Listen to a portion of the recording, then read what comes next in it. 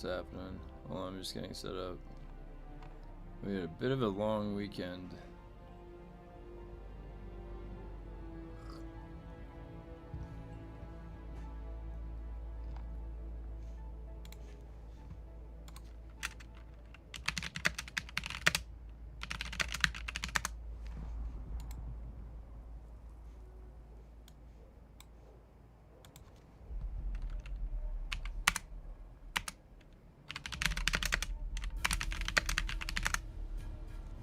Hey, what's up?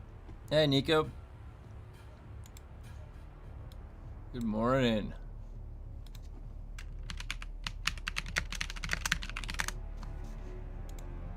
I'm just getting set up.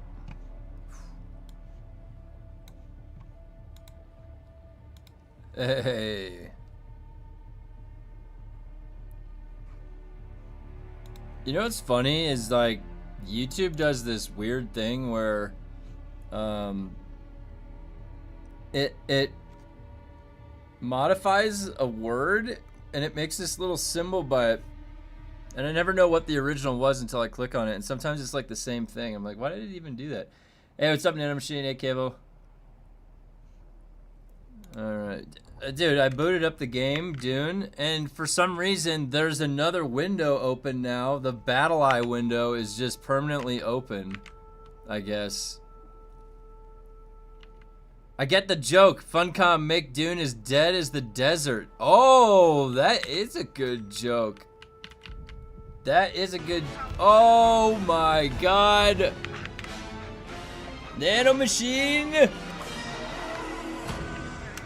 Welcome aboard. Welcome to the... Oh, you got all the... Oh, you're on Twitch? Dude, the emotes on Twitch are the best. I added a bunch of good ones. I added a bunch of animated good emotes. Yeah, so let's take a peek. Today is the Dune check-in of the week. Hey, what's up, KXV? We are checking into Dune today. I don't know how long that's going to last. We'll see. It depends on how I'm feeling. We had a bit of a long weekend. My wife had a bit of a rough weekend, so with some family stuff. So, looking to... Oh, shit, my text is over there. I didn't even realize it. I'm playing Dune. Where's my game chat box? Oh, there it is. Maybe I should just leave it. It looks kind of weird when it's over there, isn't it? Hold on. Where do I usually go for Dune? Right there.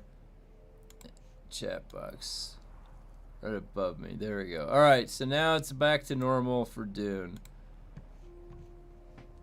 Okay, so let's see where we're at today. Yeah, I just feel like I'm trying to piece together.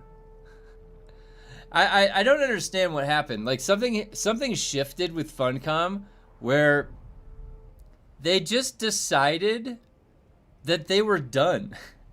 Like, we're not going to move forward with anything in development.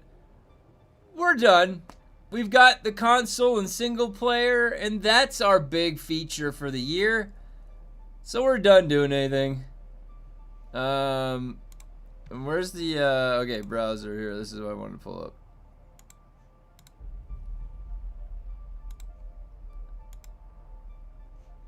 How's our favorite Steam chart doing? 4,000. That's not bad for this morning, is it? 4,000? I mean, it's pretty low, but... has this updated? Insert fart noises. I have to say, Rise of the Tomb Raider has my attention lately. 10-year-old game beating a lot of the new stuff. Oh, really? What is it? It's Rise of the Tomb. Is that on something on Steam? Let's take a look. Rise of the Tomb. Oh yeah, right there. Rise of the Tomb. 20 celebrate 20-year celebration. Did this come out a long time ago or something?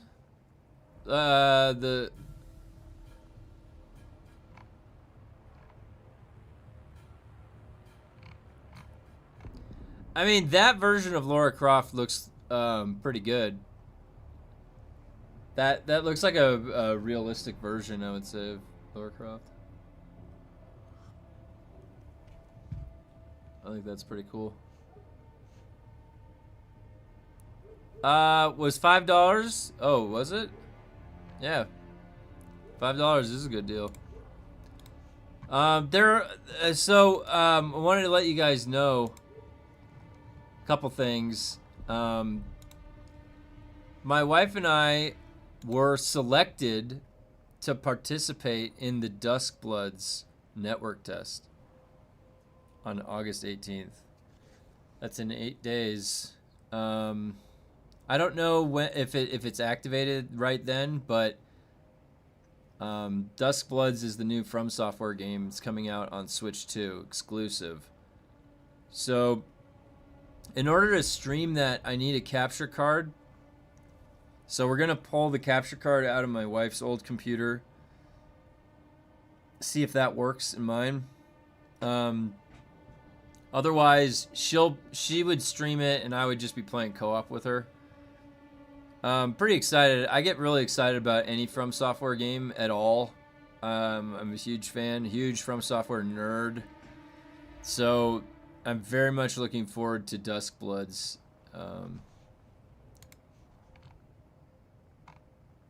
Blood of the Dawn Walker stream next month. You down? Oh yeah, that's the other one too. So Blood of the Dawn Walker. Yeah, I'll take a look at it. I'm down to take a look at pretty much any new game. You know the types of games that I like. RPG, MMO. I think that there's not necessarily going to be too many MMOs. Like, I say that I'm an MMORPG player, but you've seen how it is. Like, I've got my World of Warcraft account. I've got my Elder Scrolls Online account. I even got a Star Wars account. And now I've got an EverQuest Legends account. But I kind of bounce around between the MMOs. Ark, I mean, I own Ark. I played it when it first came out for 2 months. And, it's a little... when I played it, what I remember is... Ark was a little janky. It was just kind of I lost my level 216 T-Rex to a bug. Like, it got stuck on a wall. Oh, Ark. Yeah, Ark with a K. I haven't played it since the first 2 months of the game, so alright, so, well, it seems like this is their healthy number right here. You need to try, I have Dragon Wilds downloaded. It's doing better? If you want to fight dinosaurs, Exoprimal, I own Exoprimal, yeah. Actually, when that first came out, a bunch of us played it. My brother really enjoyed it.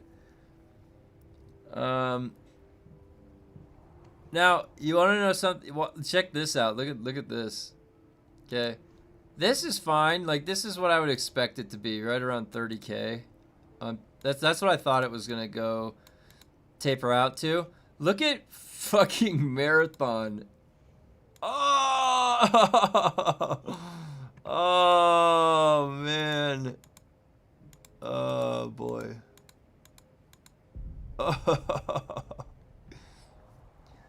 Oh, man.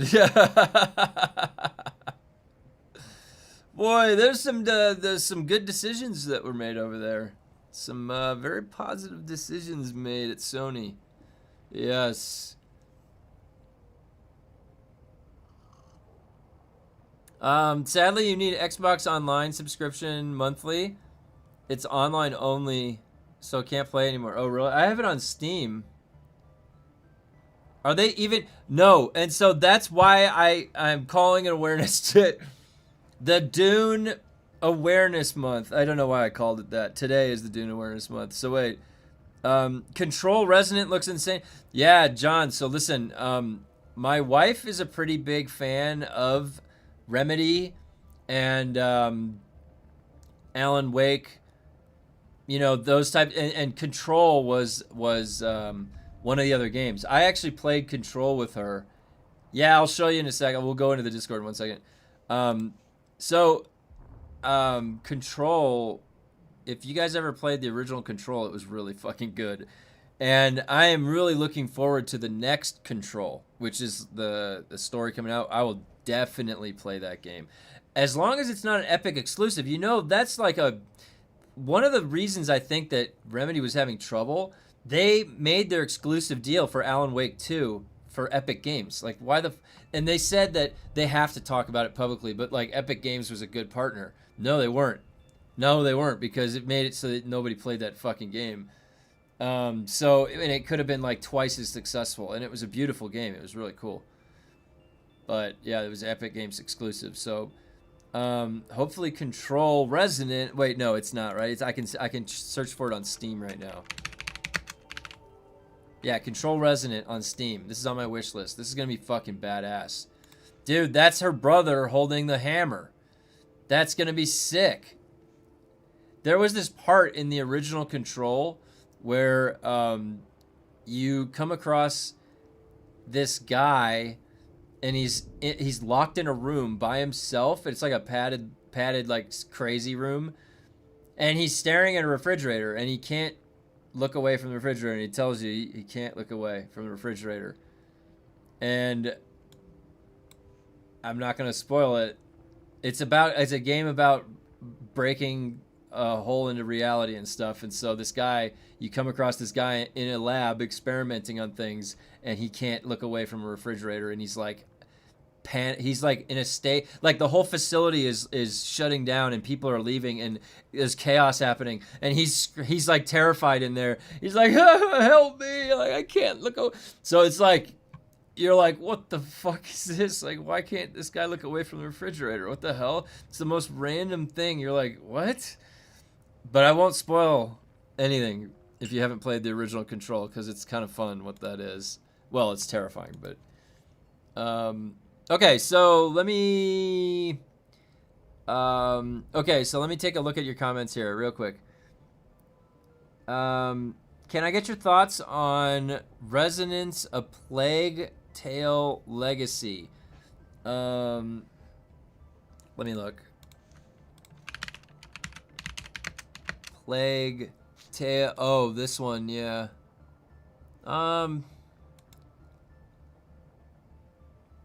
Yeah.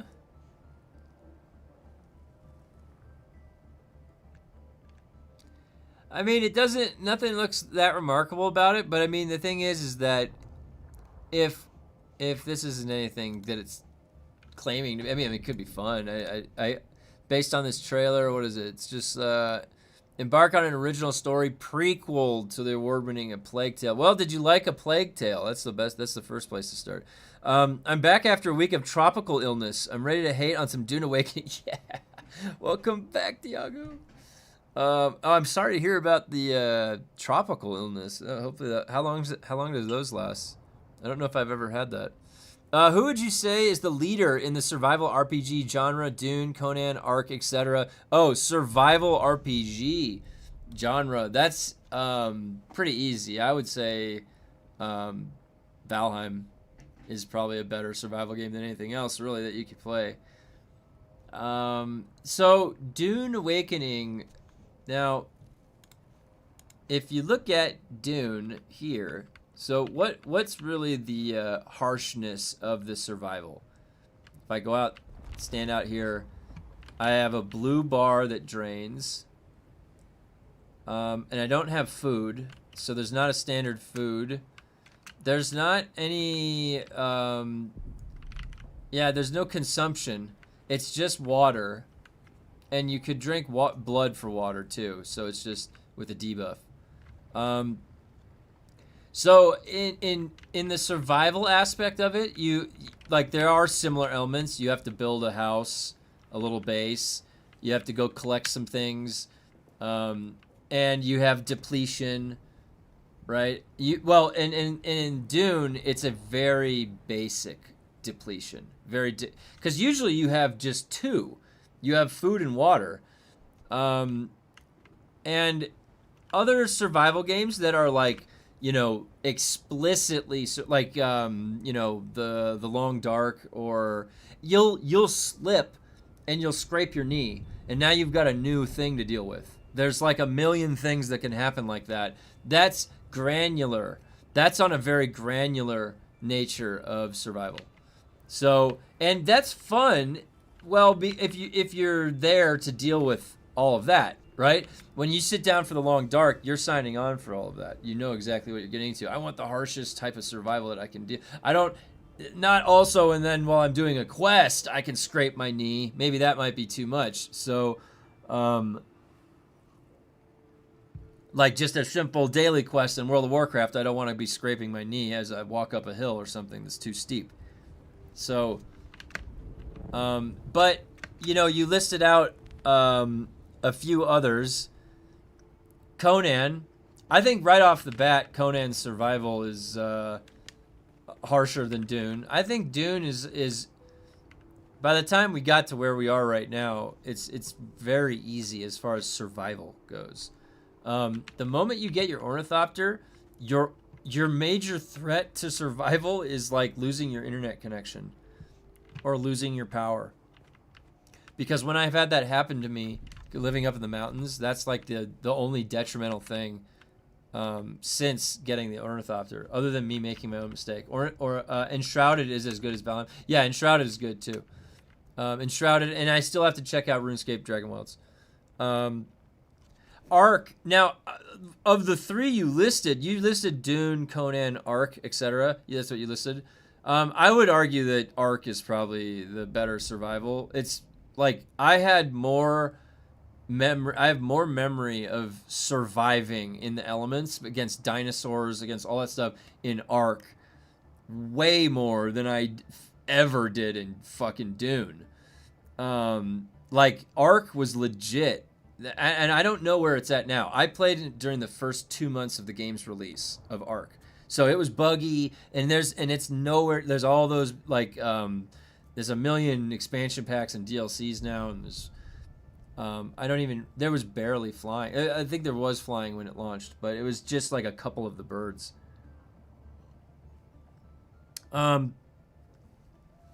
Now, what's the best survival game like around? I think like games like Valheim are the better. They're the most fun survival game. Sons of the Forest, it was interesting one time to play through because the story was pretty cool. Like once you get to the reveal.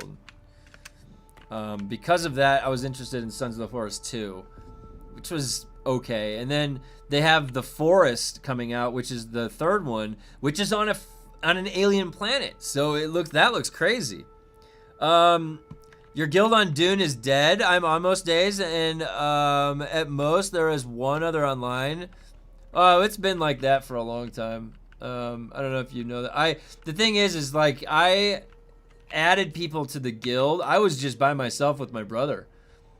People came over and they wanted to join, and people sort of have to keep themselves entertained because I have a very busy schedule. I work multiple jobs, so I play when I can, and you know, we've done a lot of developer critique about Dune, and so some people have decided to not be on every single day. It's not a game that you're on every single day for. It was at one point, but it's just not right now.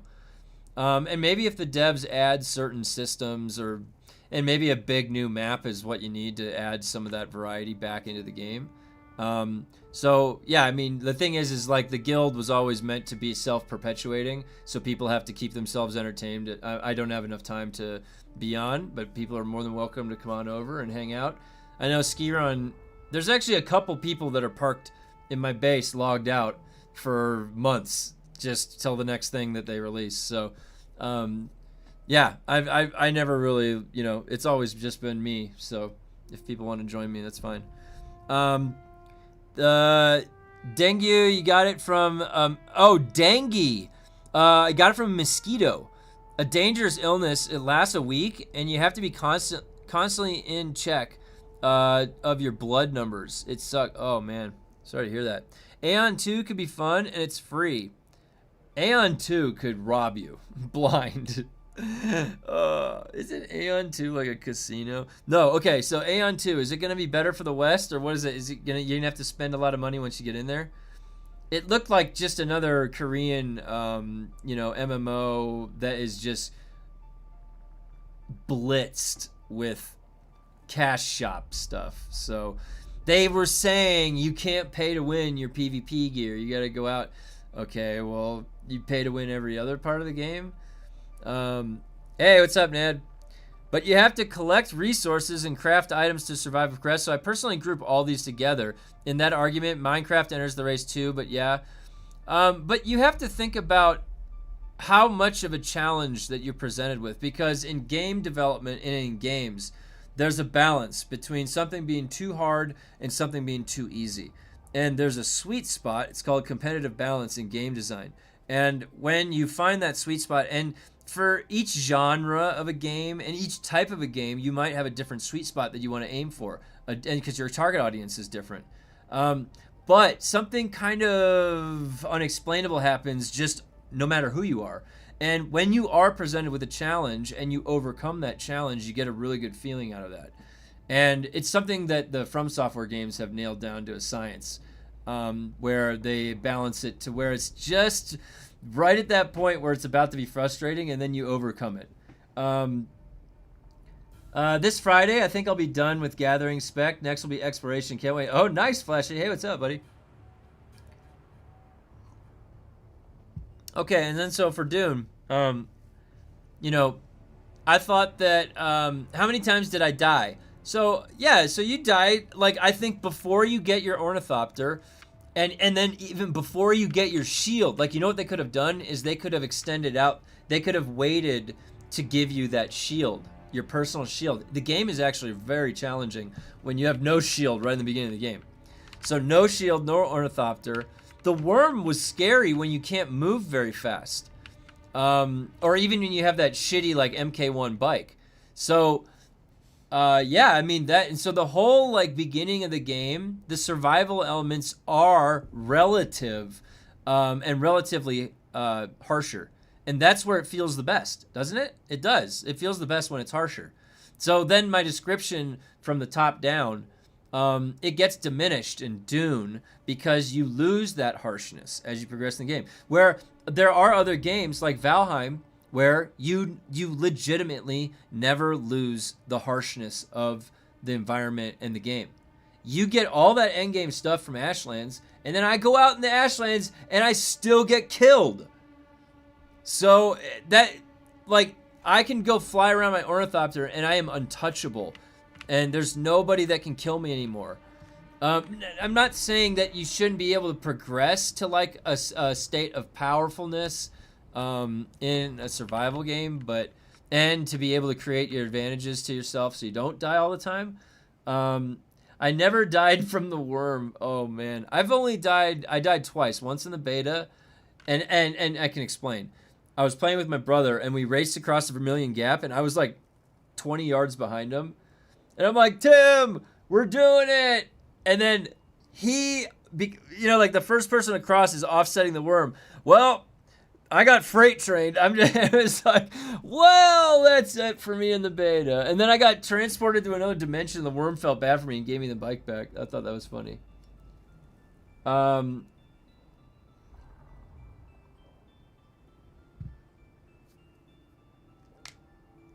at KXV, yeah, there's a lot of messages I'm getting through. Sorry, I'll get through them.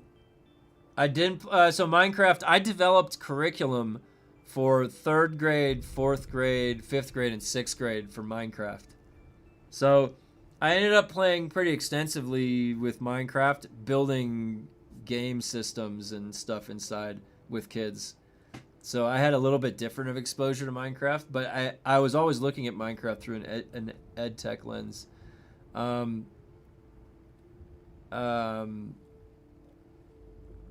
DayZ, Scum, yeah, those are pretty good. DayZ is a good survival game. I would say that, yeah.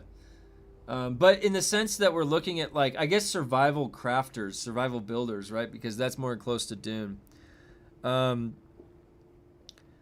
So for me, Dune was a great single-player experience before the endgame. Yeah.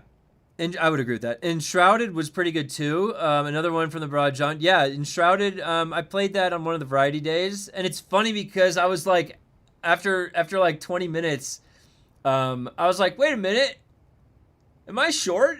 And then I was like, everybody's short, and it's like everybody is just like is like the like the fantasy race that you are. Everybody's just a little bit shorter than usual. I just thought that was funny that they chose to do that. And yeah, it was really fun. I actually died quite a bit in Enshrouded. I fell to my death a few times. I kept going into that mist that would kill you. This Friday, oh, sorry, I read that. Hardest survival game, Cyberpunk 77 with dark future and combat overhaul. You have to eat, sleep, drink, and relax or you die of a heart attack. Also, you can't go running into NPC packs or you'll die. Bosses can 1 to 2 shot you. Wow. Now, would you say that's balanced fairly? Because it was made by an amateur like the mod makers, right? So, and yet, like, but sometimes those mod makers can make some really good stuff. You seen the Elden Ring stuff? The Ashes of, what is it? I forget. There's a mod that's pretty good. I think you should do a playthrough of Star Wars Lego games with Pulp. That might be fun. You know, it's funny. I used to play the Star Wars Lego games with some of the kids that I would develop the homeschool curriculum for that I was working on. There was some special cases that I worked on through direct connections that came out of the job that I had in LA for the game developer. And one guy, he had a kid that was special needs and needed a specific curriculum made for his kid. And that was one of the times I got to work on that. And I would play the Lego games with him to wind him down after math. The Lego games are great. I think for these sort of games, beyond the competitive sweet spot, you need space for creativity and long play with sandbox. I think that's also where Dune missed opportunity. Yeah, actually, Rebel, that's actually a really good piece of insight that you're thinking about right there. It isn't, yeah, you're right, because it is a complex system, and so it's not as simple as just having competitive balance in it. You're right. And I think that what you then followed up with saying is definitely correct. So in Dune, one of the nice things about it was that it did have some sandbox elements to it. And why does sandbox feel good? Sandbox feels good because player choice feels good. Having the ability to have the freedom of decision as opposed to being sort of, you know, you have like the railroad tracks for you and you're just kind of sightseeing in the game.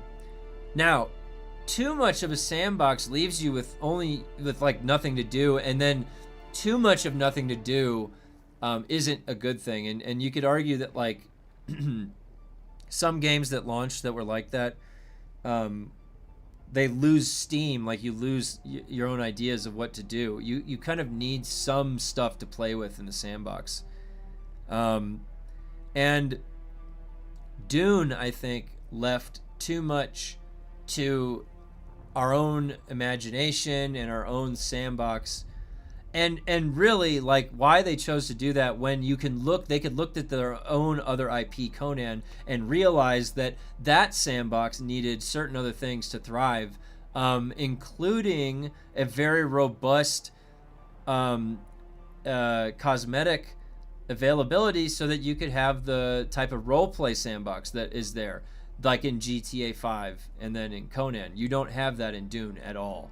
The role play for Dune is so non-existent compared to other games. And why is that? It's because they didn't give you enough of the right elements in the sandbox to do that, straight up. And you can literally look at Conan and see what you could do, but they don't. And it's really strange because I'm getting the sentiment now that they have just settled and they have decided that this is okay. This is the way the game is. Play it or don't. So they came, like, part of the reason, like, today, right? So let's look at where are they right now? They got back from vacation, and then is there any update or service alert or anything like that? Let's take a look.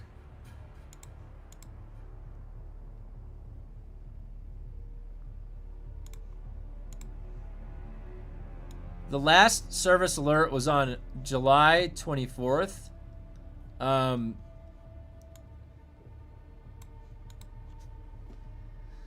So, like, they got back from vacation. They said, we're back. And actually, I wonder, I don't know if I can click over to the creator Discord.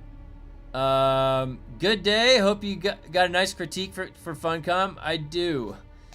But it's just like, they just got back from a month-long vacation. And the first thing they do is they go straight back out to Gamescom to go showcase single player and console release. So they're all excited and they're patting themselves on the back for something that they've already completed, and there's nothing more to work on. There's nobody in the office thinking about the next 3-month plan, what's coming. So they neglect us. Yes, because what happened is that they told us this is a 10-year game. This is a live service game because it's 10 years. We're going to continue developing content and releasing for it. And it's going to be like, I don't know when they decided to stop making stuff for this game. I don't understand. Like, they just decided that they were done. The game is done. Yeah, like, seriously. So, and then, alright. Here's the Dune public test client. The last time that something was posted in here, June 30th. So, and then the PTC self-hosted servers, this is all people like us posting in here. Okay, so we've got Vanessa. And these guys are all just buddy-buddy, like, they're all friends, and they're just like, nothing's getting done.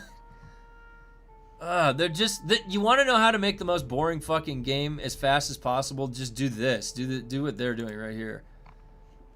They're all circle jerking about the most boring shit. Like, God.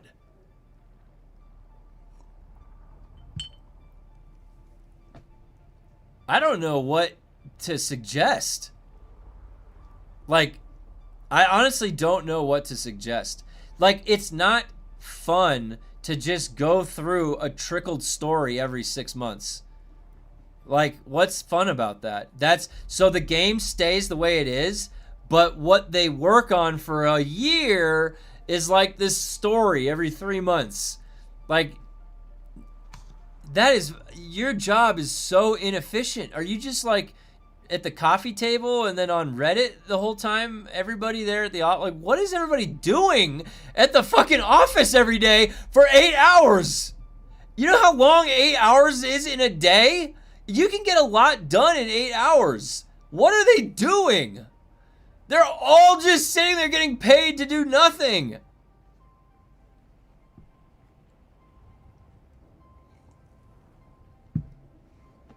They should be 3 months ahead of, like...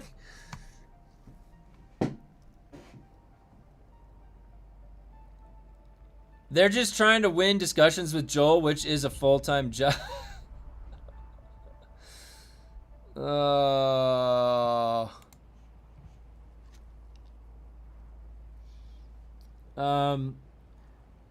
me see what you said, KXV. 10-year plan, but they didn't say how much content. Yeah, they said with console release, they're seeing how console release goes. Might not even get polar caps. What I hate is most developers are far behind players, like getting emails in a game with stupid tips and tricks. Meanwhile, people know the whole game better than the developers by then. Yeah. They're just trying to win discussion with Joel, yeah. Iggy made a comment, Kev. No new content with console release. It's called Funcom, not Workcom. Oh my god. How do you even see what Iggy typed?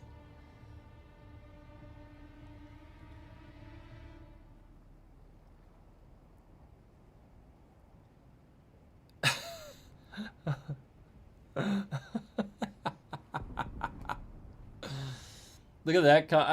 I shouldn't call out comment. Oh, from. Okay.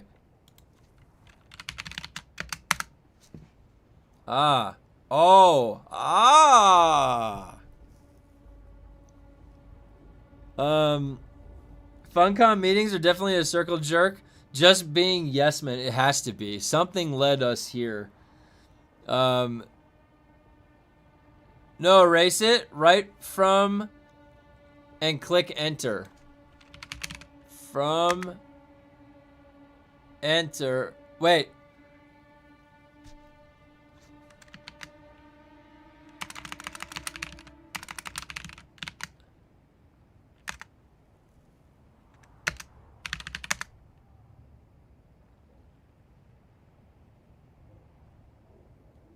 Wait a minute.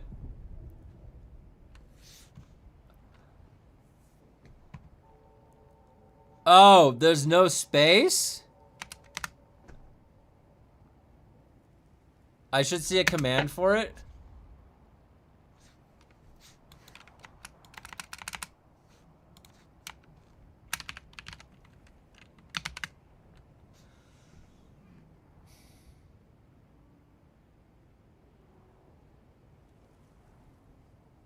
How come I don't see a specific command for it? More filters.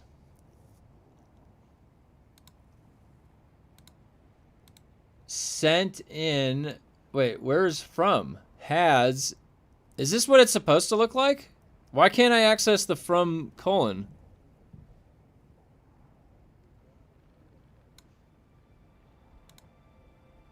I don't understand. Author type, no. This doesn't look like it has the right command in it. In has. Oh, user.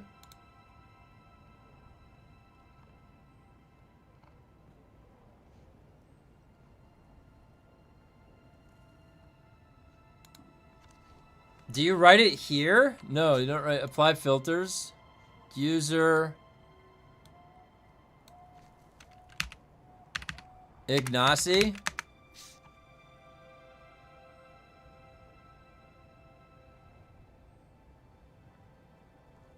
That I swear, mine got fucked up. I used to do that. I'm telling you, I used to be able to find people, and I can't find people anymore. I don't care. Anyways.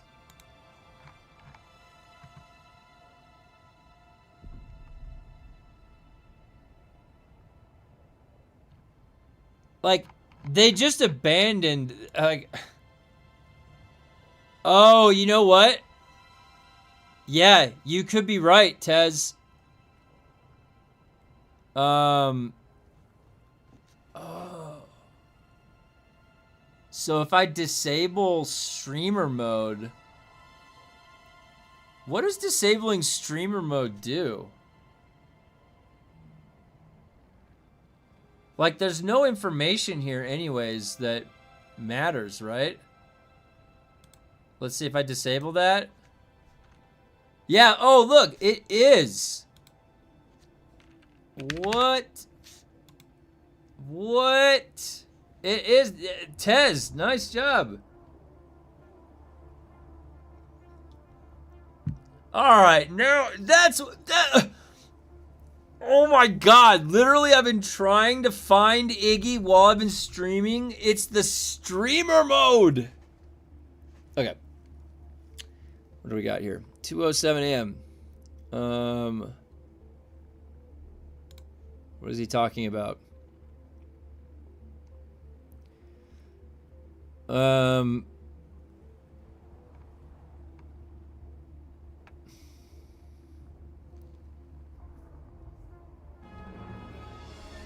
Oh, hey, Grumpy! 5 months. What's up? What's up, nerd? How's it going, Grumpy? All right, what is this? What is this? Yeah, that is coming too. We have a team dedicated to it so we can get the feature out of the early basic version. Huh? What is he talking about?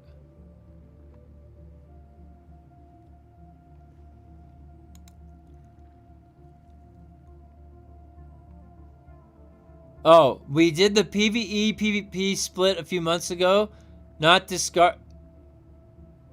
Oh, he's talking about self-hosted servers. Not discarding more changes in the future, but right now the focus is the console version and polar cap.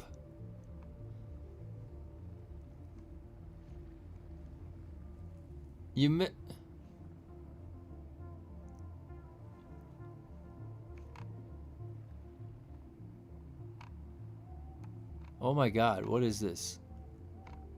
Oh my god, okay. Where does it end? Where is Iggy? Where did he start talking?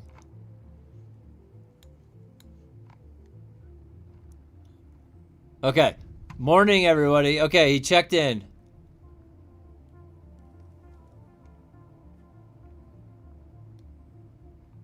Yeah, we can filter Joel.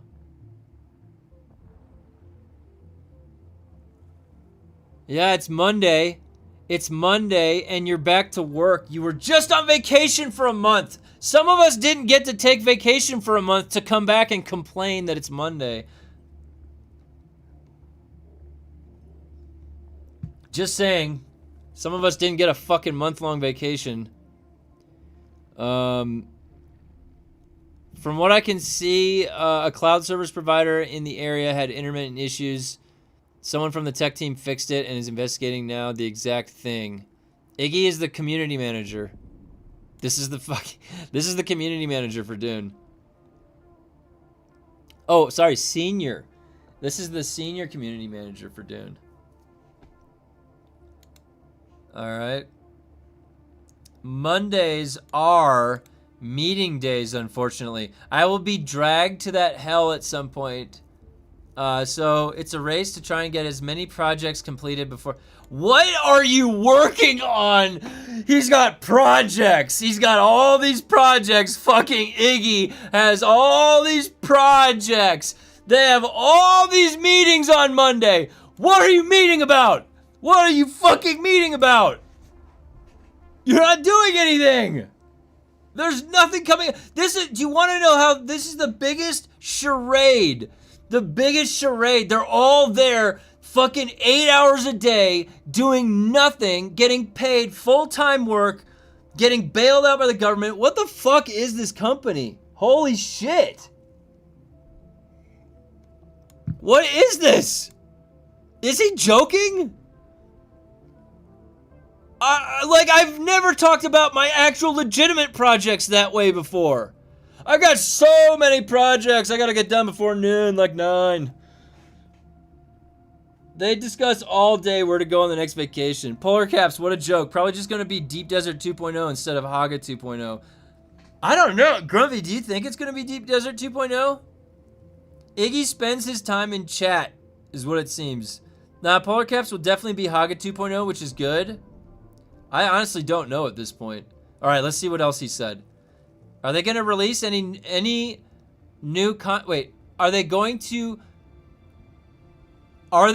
release any news about new content coming with console release? The only new content per se coming with the console release is single player. The rest of 1.5.1.0 is rebalancing, fixes, and improvements. Those are coming. Wait a minute. I thought the final act was coming with the September 22nd console. The only new content is there no more story? There's no chapter 4? Where's the final act? Are we even reading a book anymore?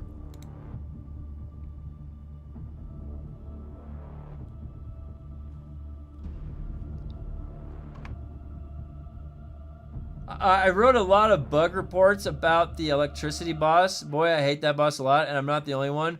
I've written like 150 or 200 bug reports, and I guarantee you about 2% of those have gotten looked at. I am in shock. I'm in shock. Oh, hey, thanks for following. Thank you. I was excited for Dune on console, but I canceled my pre-order. Either got pushed back or Iggy just... Okay, so I'm willing to think that Iggy forgot, maybe. I'm willing to think that Iggy forgot. Now, did anybody in here respond to that? The other piece of content we are working on now actively... I love... I don't know why, but that adding in... now actively is such a fucking funny thing to throw in there. Like, it's kind of like a Freudian slip, don't you think? The other piece of content we are working on is polar caps. But the other piece of content we are working on now actively, like, implying that there was ever a state of inactivity. But we will announce more about that once consoles are out. So no exact date yet other than this year.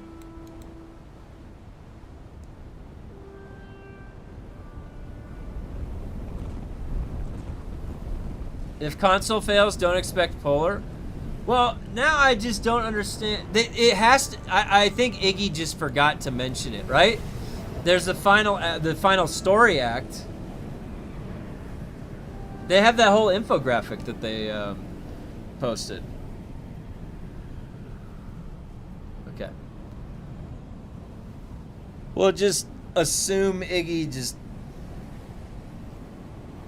Does that happen to involve any changes to balance out the over-the-top amount of missions to finish the special? That's an odd way to phrase that, but he's probably trying to say there's too many damn quests to complete specializations. It's boring as fuck. I am not quite sure. Let me give the notes a look. I wrote the biggest chunk before the summer break, so I'd need a refresh. Hey guys, you know what's funny?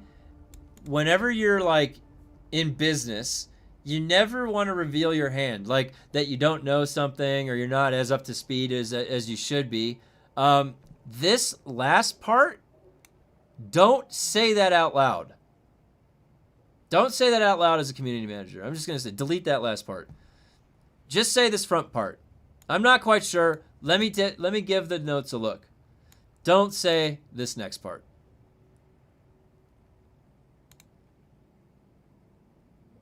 I need to refresh.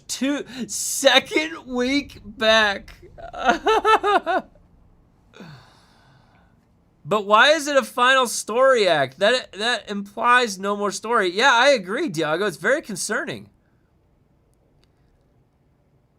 I would have to agree they don't deserve the IP. I agree. They need to not have the IP. They are a lazy developer. They're honestly just like one of the laziest entitled developers I've ever seen. Like, I'm ashamed to admit, it's like the Funcom that made Age of Conan, the really cool like classes that I was impressed by. I was like, these are creative classes, like Herald of Zalti, like Dark Crusader, fucking Barbarian. This is cool shit. That's creative to make that.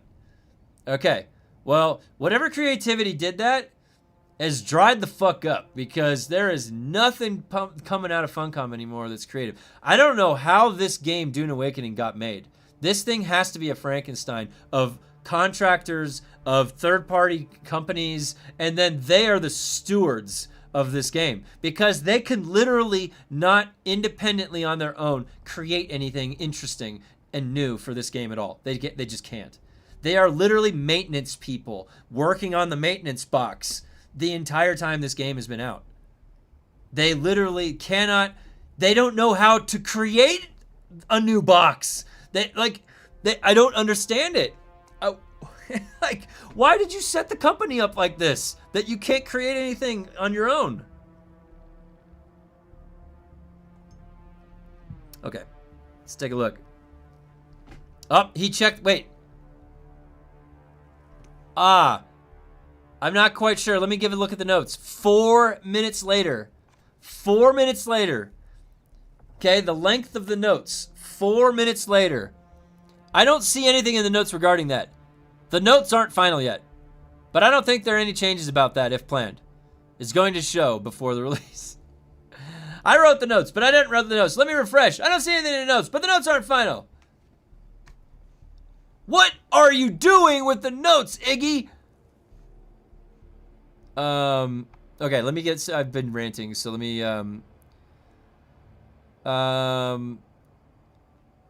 1.5.10 is the new DLC with a new structure skin. That's it. Another DLC ripoff. Yay. Oh, jeez.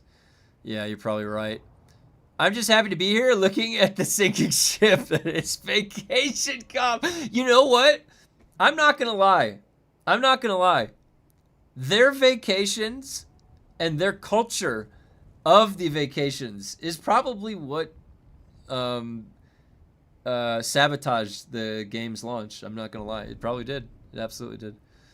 But you know that vacation, it's more than just a vacation. It's the whole mentality. It's the whole part of that system. It's not that vacation is not causing an effective, increase in productivity, right? When they're there, it just wouldn't that be what you'd want it to cause? So you want to have a healthy work culture. So you don't want to work them to the grindstone. You want to treat them well, have good bonuses and stuff like that. So what? So why are you taking care of them? So they produce good work. Okay? That's the crux of it all. If you're going to take the vacations, you have to be producing good work. That's the only way you get the vacations. Now, if you just got a bunch of lazy people that like taking vacations and they're enabled to take vacations, you get this. Maybe Iggy doesn't really exist. It's just Joel having fun with the community. Okay, let me just tell you something, Nanomachine. If that was true, that would save this game. If Joel took his mask off and he was Iggy, I would die. I'd be like, all right, you got me, Joel, you got me. Now you can start making the game. Go ahead. That would crack me up so. He's got like an Iggy mask on. There was no Iggy in the first place. All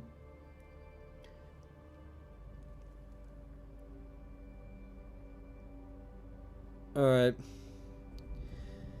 If they don't finish the damn story, I'm packing my base up and going to other games because I've already grinded for all grade 5 gear. Yeah, Gunny, a lot of us are in the same boat.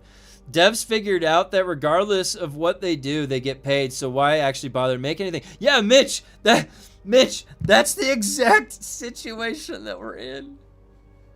It's the nightmare situation. You'd think it's supposed to cause the opposite. It's like, oh, I'm being taken care of. I get vacations. I'm going to be the best possible employee that I can. I'm going to come in here every day. I'm going to innovate. I'm going to keep thinking of great things. Yeah, no, that just didn't happen whatsoever. That's not how you motivate creativity, I guess. If you ever had to write a book about how to motivate creativity, not that way. No. Actually, this is the way to steal creativity, to suck it out, literally to zero it out at a company. Structure it like this. You'll zero the creativity out within a few years. Summer break. Their game is on fire and they take a break. Yeah, they're over in Gamescom right now too. They got back from their vacation and they went straight back out to Gamescom. The vacation is mandated by the government. Yeah, it is. Well, I assume that's what it is. So if the vacation causes problems, it's on them for bad planning. Well, it's definitely on somebody. Hey, be nice. Joel's job is really... I do remember because of how many times he told me. Same here. I took almost 3 weeks off of Dune after the anniversary events. They burned me out. Jobs are hard. Come on, man. Oh, man. Wait, what did my wife tell me?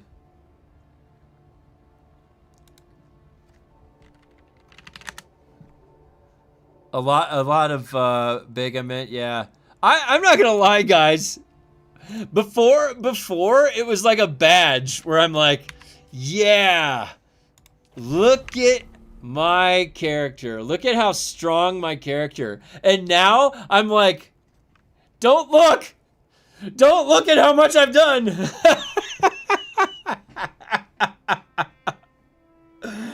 It's shameful because there's nothing to do in the game. It's actually the most boring fucking journey ever invented by fucking the human race. Like,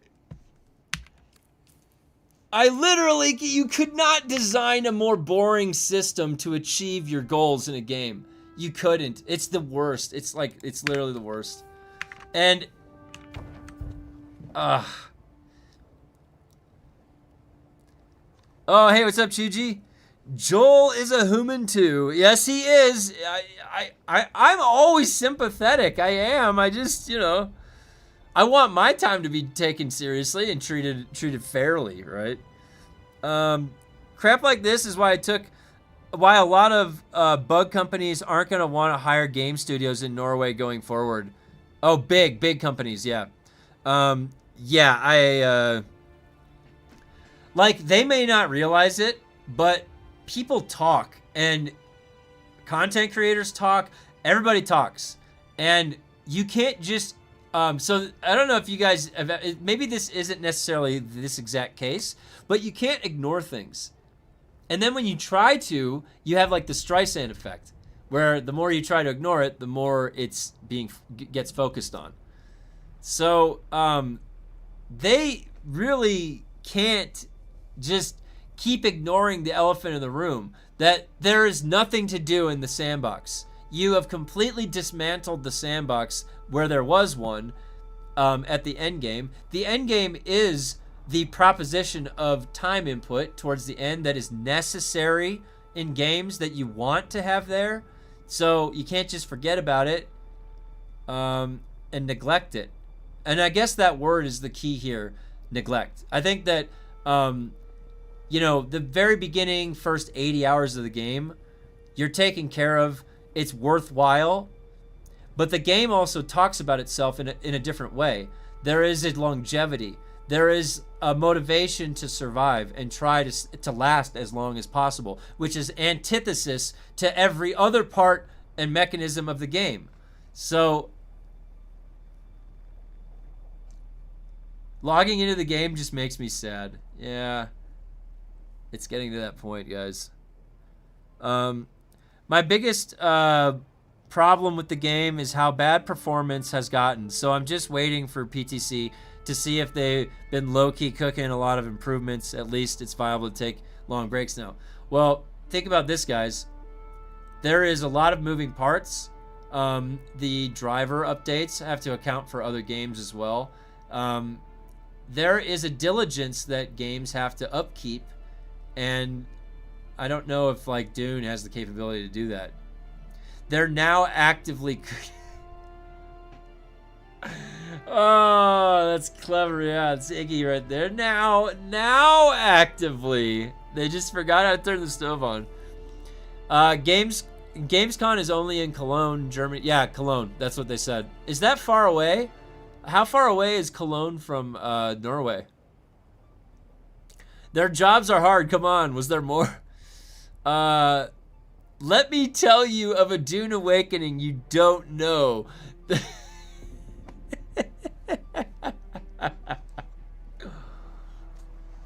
Oh, gosh. I'm now playing self-hosted where we can just flip all those to 100. Oh, how do you like it, Fuzzy? Are you having fun in the self-hosted? They're too busy playing with their Shia.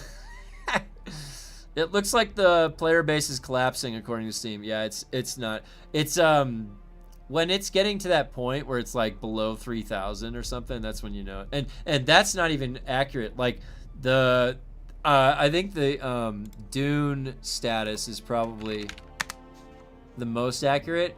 So there's 926 people online right now. 926. That's not a lot of people. Yeah. I mean, it could very well get to just like a couple hundred people, and that's it. A couple hundred people. And that's what happens when you don't take care of the veteran player base. Like cultivate. You want to cultivate it like a garden. You got to take care of your player base. What were they doing the past year? They would nerf things. They would come in. They didn't even know why they had to nerf it that way. Their data was wrong. Like, we had more accurate data about Crippling Strike, Fangrush did, than they did. Oh, Mr. Jiggleballs, thank you. I don't know if I've set up any of those alerts for those. Thank you very much for the 1,000 jewels. The people playing are just Dune fans at this point. Yeah. And I feel bad. I really do. I don't mean to. I'm not personally targeting the game that if somebody enjoys this game, it's not personal. It's really trying to be as objective as possible to dissect the game, the development, what they're doing, and how they're treating, our time, basically, that they're not respecting. And that's just kind of how I've been looking at it. So, and I remember there was a guy that came on to my one of my YouTube videos for Dune, and he was saying that he was at the end of his life. He's old, and he's gonna play Dune until he dies, because he only had a few more years left. And I was like, and it's a nice sentiment. And then he came on to say that he enjoyed the content. Thanks for making it. I'm gonna play this game. And so people really enjoy the Dune universe. It's very clear, right? There's nothing wrong with that.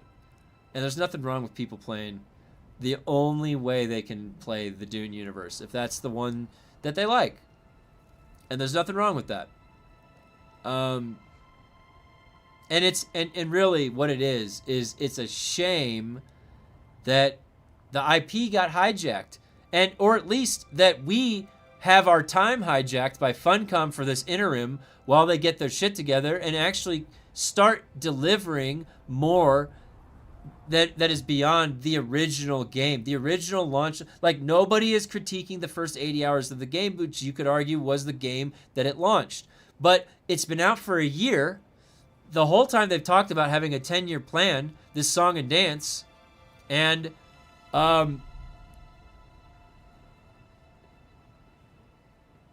now we're a year later, and where normal development scheduling keeps the developer about months ahead of where we're seeing things, so that they're always surprised. Why do they do that?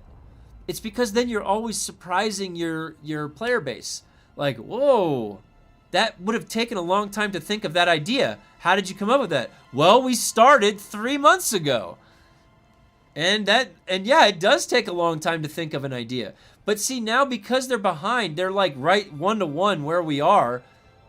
It's almost impossible, even from their perspective, to think of anything to creation, because they know that whole timeline, and it's almost impossible to think of anything on that timeline because they're so far behind. They need that 3 months. They were 3 months early, like, oh yeah, we could definitely do that. So then now they have this shift, it seems, to, well, this is the game, let's reinforce it. Let's make this the best possible version of itself that it can be. We're not getting any new creative ideas. We're not getting any new things that surprise us, me, one guy in a chair, not a team of paid professional game developers that are paid to think of these ideas. I am just one guy in a fucking chair. And I'm thinking of these ideas. Like, come on. Like, there's a process that needs to be there to think of ideas.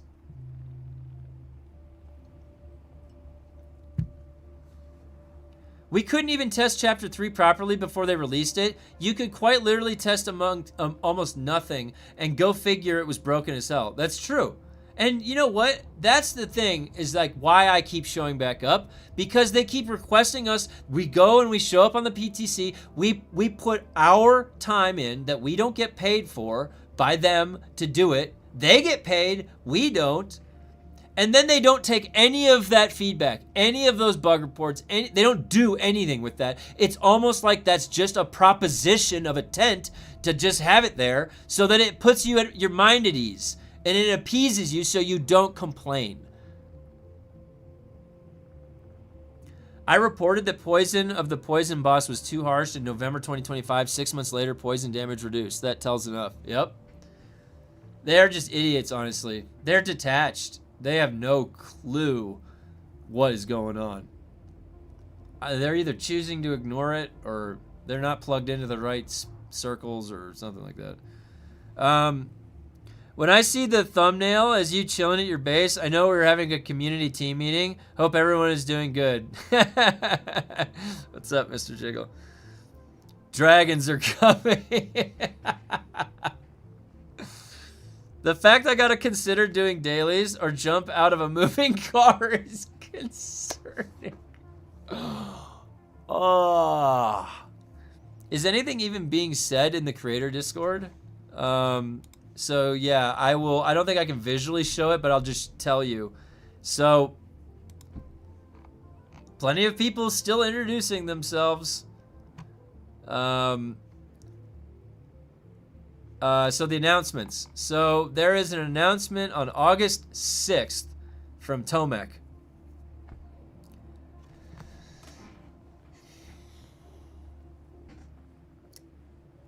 We are back from summer break and heading into a very exciting period. To kick things off, we will be visiting Gamescom in Cologne to showcase our upcoming console version and single-player mode. And then they say to the creators, you know, if we're planning on attending Gamescom, visit them there. There's going to be a dinner. We can chat about our games. Let's see. So, yeah. So they got back from their vacation and they headed right back out to Gamescom to talk about console and single player. So, how do you pronounce that? What's the O again with the dots over it? I forget. We are having a blast as we can set what we want. Like, we have a base backup tool working in the DD. No more oh, cool. Hey, Fuzzy, if you got any, I would be curious. We have a self-hosted channel in the Discord. If you want to post a couple of the screenshots or some of the things that you did in there, I'd be really curious to see how you set that up for eventually when we might set one up. Hey, most people are on vacation in Europe. I was 16.5 days off too. Oh man, you guys are lucky. That's awesome. They were going in the right direction when they had that special event with the anti-aircraft cannon spawn. Yes, Grey Wolf, good. That's actually really good eye that you noticed that. They said it was going to be a common thing, then nothing. One of the things that I was commenting on that I noticed in other games, like just look at Elder Scrolls Online, like all these other games like MMOs that have these public events that are spontaneously occurring, right? And that doesn't seem hard to do because all of these random games have it as a feature. So, okay, so all these, if these games can do it, why can't Dune do it? And it adds life to the game. Like, do you realize that we are literally at a theme park, like a Disneyland? When I go into, like, this world, anything flying in the air, it's like on train tracks, just move. You can't really do anything with it. There's no spontaneously spawning events, like some guys I gotta fight in the air when I'm flying. Oh shit, I gotta fight them up in the air. No, they don't have any of that. It's basic. There's no mechanical interactions here. This is like a theme park that we're in. This world, even just Haga, if I could just go and engage with something that's a public event that's spontaneously spawning, you know that it's going to be tuned a little bit harder because it's a public event, and it's going to be a challenge. Like, think about Destiny 2 public events. Some of those heroic ones were kind of challenging. But I agree, Grey Wolf. They were going in the right direction. That actually might be right. That was after their layoffs too, and they were going in the right direction, and then something derailed them completely. PvE only. They no more events. They said there was going to be events, no more events. Like, they literally just stopped thinking about adding anything new, creative. Can't blame him for that. Art team did great. Yeah, I mean, look at this game. Like, look, there are things the game did well. The scale, like the size, the scale, the visual, the ambient music. I love just sitting here chilling, listening. Right, the ambient music is great. I could chill for hours listening to this chill Dune. And honestly, I'm not gonna lie, that is a pretty big feat to achieve in a survival game. You want to be able to put a jacuzzi somewhere and chill and sit for like an hour. You're like in the RPG of the game. In Valheim, you can do that. So you have a little bit of that in this game. That's good. So that's a like, on the, if you're sitting there writing the pros and cons of this game as a survival game, that would be on the positive side. The problem is devs clearly aren't gamers. Well, and I've worked with lots of game developers. Like, I sat 3 feet from the whole team of developers, right there at the desk. And some of them were very, a couple of the guys were really, really, really good at any game. A handful of the guys were, it's specific, their tastes, like what they did. Like, they were very, very specific. I don't know how else to say that, but like, you could say that they would be good at whatever they tried. Probably they were smart, but like, I was better at them than I could beat them. Like, there was one developer I couldn't beat at Nidhogg. We would mess around on Nidhogg. I could beat all the developers except one of them. It was the other Kevin. There was another developer named Kevin there. That was the Asian Kevin. All right. I'm tired, boss. The one good thing about the game is communities that form around. I agree, Grey Wolf. Yeah, my whole community formed around Dune, and my community is great. I love my community. The Discord has been so amazing. We've been able to coordinate across other games. Like, it's just been so great. And Dune was the original sort of magnetism for the community, and it's still kind. I mean, the thing is that I will always, now that I know that it could be this fun, if there is, and I don't know if it ever will happen in my lifetime now because it's kind of hijacked, but if there's ever a Dune universe game, I want to play it because the Dune universe is fun. And this is what we're stuck with now, but fuck, dude, so, like, now this made me think, like, holy shit, dude, a Dune MMORPG would be fucking legit. Like, just go all out. I mean, holy, because the things that I was complaining about this whole time is like, they kind of half-ass the skill trees and classes. Like, well, then full-ass it. And then let me play that, because, yeah, that would be sick. Iggy has almost completed his patch notes. There's nothing but single-player content for us Steam users. Dazzler, did they mention anything about the final story? Like, what happened with the final story act?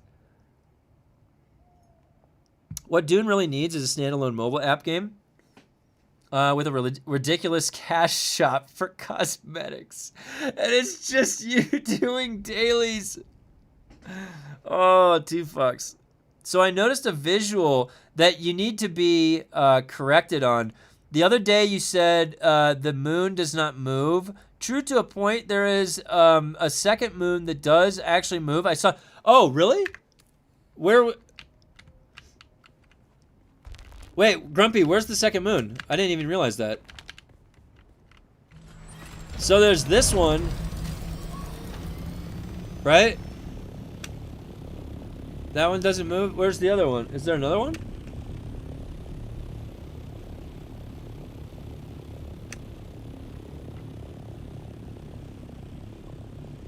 Is it out in the... It moves from west to east, and it's in the northern sky, kind of low.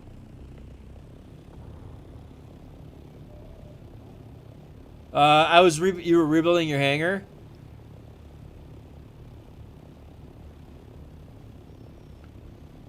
Well, is it even nighttime right now? I can't tell.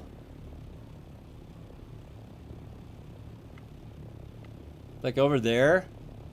And you said it look left?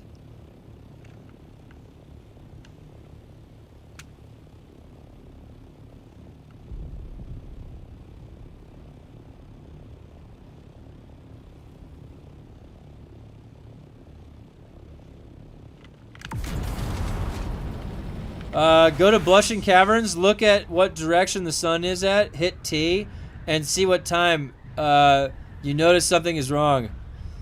You know there is an achievement for starting at full moon in the game for 30... Wait, what?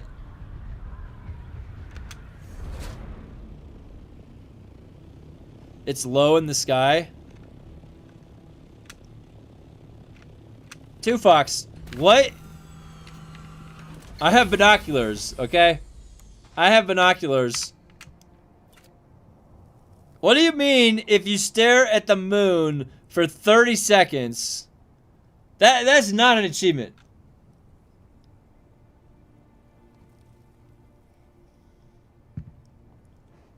That's not an achievement. You're just making me sit here for 30 seconds, and I'm going to sit here for 60 seconds because I'm not sure what time I started. You're just going to make me look like an idiot, aren't you?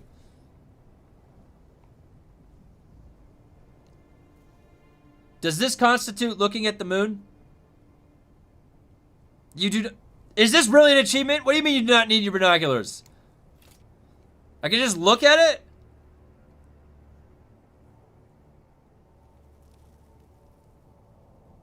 You have to stare at it until chapter 4?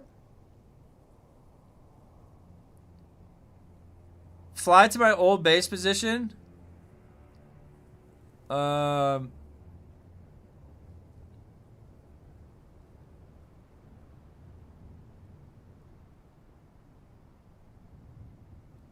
It's been 30 seconds. What do you mean there's an achievement? Have I already got... Maybe I already got the achievement. You ever thought about that? Maybe I already got the achievement. And maybe I was the first person to ever get the achievement. And I just didn't know I got the achievement. How long am I going to stare at this moon? There's no achievement. You have to be standing on 1 foot. What? I don't think that's the way it works, is it?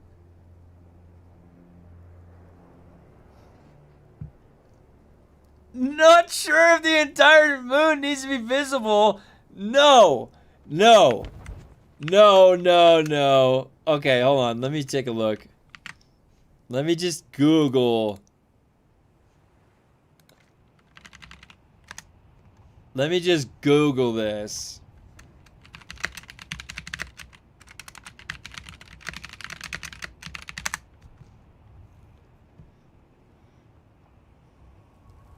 There's no such thing.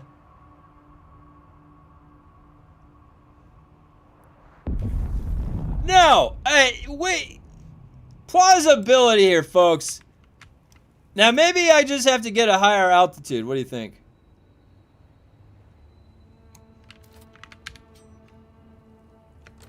Joel the Worm Tenderer? Grumpy, are you talking about your old base, the one that's over here? Hey Kevin, I have a bridge to sell you. Hey, wait a minute.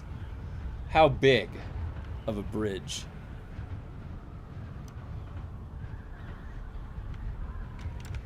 Isn't it over here? It was right here, wasn't it, Grumpy? And they said look north. So it was somewhere over there?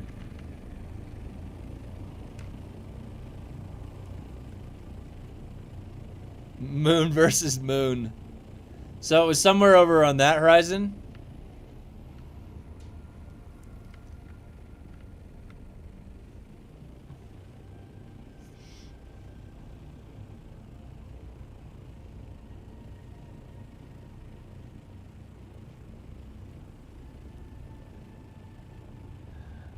Holsang, rubber baby baby bumper. That's Arnold. Which movie was that? It passes low between the boundaries. Oh. From west to east. Really? I have all the achievements. This one took ages, and I had to leave Haga Basin for it to pop. Wait a minute. Let me pull up this game's achievements. Dune Awakening. Achievements. View achievements. Global. Reach the top of Mirzaba. I haven't gotten that one. Escape the sandworm's grasp and have it stare at you.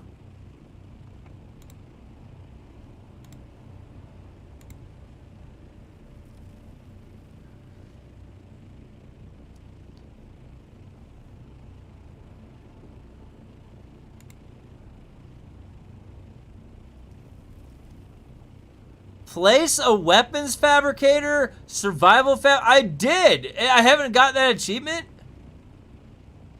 Perform Eye of the Storm 25 times. Yeah, it shows how much I've used that fucking move. It's shitty ass move. Use a spit dart rifle to eliminate 50 marksmen. Craft a still suit, a static compactor. Why do you think that that's got 4.9%? Maybe that's fucking bugged.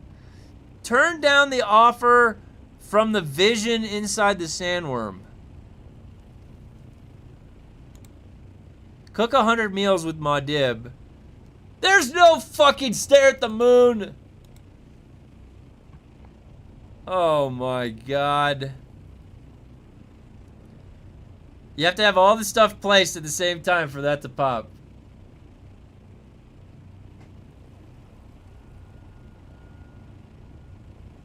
Oh, weird. When the moon hits your eye. Guys, I think we know that it's not a real achievement. Okay? The joke is up, okay? The jig is up. The jig is up. Okay, I've been staring at this goddamn moon for 5 minutes. There's no achievement. I've already checked. Okay.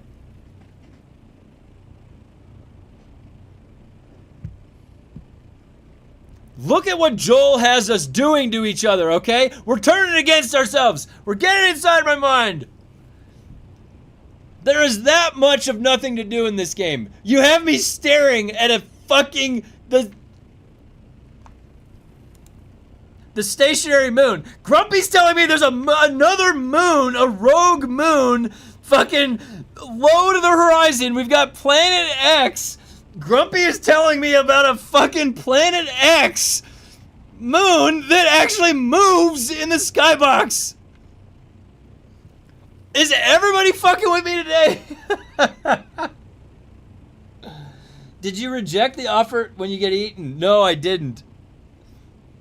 Are you sure it's not what? No, I revealed them. I'm not pulling your leg. I believe you, Grumpy. It's bugged like the DD one. I'm looking at 2 moons right now. What the hell? No. You guys are fucking with me. Joel has wormed his way into your life. No. Oh, guys, I got a worm. I added a worm emote to Twitch. I added a worm emote. Where is it?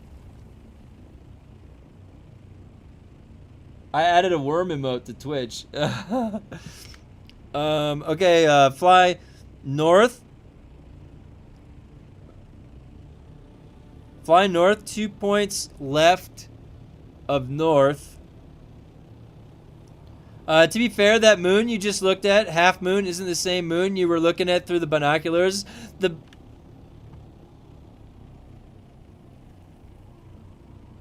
God damn it, Doom. You're right. What the hell? It's a half moon now. Wait, was it full? Does it just like...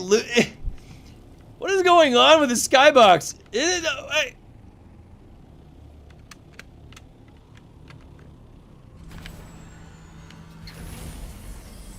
Okay, sure. So I should have a front row view right here, right, Grumpy? It's actively mooning. There is so much of nothing to do in this game. This is what I'm doing. Look at what I'm doing. I'm investigating the fucking skybox. I mean, this is what we call a sandbox, folks. This is essentially a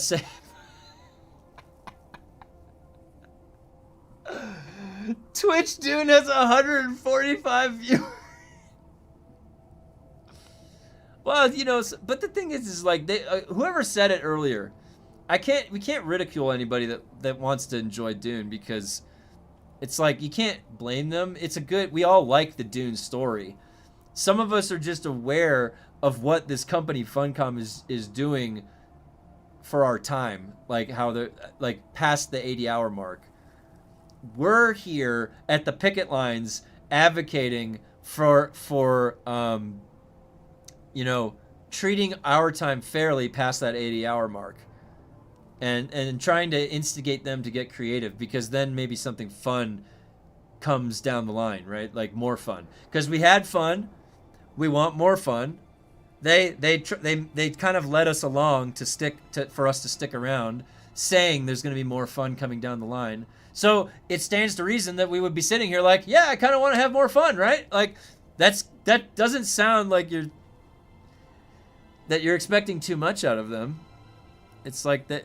But now it is morning, so you have to wait until nightfall. Oh, I figured it out. It changes its face of moon depending on what position of the map you're at. Like all the way, it's crescent, mid-map, it's full. Oh, yeah, is that what's happening? Oh, there's no more moon. Oh, there it is. It definitely has a nice view, doesn't it? I actually love the game, but lately I'd rather set myself on fire than log in. How many games can you say cause that big of a juxtaposition in a sentence? You're like, I love this game, but I will actively light myself on fire by playing this game. Have you ever seen Riddick? Yeah, I mean, like, I love games that I can make a character, it's third person, I sort of can make it look like me, but you know, it's like a little bit, I don't know.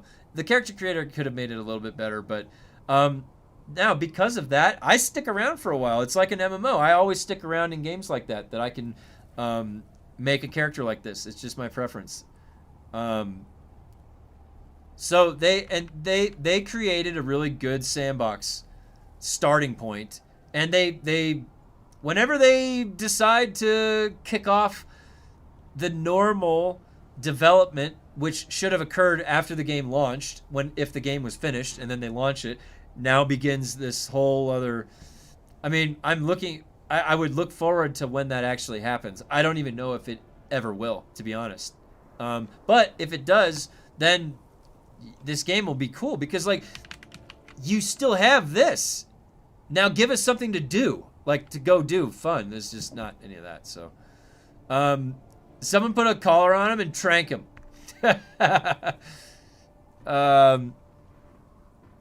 Okay, let me, another sad thing is the newer players ruined their own single player experience by finding decayed bases full of endgame loot.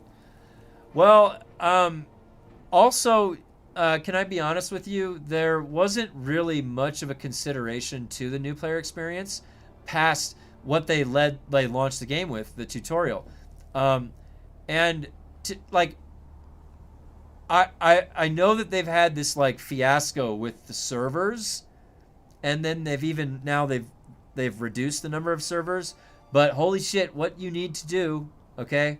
This is just something you have to do, especially when you have the economy break.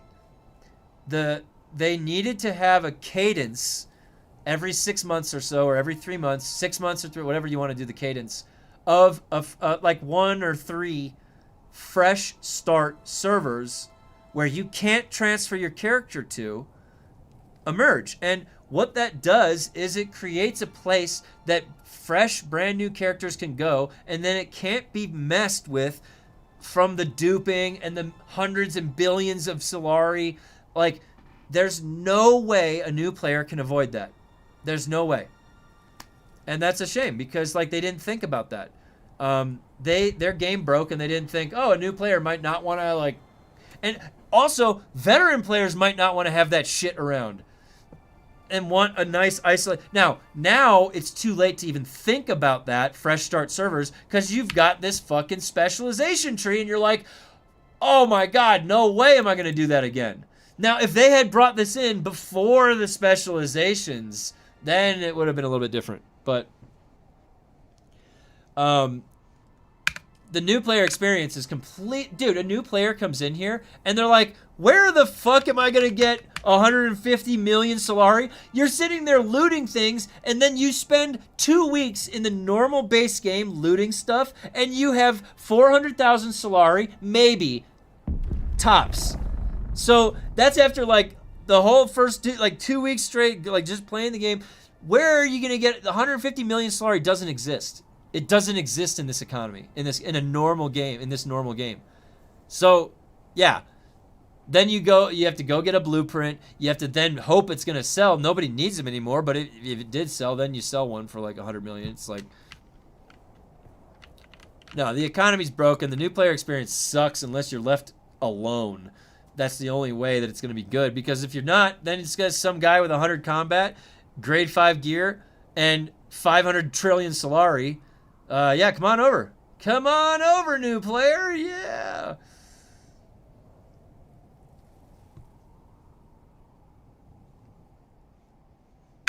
Why does this...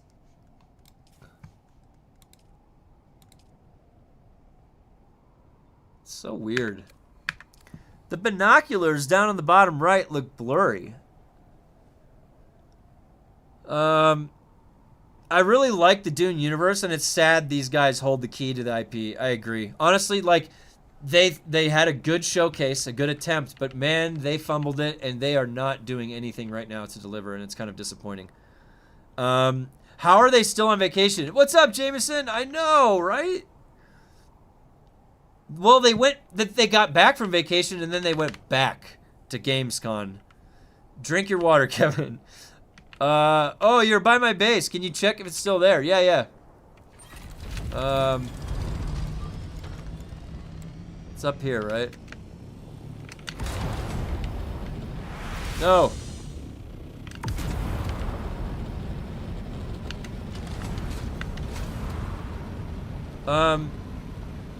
Do I have a great story from this weekend? I found a decaying base and brought my carryover to start looting it. It was in perfect condition, but the thief was on a weak point that dropped it. So I started looting, and then I see someone talking to me in proximity chat for me to drop my thief. The guy had happened to log back into the game after 2 months and was stuck under my carrier. Someone was nice and gave him back everything. Oh my God, Grumpy, that is funny.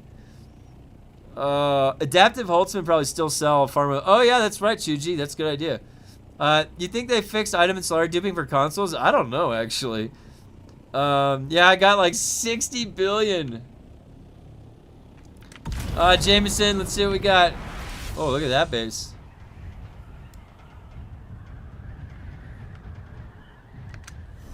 Ah, yeah, it's got... Wait. Yeah, it's still got... It's still alive, Jameson. It's still here. This is Jameson's base right here. Wait, where's the, is the landing bay in back? There's that.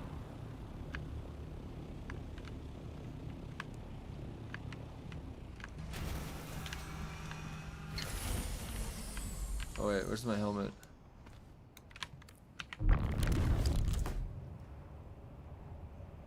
Look at that. Whoa. I like that. Chill. I like the lighting in this.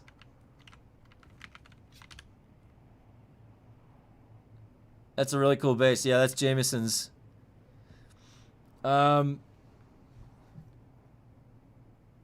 Funcom said the books and movies are so good, the game doesn't need to be that good. It will balance it out. Oh my god. KXV, that is funny. Oh my god. August is vacation month? Oh no. Everything about the game is just dumb now.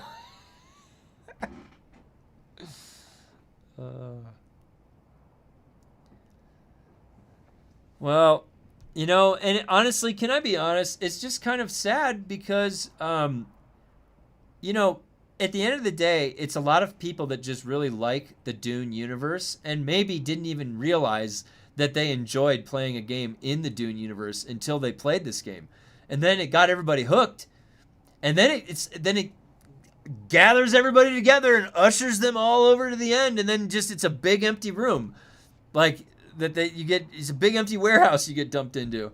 That's like that's the nature of this game. It's sad. And you just keep asking them to finish building the warehouse back there. I mean, what really happened? They launched, it crashed and burned. They have been checked out since. It's really crazy. Like we're honestly witnessing this occur in real time from the outside. And usually, like, the game studio would be at risk, or they would go through more firing or shut down. And we're in a unique situation where the game company has absolutely zero risk. They already lost who they were going to lose.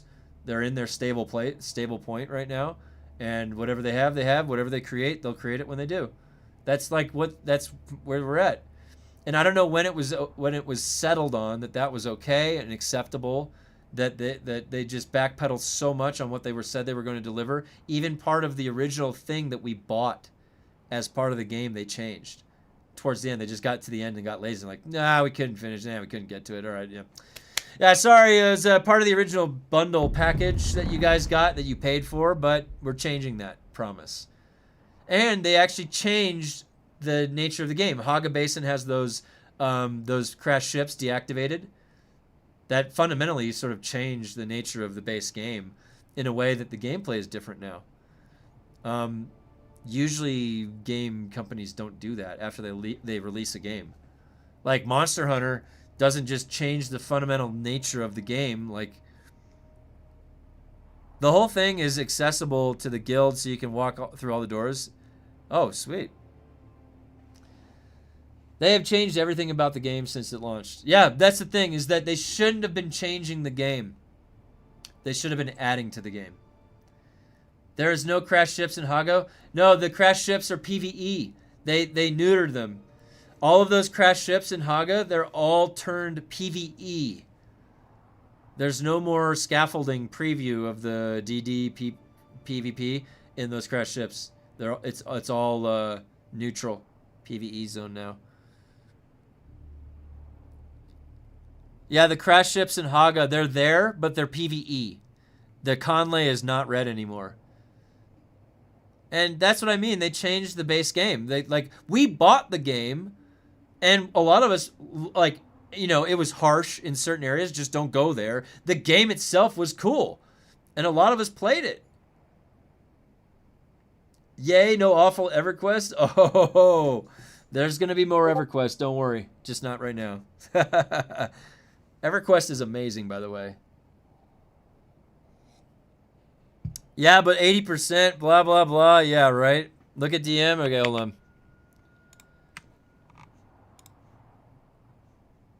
Oh, my God.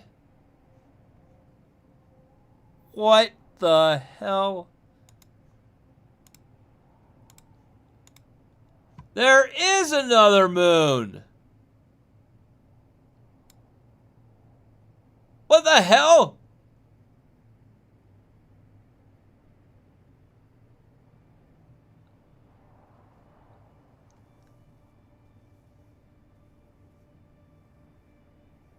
And that one moves? The whole thing, it came from the discussion where I was staring at the big moon. I'm like, that moon, it doesn't move. And then Grumpy's like, you said something the other week. The moon doesn't move. He's like, there is a moon that moves. I'm like, what? Really? It's just, it doesn't mean anything. It just I was more astonished Is it nighttime on your server?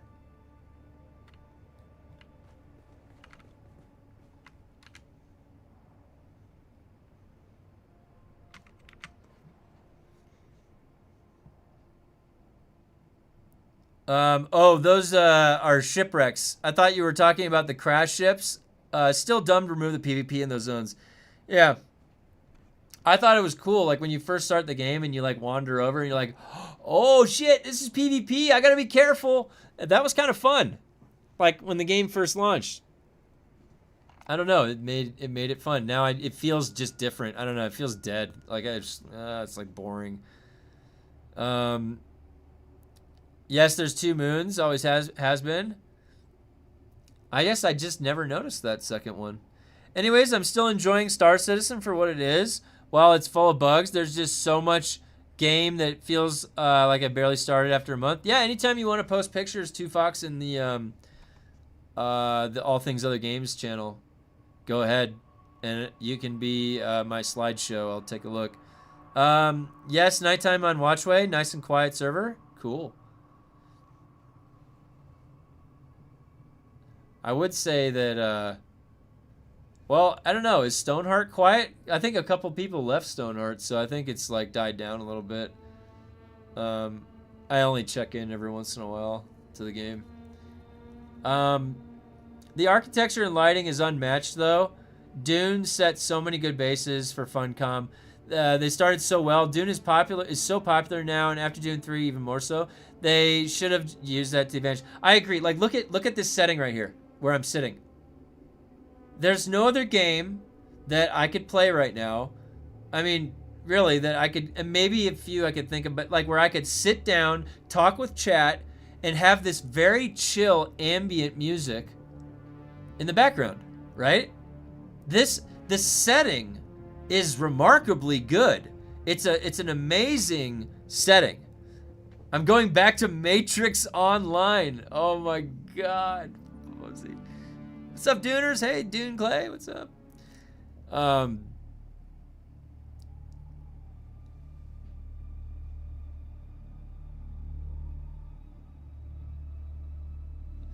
Wait, Dixie.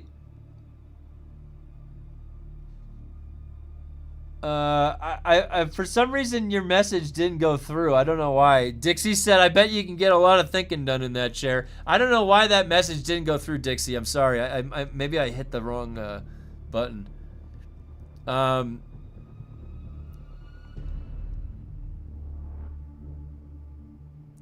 It launched and it hit Game of the Year nomination. And instead of that motivating them to push harder, they somehow made it much worse. Actually, Hawk, yeah. No, you just said something.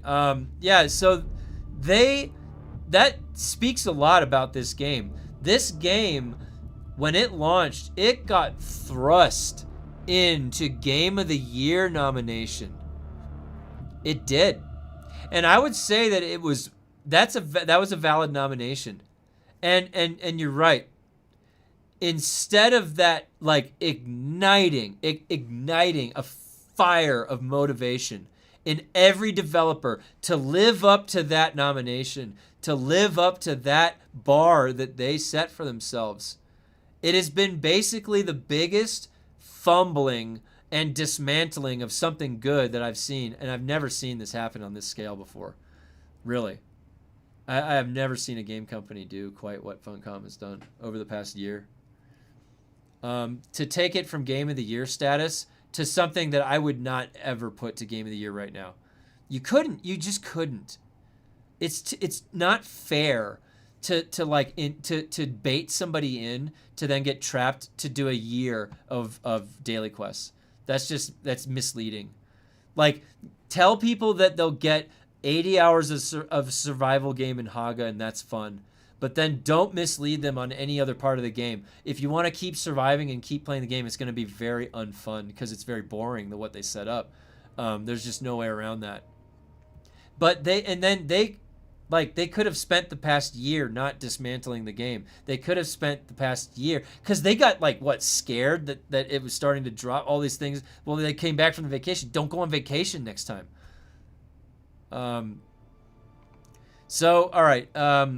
Too much spice and heat from Arrakis fried the brains. Joel is off Henny, off the Henny and spice. Joel coming out a month later saying player retention wasn't important when they advertised the game as such. They have changed everything about the game since it launched. Yeah, you're right. The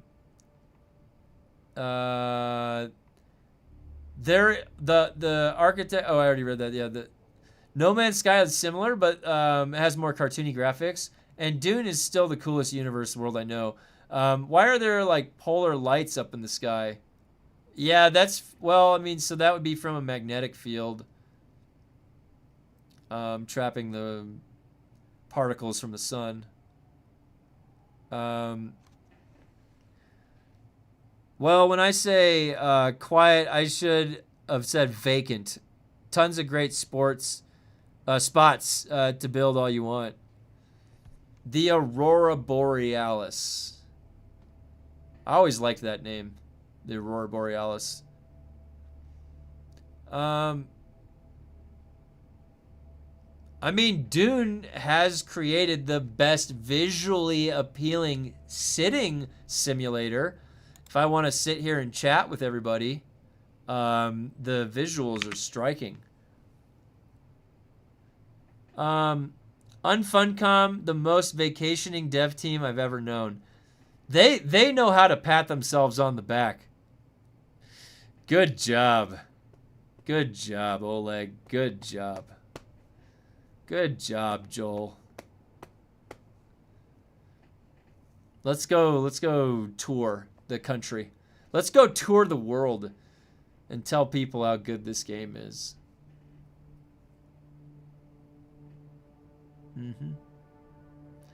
I thought the polar lights are in snowy, cold regions. Well, and that the reason that has to do is where the poles are for the magnetic field.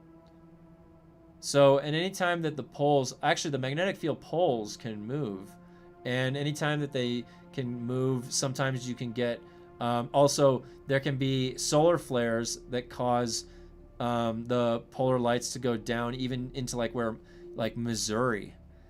You can, like northern Midwest United States, the polar lights have been known to be seen sometimes on special circumstances. All it is energized particles getting trapped in the magnetic field in a certain way that causes a light reaction, where you get light particles. Its graphics and combat mechanics were so unique. They really had a chance to redefine the genre, but they don't know what they want to be. That's the thing, is that they could have reinvented this genre, MMO survival. They were really creating that genre, and they decided to backpedal, get uneasy about their decisions. They lost their confidence, and now they half-assed an MMO than they half-assed a survival game. When if it was stronger elements of both MMO and survival, I think this game could have been a lot more fun, and I think had a lot more staying power. The problem is like, if I want to play an MMO, I can go play a better MMO. If I want to play a survival game, there's better survival games. So why do I want to play this game? The only thing holding us to this game now is the Dune universe, which they have hijacked. But all they would have had to have done is continue adding in stuff for us to do, rather than just maintenance on the game that they launched. So I was excited to not chop trees and squeeze bodies. Man, that had me intrigued off the rip. Honestly, Hawk, one of the first things that I liked was I was like, whoa, that's metal. I get to like harvest the blood from bodies. That's sick. I like that, right? The only thing holding me onto the game is the second moon's gravitational pull. Oh my god, that's funny, Jam.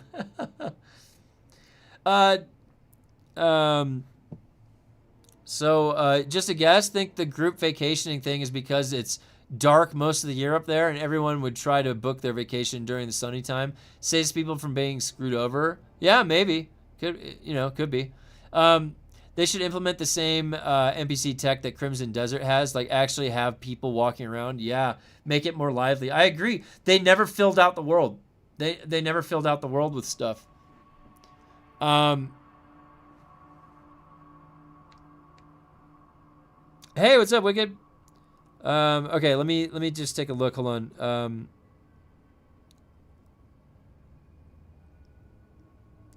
I missed a few of these comments back up here.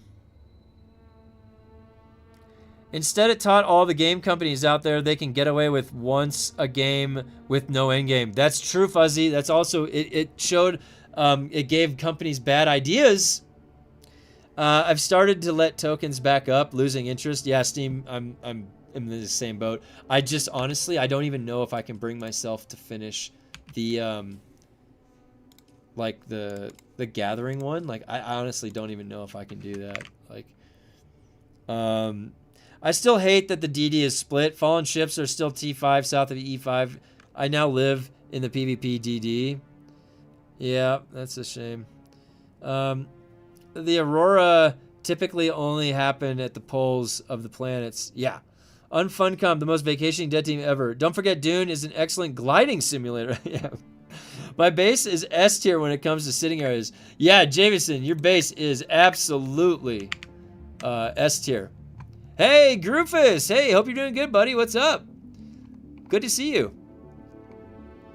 We are hanging out in the nice view of Jameson's humble abode, discussing Dune. Monday is my Dune check-in day. Checking into Dune, seeing what I've missed. What's up? What's going on? What do we got ahead of us? What's coming? We've got September 22nd. We're trying to figure out what kind of content we can expect. And we're always hoping for the best for Dune. We are always hoping that Dune starts adding some fun content. Missed? Nothing. Coming? Nothing. Right? They didn't need a polar cap. They have a ton of unused real estate in Haga. I mean, I would agree. I think that maybe the polar cap is something that's different so that it's like, oh, a new location, like you're thinking new biome, right? Because if you're thinking survival game, we got to hit up new biomes. And normally in other games, how do you do that in the Dune universe? Right? Maybe polar caps was a new biome, like survival thinking. We didn't need test stations in Overland. Why the hell couldn't we play in Haga with a lot of those? Yeah, they could have just put stuff in Haga. I agree. Let us hope. Yeah. Never give up hope. Never give up. Never give up. And actually, I'm anticipating, and I'm actually looking forward to whenever the next Funcom live stream is. I really, really am looking forward to that. Let's see. So Galadorn says, they've been innovative with melee combat games, with Age of Conan combo and directional swings, with For Honor improved, then Exile's weapon styles, and now shield melee combat, but no follow through. Galadorn, yeah, I actually agree with what you just said full-heartedly. I think that one of the things that drew me to Age of Conan was the creativity of the types of classes. The classes were very unique. I hadn't heard of some of those names before. The way they played, very creative. So you could say that that's innovative. Innovative, yes. And I would say, and also the shield melee combat is innovative because it's not done. You can't really look to something else for an example of that. So slow blade combat, yes, that was, you could argue the entire stage of the game was innovative. The scale, the way that they set it up, absolutely, and that's why it is so strange what was going on the past year, where why was the innovation? Well, and was it stagnated? No. Maybe it got overwhelmed, the system. Because they went through layoffs a year ago in August, and then maybe they just couldn't recover in the system. Because maybe they're, like, think about base backup tool. That was challenging to make, and that I guarantee you. And that is sort of innovative.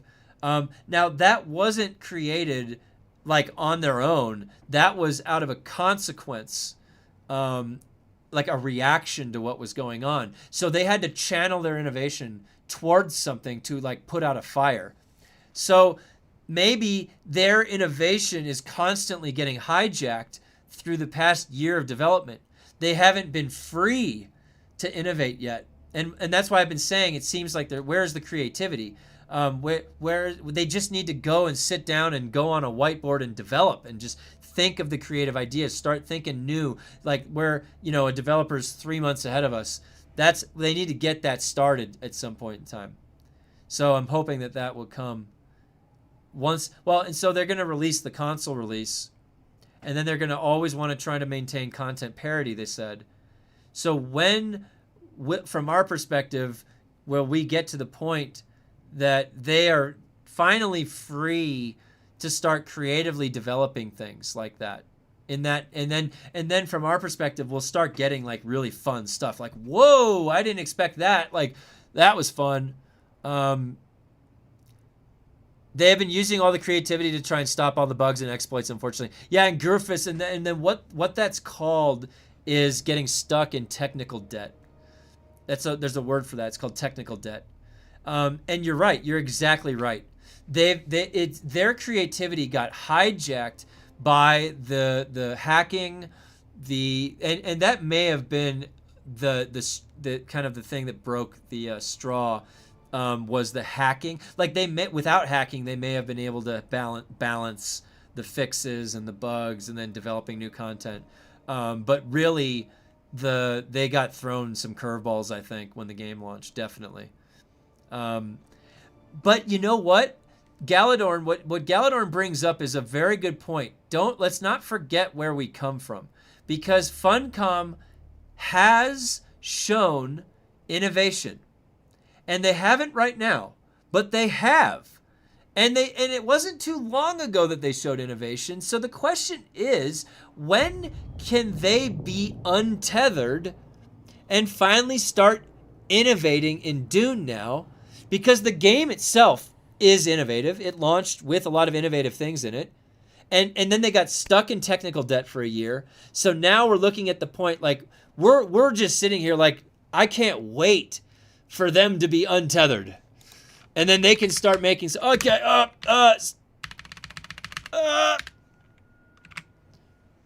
you very much for reminding me of that. They have been using, and so, can you imagine, Goofus, the day that comes, and it might be, maybe it's going to be March 2027, but can you imagine the day that comes when they're like, we have an announcement to make? They do a live stream or something. They show the announcement, and it's like something that we didn't see coming. They had been working on it for 3 months behind the scenes, and they debut it to surprise us. And it's got a bunch of new features, a bunch of cool shit. You know what I mean? Like, can you imagine? I'm sure that's really what a lot of us is waiting for. That, like, the majority, and I know Ghost would shit, a lot of us would shit a brick. We'd be like, what the hell? I was not expecting that. And they are capable of doing that. They are. That's why it's so crazy. That's why we've been sitting here this whole time like, what are they doing? Like, because we've seen it in their other games. Keep dreaming. I like Hawk. I want that. Can I have that?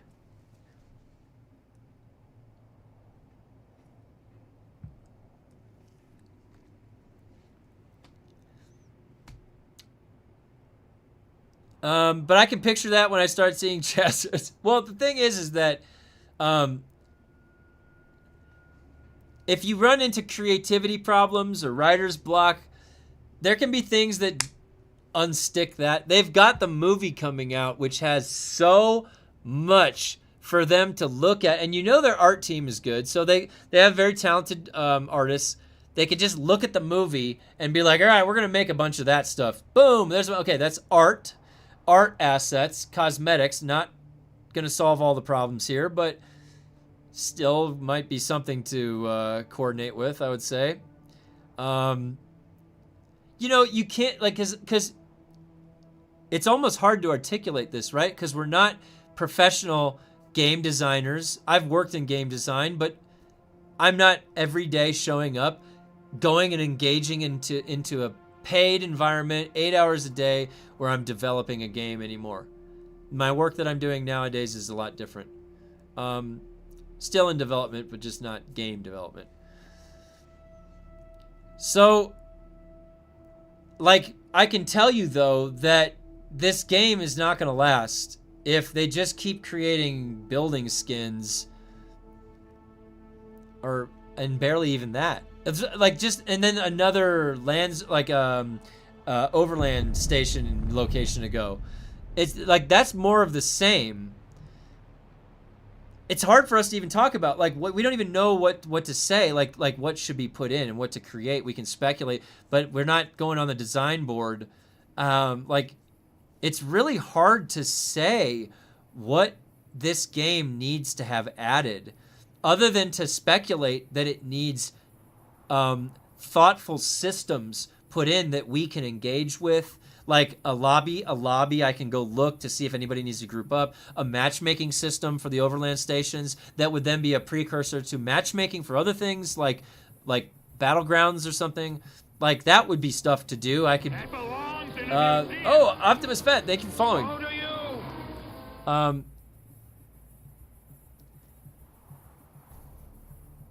That's all I can say, like, right now, really. Like, yeah, incomplete building skins. You're right, Michael. Well, I almost have my, hey, what's up, Optimus? I almost have my exploration maxed out. Meanwhile, I'm waiting for that hot new Warhammer 40k War Bond for Helldivers 2. I'm hopeful, oh, yeah. We were looking at that. Grumpy, he mentioned that too. I downloaded Helldivers 2.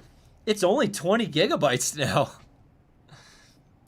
At least they gave us a tea furniture set. Yeah, that's true. That's true. I don't think more story will solve the issue. This is fuzzy. This is an open sandbox, and it needs systems that promote player-driven content.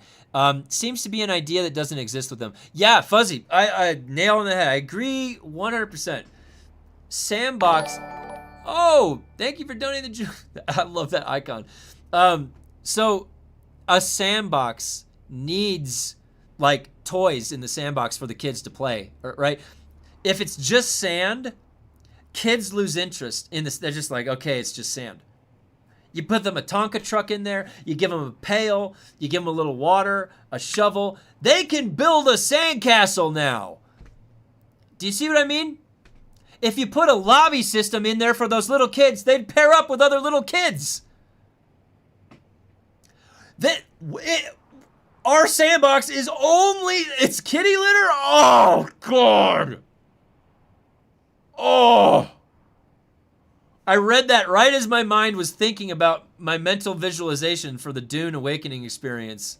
And it transitioned from a sandbox to kitty litter, and that was not a good visual.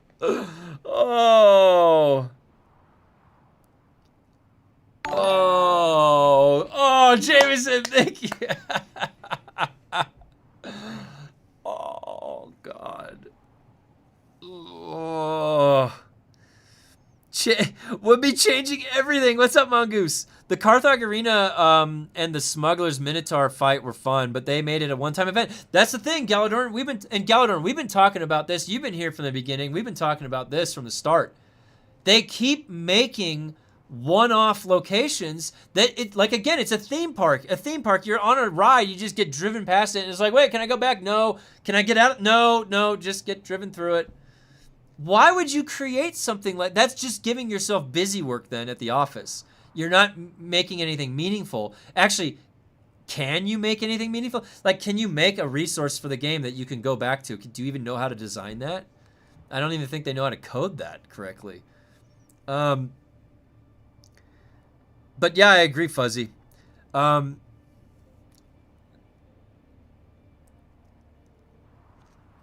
Was having a blast this weekend in Helldivers 2. Oh, nice, Grumpy. Yeah, we had we had to deal with some family stuff this weekend. My wife got some bad news, so I was a little bit busy this weekend. I apologize, but yeah, Helldivers 2. I downloaded it, so maybe I can pop in this weekend.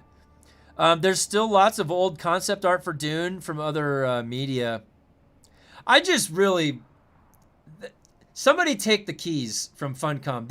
They're not unless Funcom can guarantee us that they're going to create another year or 2 years of stuff. I want to keep playing Dune stuff, but if they are stopping here and they are settled and they're saying this is it, that's not okay, right? Like they said it was a 10-year plan. They said there was more coming. They kind of let us on. I would like to engage with that. So hopefully whatever. We're going to see what the Polar Caps is like. We're going to see what September 22nd is like. We'll see. It's the best we can. It's the best we can do is show up, right?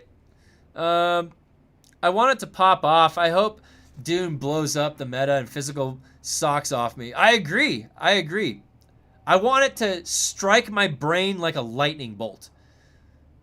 1.21 gigawatts right to my brain of Dune fun content. That's what I would love to see. I hope. They need to take, Arturius says they need to take their 10-year plan and make it a 4 to 5 year plan now. Yeah, I mean, like, Joel should start, well, first of all, Joel needs to start having a backbone and committing because he apparently has lost that ability. And they need to start making things feasible. So in development, and when I was going through development cycles for video games, you always start the ideation with pie in the sky ideation and 10-year plan, the grandiose, like no idea is a bad idea. And you do that so that you're constantly generating anything. And sometimes you accidentally jump into something that, oh, whoa, that was a good idea. But none of this part of that phase of ideation is considering feasibility. It's not considering, do we have enough time for this? It's not considering mapping it out. That comes next. That comes later. Now, you don't always do the pie in the sky the whole way through. The pie in the sky is only meant for the very beginning ideation to set the foundation, the framing. Now, where we are now with the Dune plan, I don't know how they should be agile and they should just be doing feasible options for long-term thinking. Now, the thing is that I want to be addicted again. Yeah, me too. Me too. You know, you guys have seen me playing EverQuest Legends. I have that feeling with EverQuest Legends. I'm like thinking about my build. I'm in it. That's the way I was with Dune. And I would love for that to be the case again. Do you know? Okay, so let's just ask ourselves right here. What would cause Kevin, that feeling to happen in Kevin again for Dune? What would do that? Is that even possible? Well, I can tell you right now that all of these skill trees, this needs to get completely reworked. All of this. We have so thoroughly mapped out all the builds, everything that you can do, that there's no more. You cannot figure out any different builds anymore. And actually, there is a lot of critique to suggest that there is too much homogenization and there needs to be more class identity to create uniqueness. So one of the ways you could do that is add more diamonds in that create uniqueness and spread those points out so you don't have a homogenization. So everybody has the same three setups. Put in a Souk Doctor tree. Put in a Thopter Pilot tree. Put in an Assassin tree. Put in a different type of Blades Master tree. Right? That's the only way you spread out 250 points. Or you reformat this to have class archetypes that really lock you into a format like of a healer, tank, DPS.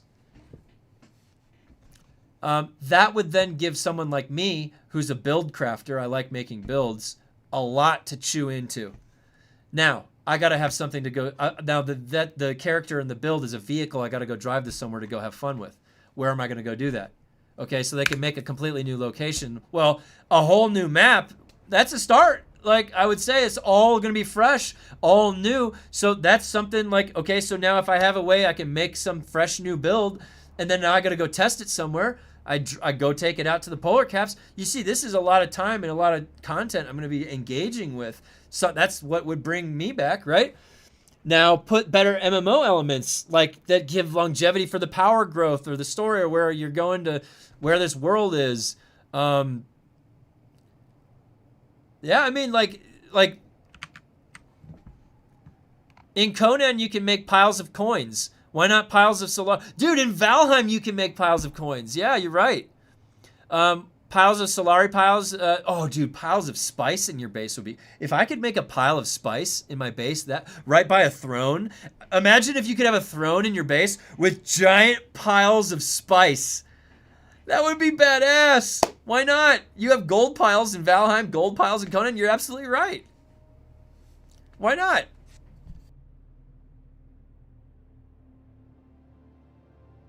Here's the fundamental thing. Again, we're gamers. We're not the game developers. We're not even being paid 8 hours a day to go in there and have Mondays all meeting days. Okay, what are you guys meeting about, right? We are sitting here, armchair developing, thinking of better ideas than we've seen all year from Funcom. So then the question is what are they even doing when they go in there to a Monday all-day meetings, they said in the Discord? What are they doing? What are they meeting about? Are they thinking of any ideas? That's what you should be doing. There should be people, literally their job every day is to go in there and think of ideas. Because we are outthinking them right here on our chairs, armchairing it. Trying desperately to message them, to hand them off ideas, help them, anything. And they are just actively not listening to anything. They are just actively not doing anything. And all we want them to do is just put shit in the game for us to go have fun with. Kevin, what happened to trying the Gothic remake? So the Gothic remake is going to be next. I've got a few other things ahead of that. So one of the things that I had to start doing on my Fridays Variety Day is just because... So there's a long story, okay? When I first started dating my wife, before I married her, you know, when you're getting to know somebody and you have to share a little bit about each other. Well, my favorite game, what are your favorite games, Kevin? From Software games. I'm a nerd. I love all the From Software games. And I get to know her, and she's like, what's your favorite game series that you grew up playing? Her comfort game is the Mass Effect game series, Mass Effect 1, 2, and 3. So she has gone through, since we've been together and married, all that stuff, she's gone through and she's played every single From Software game. And she's beaten them. And then me, I should play through her favorite game series. It's like a trade, right? Oh, I'll check out your favorite game series. Well, it's been years and years and years, and I'm still not through. So I made the decision, for Friday, that I'm just going to get through the Mass Effect series. So I'm at 3. I'm on 3. I'm going to just get through it. So the Gothic 1 remake. So remember what we did was we did Cyberpunk, Gothic, and then what was the other one? There was a third game that we took a poll on. Cyberpunk 1, the first one. Gothic 1 remake is going to be after the Cyberpunk playthrough. Now, something also last week happened, unbeknownst to me, kind of unplanned for. EverQuest Legends launched last week, and I got sucked in. So there's some things that can pop up like that for the stream that may change the schedule a little bit. But Gothic 1 remake is still coming after I finish the Cyberpunk Phantom Liberty playthrough. So I'm looking forward to that. Gothic 1 should be fun. I've never played Gothic 1. It's completely blind. So might as well be playing a text mud. I don't get how people can deal with the graphics of that game. Well, I mean, do you know how to play games that don't have super high fidelity graphics? I mean, I'm a gamer. I'll play anything that's a game. And if a game has mechanical, solid things in there, I will know that, and I'll be able to tell, and I'll still be able to engage with that game to be fun. And if your only like critique of EverQuest is the visual, then we're not going to have a long conversation here because I'm not getting through to you. I've been talking about EverQuest for like a week or two about all of the other positive aspects from a game design perspective. And to me, working in game design, you don't need to look visually appealing to have something mechanically sound there. And the systems that I'm engaging with EverQuest completely override the need for something visually appealing to a certain degree. Thank you for letting me know to hydrate. And EverQuest Legends, for example, has such profound good systems in it that I'll be playing that game for years. Text Mud games have amazing game design and gameplay, but it's the same thing. I can't get past the graphics. Well, and you're not the only person I've heard say that to me. It's just you and I are not similar in that way because I can play games that have bad graphics, and I can have just as much fun. Like, for example, and just a very small example is Valheim. Some people can't play Valheim because of how it looks, and I am 100% unbothered by how it looks. And I love Valheim as a survival game. So maybe that's not as extreme then. Maybe EverQuest is just too egregious. And you know what? I can't, the thing is like, what else am I pulling on in EverQuest? I don't know. There has to be something else that maybe it is a bit of nostalgia that's really like in my head, like I get excited and it's maybe that has to do with the nostalgia. It does. Because EverQuest was always a challenge back in the day, back in the 90s. I couldn't beat it. It was too hard. Like I didn't have the focus of games yet. Like I didn't really put in the time. And so now looking back, I wonder maybe if me championing EverQuest now is like I'm fulfilling that completely unfulfilled part back when I look back in my memory in the 90s. It could be something like that. Yeah. I could see that.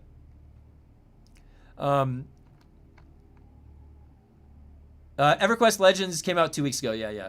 But it's based off of the 1999 version of the game.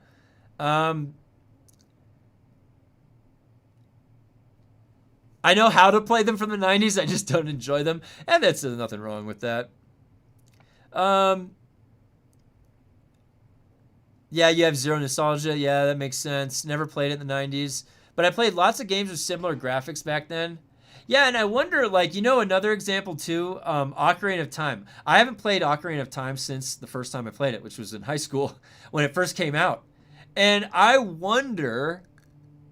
My memory has this like perfectly preserved memory of like my Zelda Ocarina of Time experience. You can't touch it, okay? That's mine. That is my experience, all right? I love that game. And I wonder if I were to go back now and boot up Ocarina of Time, like what would my memory and my experience be like going back through Ocarina of Time? Gothic 1 actually had similar graphics to EverQuest, as a matter of fact, but the remake had modern graphics. That's what I love. Oh, cool. Yeah. Okay. I'll make sure that I get to Gothic 1. Don't worry, guys. I will make sure I get to that because I know that there's quite a few people that appreciate that game, and I do. I am curious about it. So,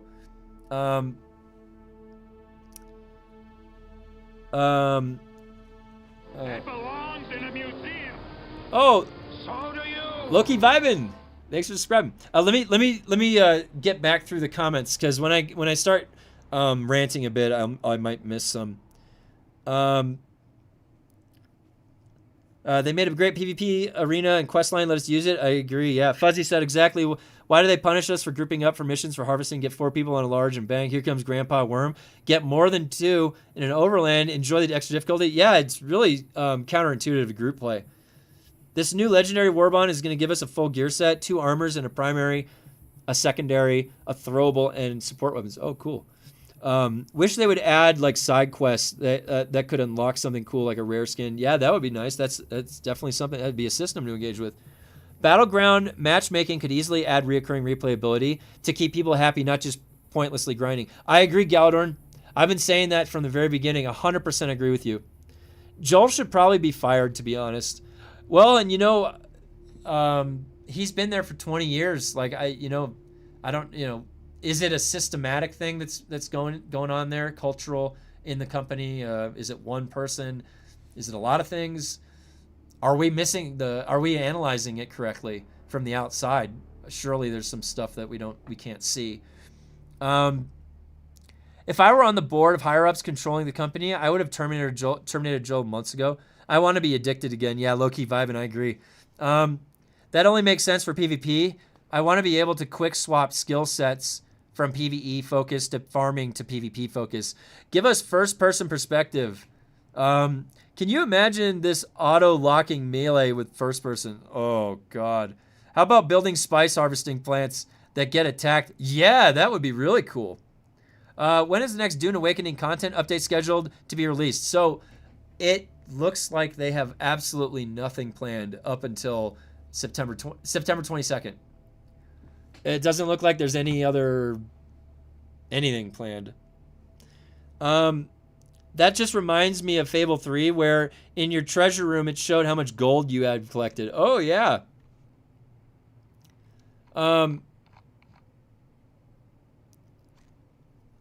Yeah, okay, I'm going to catch up on I'm almost back up on the YouTube, and then I'll get back through the Twitch.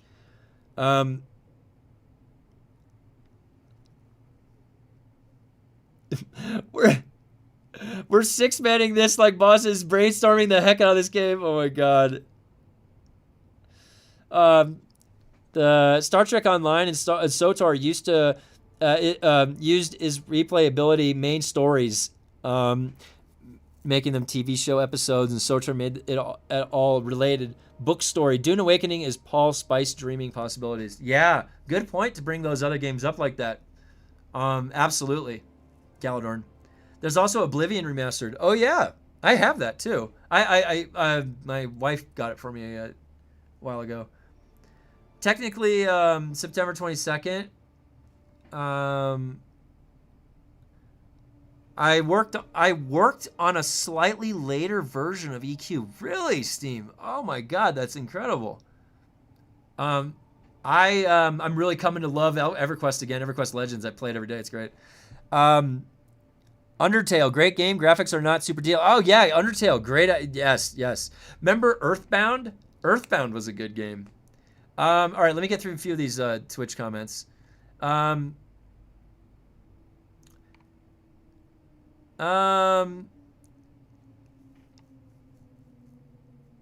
me, okay, so Hawk says, oh, so KXV too. So KXV says, I'm a graphics freak too. I want great graphics, but some games are good on their own. It's the fun and content. Some of the best looking games can be slow and boring, although most of my games have great graphics to add to it.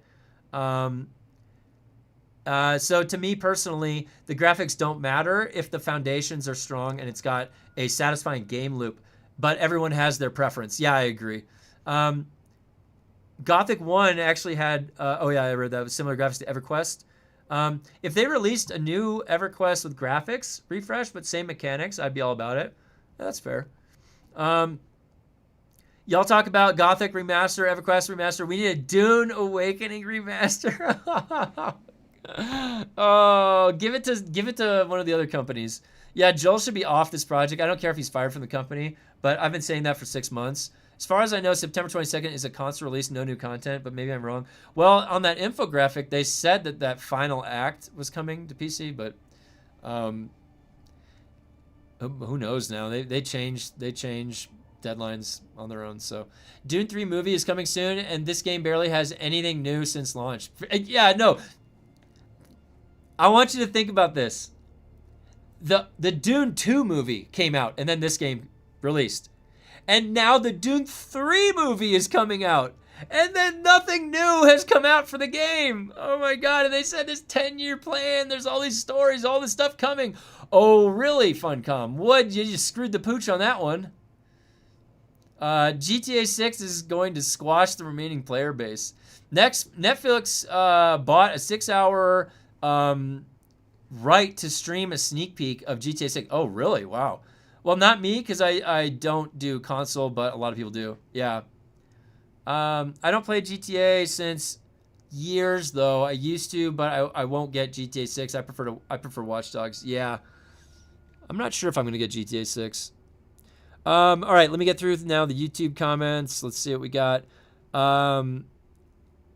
I think I'm just waiting for single player now. Did the private server thing. Very dead, so I created 2 characters on public server. I have 3 separate accounts and copies of the game. Grumpy's voice. Nerd! Godra. Yeah, I think single player probably, I'm going to... Same thing, like where you can do an infinite build and just mess around, yeah. Even with all that, everyone pretty much does solo things. My guild gets together once a week, maybe twice, but it just isn't fun anymore. Yeah.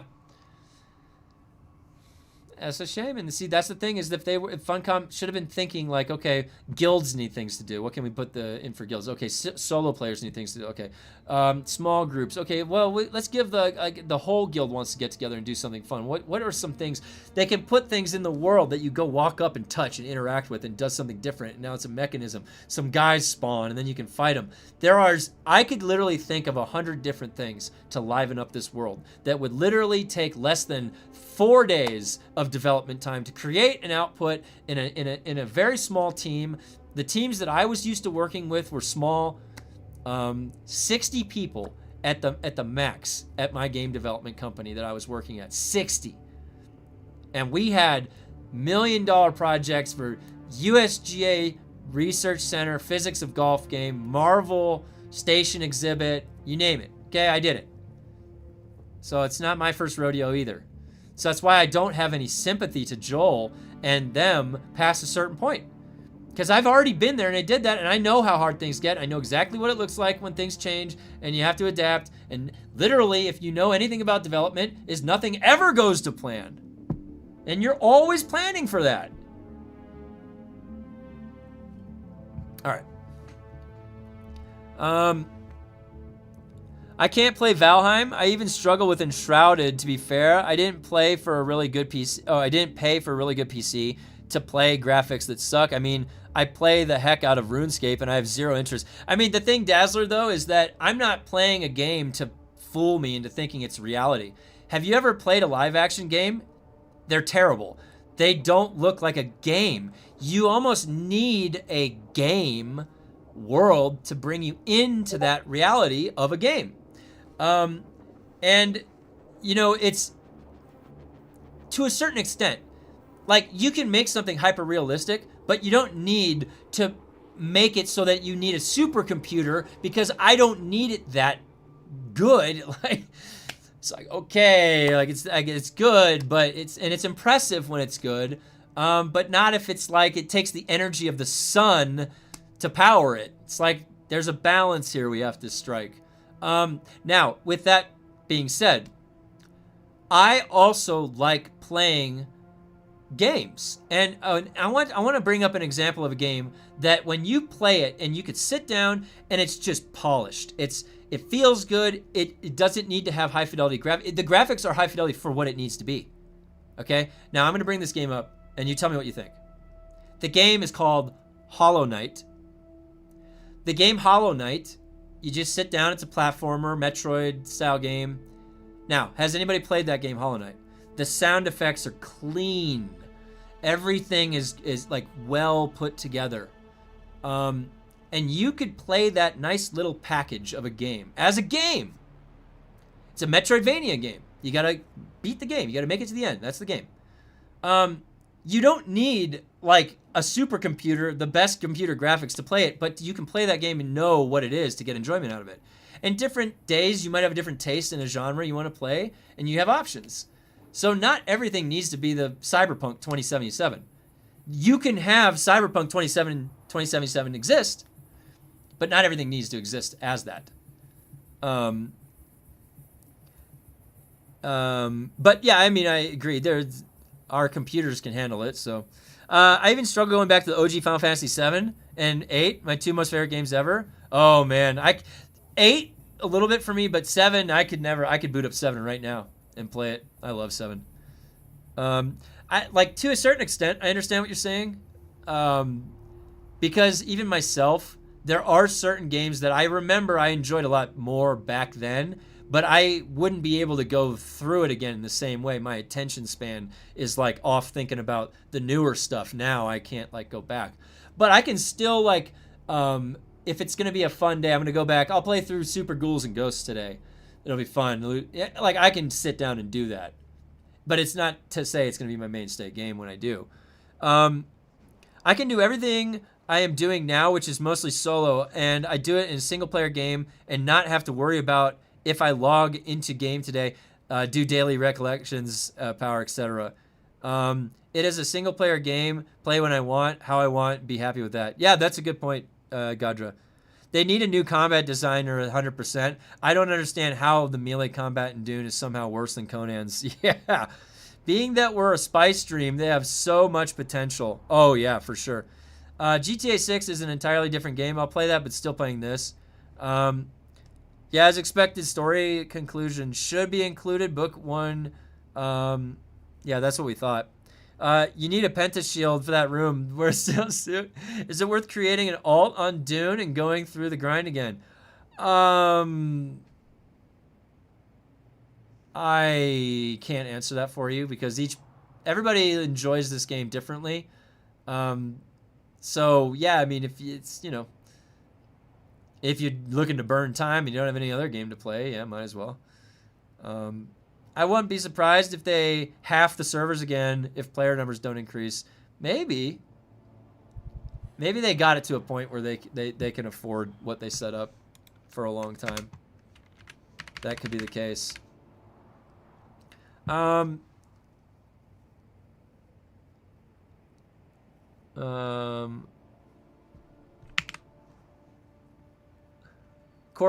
Keeper SNES graphics to the max, but man, so many cool things to get lost in. Don't ask us. I was a console dude my whole life. I love the Ori and the Will of the Wisps. Yeah. Oh, Hollow Knight was a ripoff of an Ori game.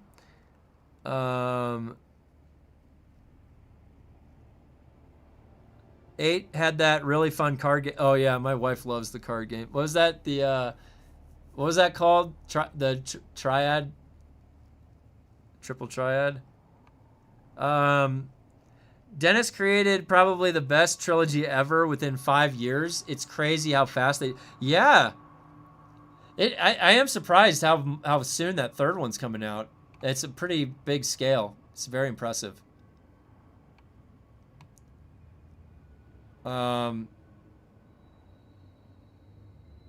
Yeah, Triple Triad, that's what it was, yeah. My wife loves those card games in those games.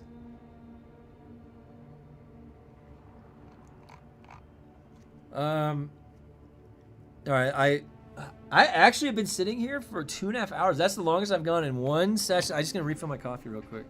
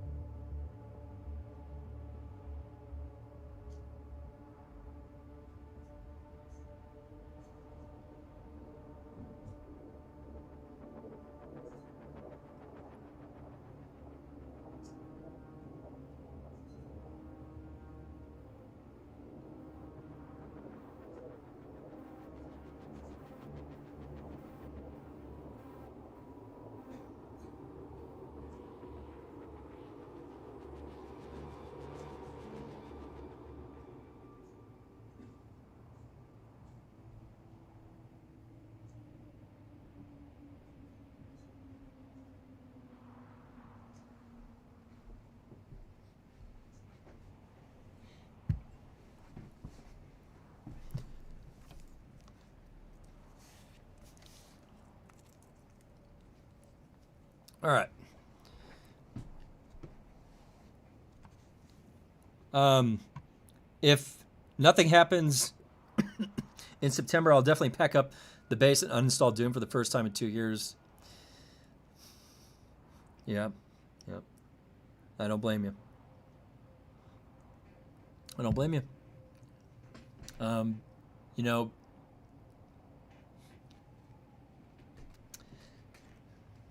I don't think that our expectations were too high, were they? It was kind of just like us sitting here listening to what they said they were going to do, and then they just never did anything. I've done 2 characters already. Only missing that 50k mining. Yeah, I haven't gotten that one either. If Water Wars isn't a new map, I think that's the end, to be honest. Yeah. So what do you guys think is the likelihood that we're gonna actually get a full new map? Is there a chance that might not happen? What do you guys think?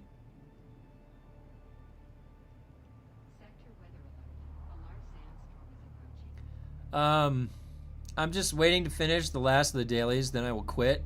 Is it stupid and a waste of time? Yes, but I'm too far down the rabbit hole now. That's the way I was.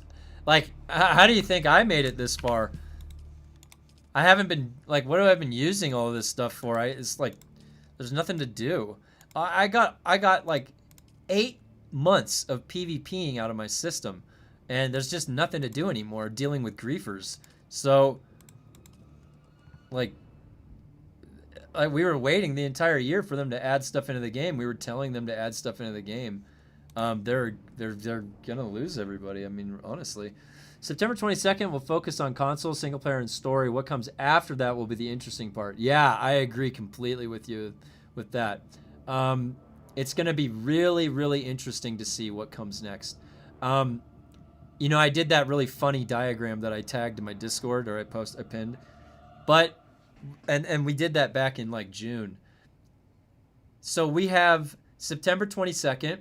They've got console and they've got single player.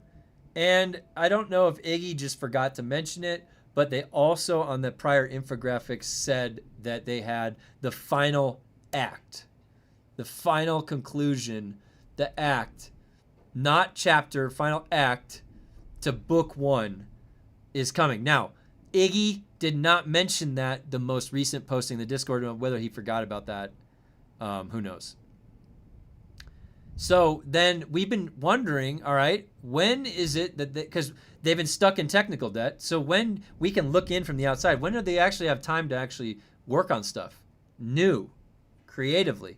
Well, after September 22nd, September 22nd is going to be console launch, and then they have to have content parity between PC and console to then release any update because of the certification for console. So they've got 3 months until the movie, probably Polar Caps. Well, maybe they'll surprise because they've been leaving it open-ended. They're not saying when. They just said this year, Polar Caps. So they've got 3 months. Now, do they need that 3 months to handle all of the console bugs and stuff, all the console trouble? Or do you think it's going to be perfectly fine, single player and console, when they release it? Their hands will not be tied, and they'll have all of those 3 months to work on something new and get ahead of themselves, right? Or is that 3 months going to be working on getting the Polar Caps ready? Because they didn't show any new images even up to right before they went on vacation of the Polar Caps, which would imply that they don't have anything else to work. They didn't work on anything else with the Polar Caps, which means they're going to work on the Polar Caps in the next 3 months leading up to the movie, which means they've been talking about the release of it when they haven't even fucking worked on it. I think they no longer care what happens next as long as they make some sales to new peeps. It appears they do not care about bad rep. Low player count, etc. They got paid already. Existing players are not the target audience. I agree, Contrador, and I hate that I agree with that. But I agree. It's created a really unhealthy system where they don't treat their player base very well, and then we can interpret that as different ways down here on our ground level as the player. Okay, let me get through some of the YouTube comments. The new map is the last bullet. The new map won't be out till December, I think, earliest. Yeah, I'm 140, 72, 100, 100, and just, I don't know, going through the motions, I guess. Nothing will come after that. They've laid off all the developers of this game. They must have. Funcom isn't even doing the PS5 port. They farmed it out. Yeah, that's what I'm saying. They're the stewards of this game. So what are they actually doing at Funcom? That's why it's like they're not thinking of any ideas. They can't. They just don't have the people to do it, right? Like, what's going on over there? The final act is not the new map, though.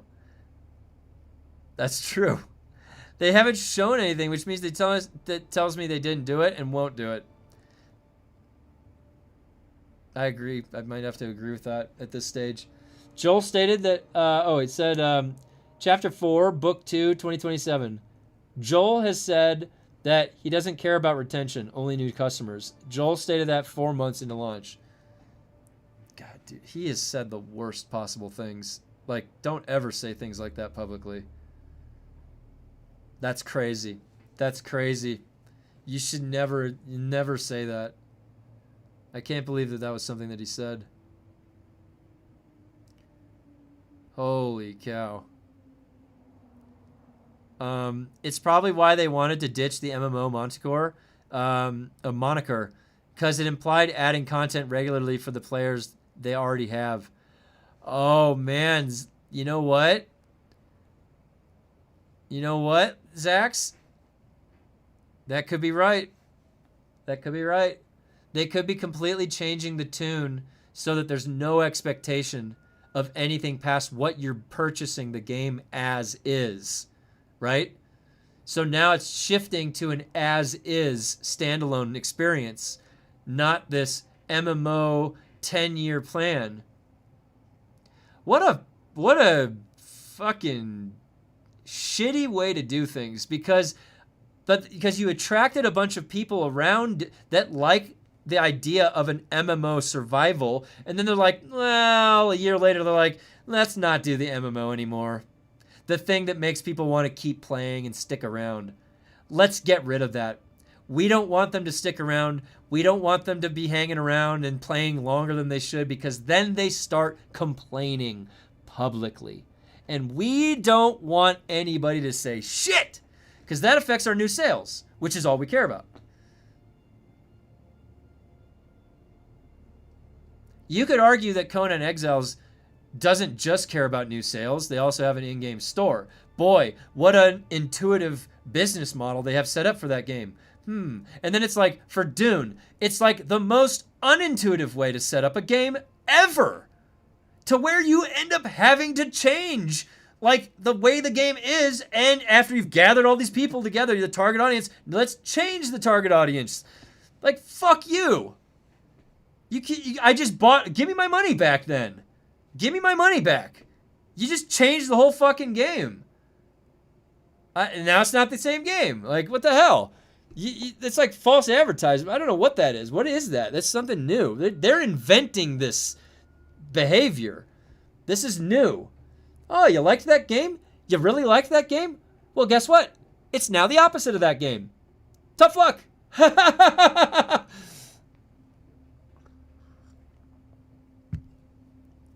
And then Joel goes up there and jokes that he's the Baron. Yeah, fuck you, bitch. You think I care? You're gonna go brag that you're this villain and taking advantage of our time? Like, come on, dude. You're pathetic. Like, seriously. Like, to openly mock us like that. It's infuriating.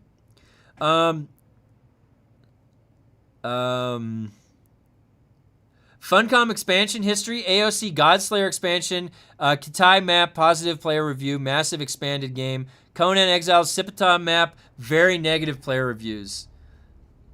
I do remember that. Boycott Funcom, that is the best thing any of us can do. Stop buying their games. And as it is, they can claim they have more than a year of content. That's right. That's very true.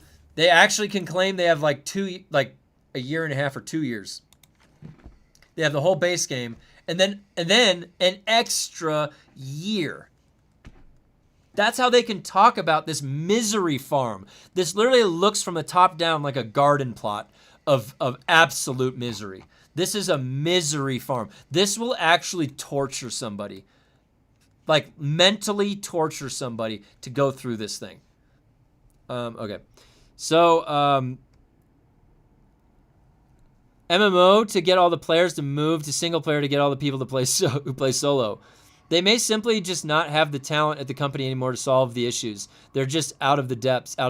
Yeah, you could be right. And Tufox, that's the that's sort of like the compassionate way to look at it. Like, let's think about it. Maybe they're trying their best and they are out of their resources were cut. They, the layoffs, they impacted them and they just didn't want to say it publicly, or they couldn't say it publicly. Could be right. Thinking it's optimistic for Polar Caps this year, I strongly believe it'll be released after March. You could be right, Erebus. Could be right. It might be a really good guess to think that that's going to happen. The new sales thing makes sense because there's nothing to retain customers on a paid basis. Not even skins on a store. I think that's because the IP said no to microtransactions. It could very well have been the IP, but they should have done a better job at convincing the IP that they could have things in the game like that. Because there is Dune merchandise being sold, right? So a cosmetic store in the game is no different than merchandise being sold. So you could rationalize it with the investment group, the Herbert family. You'd have to go in there and you have to talk to them and convince them. I've done this conversation with investor groups before, by the way. You have to make them see the right way. So you could have said that the game's longevity is going to be necessary. We've got to get the visual appeal of Dune constantly in there. Don't look at it as microtransactions. Look at it as a merch store, the Disney store. Look at whatever you got to say to them.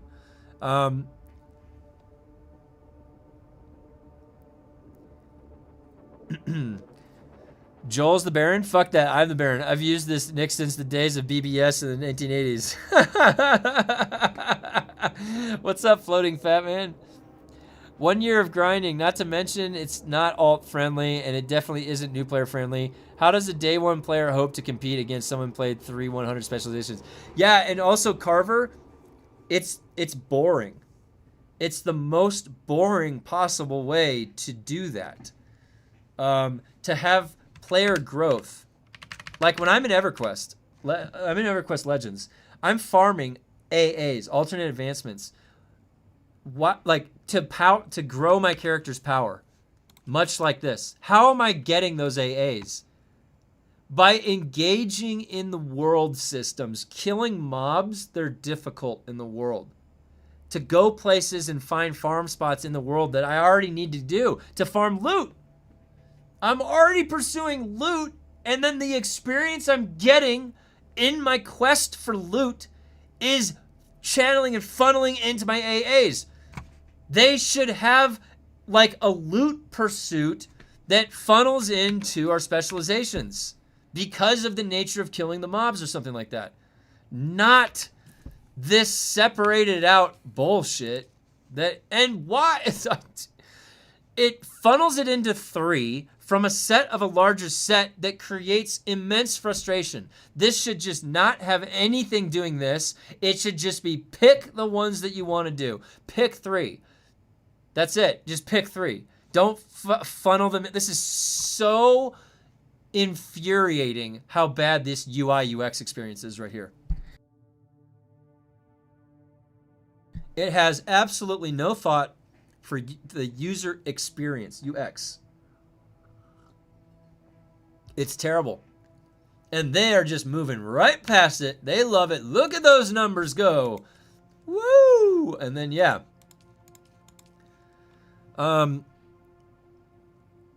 Game would have been 1,000,000 times better with an in-game store because it would have retained talent and thus actual content. Yeah, and with an in-game store, it would have promoted more roleplay. That's how Conan has more roleplay.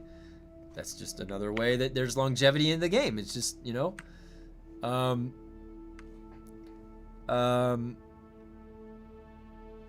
If devs done their job, they would not lay off them. Same thing is happening with the new Halo. Oh, really? Wait, what's happening with the new Halo?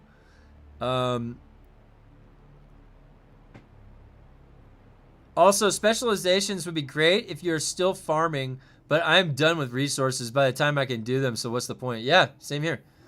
Talent moved on. HR kept the diversity middle management bloat. Could be. Never know what's going on really behind the scenes. I believe it was designed to maximize the time it takes to complete it rather than the user experience. I agree. I theorized that part of the reason why they settled with this is because at the end of the day, this creates data bloat. What this does is it keeps people logged in arbitrarily, like an artificial amount of time. And in addition to this, this causes you to cycle around all the different nodes in the overland where you have to go. And then they conveniently left in 30 seconds. It takes about 30 seconds to zone into the overland testing stations at minimum. 30 seconds to 45 seconds. That's like 11 to 13 minutes for every cycle that you got to do. That adds in. That now multiply up thousands of players. So like they have all of this bloating of artificial time in the game when they could have just put in legitimate reasons for people to want to be in the game, and then they're there naturally on their own accord because they want to be. 35 out of 35. You're making my head hurt. Lumpy, what's up? I can't get through them. I just can't do them anymore. They're so boring.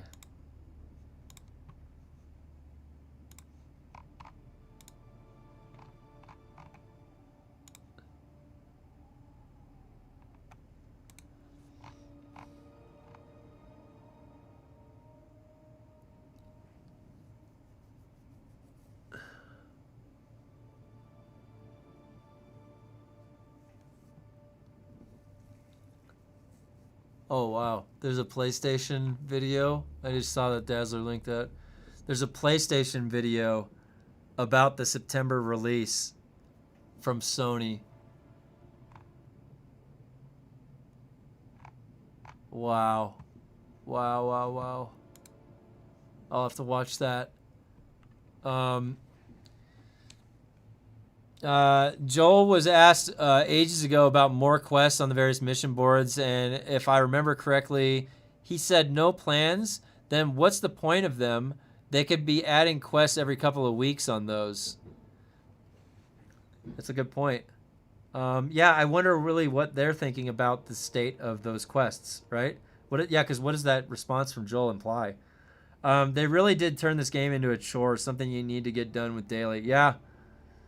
The best part, they have plans to add more specializations with water. No way, no.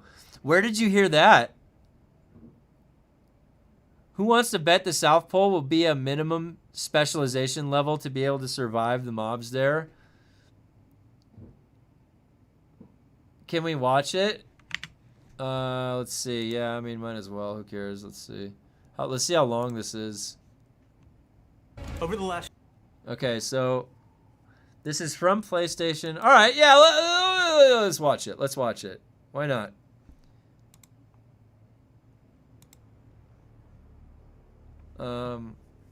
Why is my nose itchy?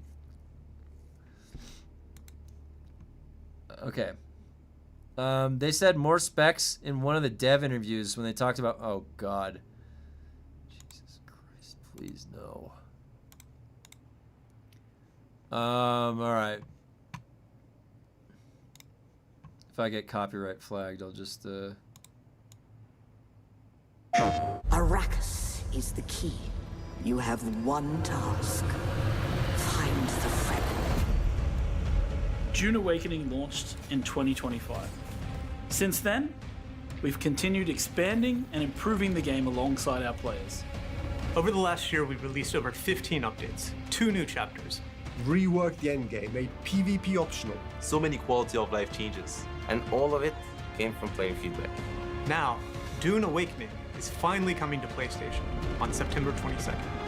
And with it, all versions of the game, including PC, are getting a big update, making this the new and improved version of Dune Awakening. September will bring the most evolved and complete version of Dune Awakening ever. If you've been playing since launch, if you've stepped away, or maybe you were waiting for the console release, here is everything that's changed and everything that's coming next. 7, 6, 5, 4, 3, 2, 1. 4 o'clock, hit it! Vacation time! Let's go, guys! When we Vacation! launched Dune Awakening. The goal was to keep evolving the game with feedback from all players that joined us since launch. And one thing kept coming up. Let me play solo. I need single player. Let me play alone. Let me play solo. Let me play solo. Now. And we're finally making it happen. Single player. You'll be able to experience the full game in your own private world. Just you and the vastness of Arrakis. And because it's your world, you'll also control how challenging that experience is. You can choose from preset difficulty options or customize every aspect of the experience yourself. If you want to focus on the story, building, or maybe want the most punishing survival experience, those choices will be available to you. You can even change them while playing. And because we've been able to make those options available for single player, they're coming to private servers too. This expanded control over your world will let you control storms, progression speed, durability. Let us building control the rules, storms in the PvP public settings, servers. death penalties, and much more. Players who want to Give the shape power their to the people. own version of Dune Awakening will have far more freedom to do so. September also marks a huge milestone for us, console launch. On September 22nd, Dune Awakening will arrive on PlayStation 5. September 22nd, console release. So then, you're not quite dead. Great plots are afoot in the Imperium. The music and the is so currents good. of intrigue run deeply. Dune Awakening launched with Chapter 1 setting up the stakes for the world, leading to a big reveal. With the chapters we have released since, we have expanded the story further, leading to the big update in September. And this will be what you've all been waiting for, the conclusion of the story arc that we're calling Book 1, Awakening. Some of this was originally planned for the This game could be so fucking good. I can't stress this enough. The music, you hear that music ambience picking up? Like, I want to be in a story in that universe, in that music, immersed, absorb me in that music. Let me just be in that universe. It's awesome. It's awesome. I need this developer, Funcom, to start developing things for this game, because this, like, whatever has been going on the past year and whatever they are satisfied with right now for the next 6 months, it needs to change after that. And they need to actually just knock this the fucking out of the park, dude. Because we deserve it. Because the Dune universe is badass. It is sick. It's the origin of Warhammer. What does that say? Dune is fucking badass. We want to play Dune shit. Oh my god. This is why we need to keep heckling them and never stop. We need to always heckle Joel until he gets it right, okay? We need to be on the sidelines. We need to be in their live streams, flooding it with the unfun... Guys, if you're new here, by the way, the most important thing about this channel is the emotes. The unfuncom emote is for when they don't do something right. And of course, I'm fair, so I have a funcom emote for when they actually show up and do the right thing. Okay? So, when they have a live stream, we're going to be like Commodus, all right? We're going to be like this in their chat with the funcom and unfuncom emote. All right, let's get back to this. I'm sorry. I was just hearing that music and hearing them talk, and I'm like, God damn it, dude. This game could be so fucking good. It could be so good. Like, they got halfway there and they just like stopped. the Chapter 4 update, but it has since grown into something bigger, expanding the story and bringing its major mysteries and long-running questions. That right there, the arena toward you were just a talking about. satisfying conclusion. Hush, heretic! Hey, we got visitors here. Prepare yourself. This is not the end of Dune Awakening story, but with this chapter, players should feel like their journey has reached a It does meaningful sound good in a milestone. promotional video. That's you're right. We've also redesigned how players access their world and characters.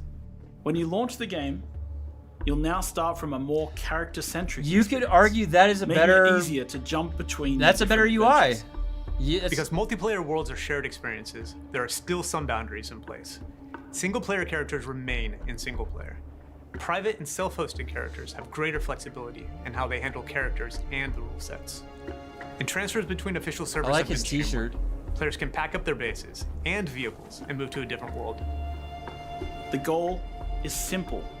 Make managing your Dune Awakening experience easier, clearer, and more flexible.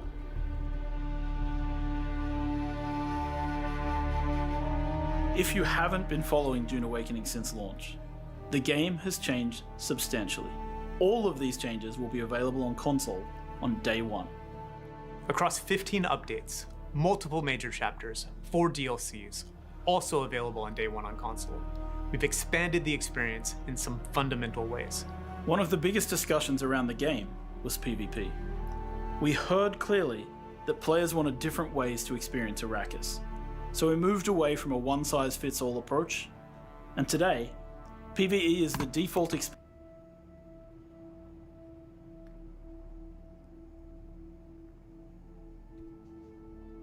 experience on official servers.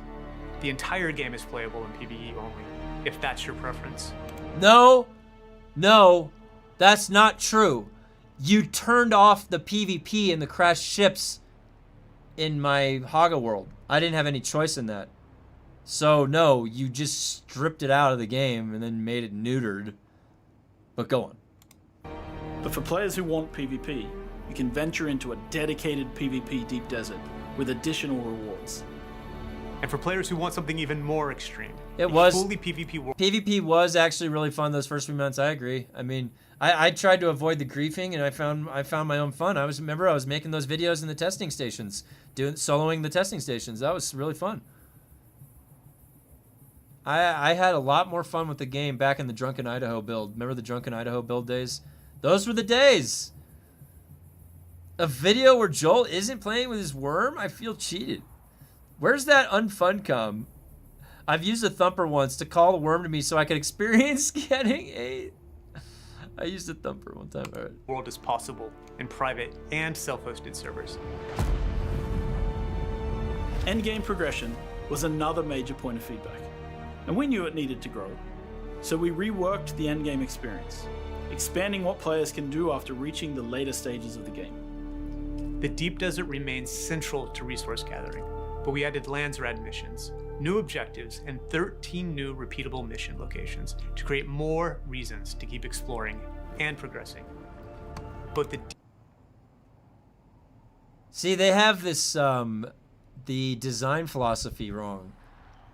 Listen to what he just said. Listen to what that guy just said. more reasons to keep exploring and progressing. But we added lands rad missions, new objectives, and 13 new repeatable mission locations to create more reasons to keep exploring and progressing. Repeatable mission locations, these overland blushing caverns, to create more reasons to keep exploring. So they didn't put anything in as a reason to explore, like finding a procedurally generated spawning chest with loot that you'd want in it. They didn't find reasons to keep progressing. I would argue the way they set this up is a reason to stop progressing because of how mind-numbingly boring it is. So this is a false equivalency of their design philosophy tying in to something that they think that they're causing their players to go through. But that's not what's happening here because they don't play their own fucking game. They're creating things and they're like, here, go play it and tell me how it is. I wouldn't know. I don't play what I make. And yeah, you can't free explore. You can't free explore these areas. You have to have a quest to go in. You're absolutely right. Every video of people running labs at high levels show them getting grade 4 loot. Oh my god. I never saw anyone in those Haga Basin wrecks. I agree. Oh, hey. Zaxil, thank you very much for the 5 gifties. Thank you very much. I appreciate that. Oh, and Groofus. We got Groofus. He gets access to the emotes. Yeah, and you can't... If we could go explore those areas, maybe, but like back again, but... Like, they're not associating, like... do they... Okay, what causes somebody to want to explore in a game? Okay, when I play through Elden Ring for the first time, why am I exploring? Discovery. I've never seen it before. I'm looking for things that I might find. There's like quests to activate. Like you could have a million different things that you can list out that are the reason to keep exploring. But simply putting a location somewhere and saying, there's like literally how basic are these? Like touch this, touch this, touch this, you're done. Leave. Okay, is that exploring? Is there anything even defined to explore? Like you open it up and you get a couple little shitty resources that you have a million of already. It's like okay, well, what's instigating my exploration? Oh shit. Thank you, Grumpy.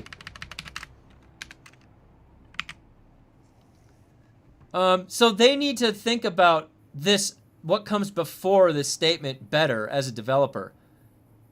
To create more reasons to keep exploring and progressing. So let me tell you, in EverQuest, I have my AAs that give me power growth that will then allow me to farm and beat the bosses easier. Now, I also need to get better gear. Okay? So in my pursuit of gear, I gather AAs that make me stronger. Okay? That I can then engage in any other part of the game, and I will be better at it. The reason for me to keep progressing is that the only way to engage in any of the systems in EverQuest are to go through it in the way where you would go out and kill mobs and farm loot. And it's that simple.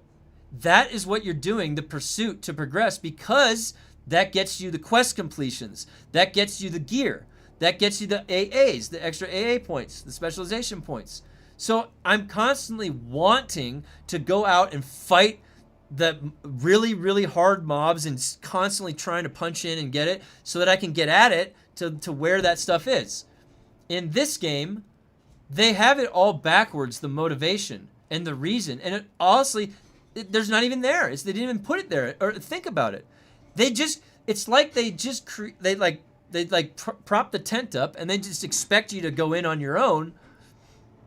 We need incentives. Like, this is just not good enough. And then it's actually a showcase of the inefficiency of their development, the fact that we can't go back into these locations without a quest, and the fact that we've never been back to the water shipper's place. I actually think it's really funny. You could do a case study paper. You could write a paper about why the water shippers mentioned why you can't go back there. I'm not kidding you. They have brought this up before a while ago, and when I heard them saying this, I was like, why are you telling us this? What the hell? This is showing like your own limitations, guys. What the fuck? They literally said they can't. They cannot figure out how to program a way for you to go back to the water shipper's mansion without breaking the game. Can you believe that? Yeah. Okay. We'll just leave that there. Both the Deep Desert and Lands Red missions can all be played fully PvE. I'm not gonna lie, if they had said, and the Lands Red missions, some of them have PvP activated, I would have been like, oh shit, maybe it's gonna be fun.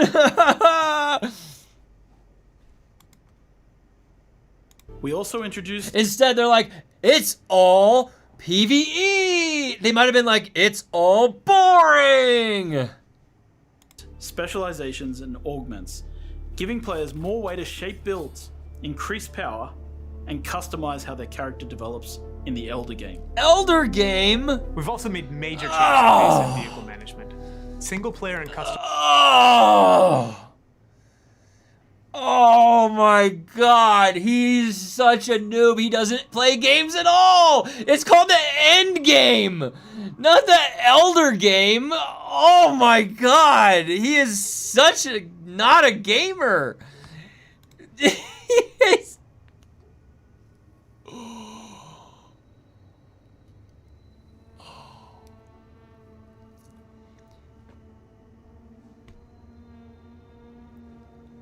It's the end game. He means end game. If he was a gamer, he would have said end game. Hey, folks, are you guys gamers here? Are you guys here to game?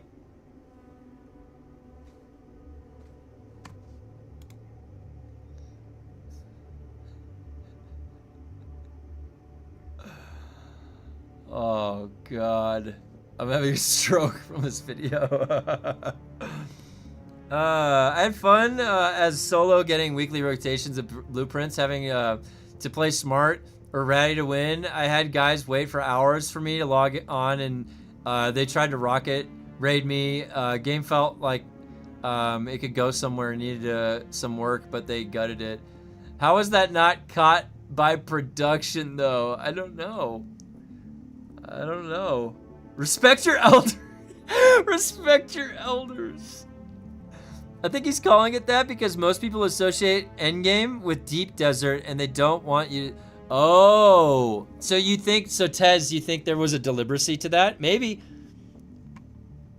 No, you could be right. Okay, yeah. I mean, they're doing this thing where they are like rewording stuff on a marketing lens to like create a different view of the game, because they changed the word dangerous in the Steam page to something else like legendary or whatever. So you could be right. That could be a deliberate word choice, maybe. I'd like to think that it's a little, we could poke fun of Joel a little bit for causing us so much pain with these specializations. The later alligator game. He's about as much of it as a gamer as Elon Musk is. Oh my god. Do you remember that fiasco with Elon Musk and then the Path of Exile 2 stuff? He's like, dude, Elon Musk is flying in his fucking private jet above everybody. He's like, I'm above all of you gamers. And he's just like playing on his bot account. Oh my god. Custom server setups can remove those pressures entirely. And on official servers, players can now back up bases and vehicles while stepping away from the game. We also removed taxes and simplified upkeep systems. And beyond these headline features, there have been thousands. What does he mean by simplified the upkeep? What does he mean by that? Simplified the upkeep system?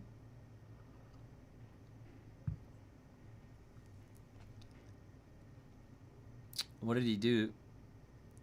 No taxes? Is that what he meant? Is no taxes? So that simplifies the upkeep system.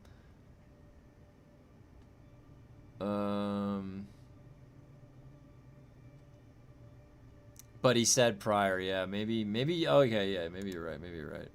Thousands of additional fixes, improvements, balance changes, and quality of life updates across the game. We've got new contracts. More dynamic encounters. We've got character recustomization. I know, she's nice. They're all nice, I'm sure. But somehow, new contracts doesn't get me excited. Like, new contracts! It's like Grandpa got you a new pair of socks! Grandpa got you a book for Christmas.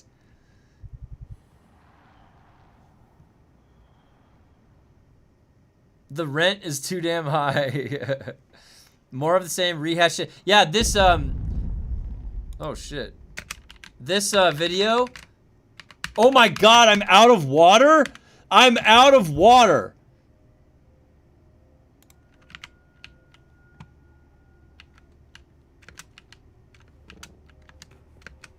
Wait, has my plane been out here for sandstorms? God damn it. I got distracted. Oh, it's red. I need to go back and get some water. Hold on. I have to survive. Apparently, sitting in an enclosed environment with the sun not beaming on you has to instigate the survival mechanism here.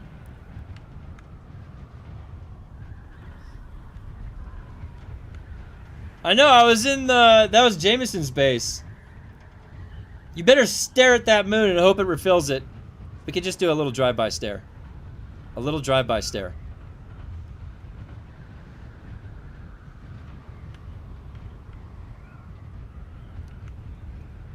Hey, what's up?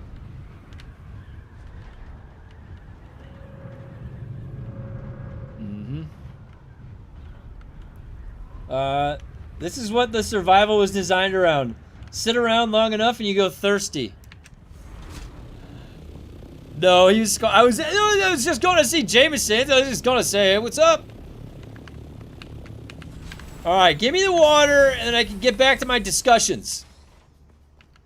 Okay, we're talking about some important stuff here. That was a lot of water there. Alright, now I'm gonna go into the war room. Oh, that's good. We're just, we're dissecting, the Funcom development schedule. And, okay. And we were watching this.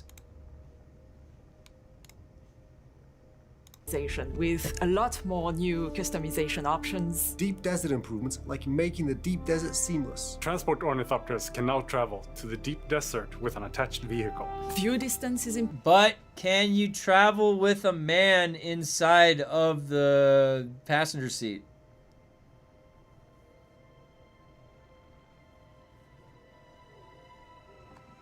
Can you put a man inside the vehicle?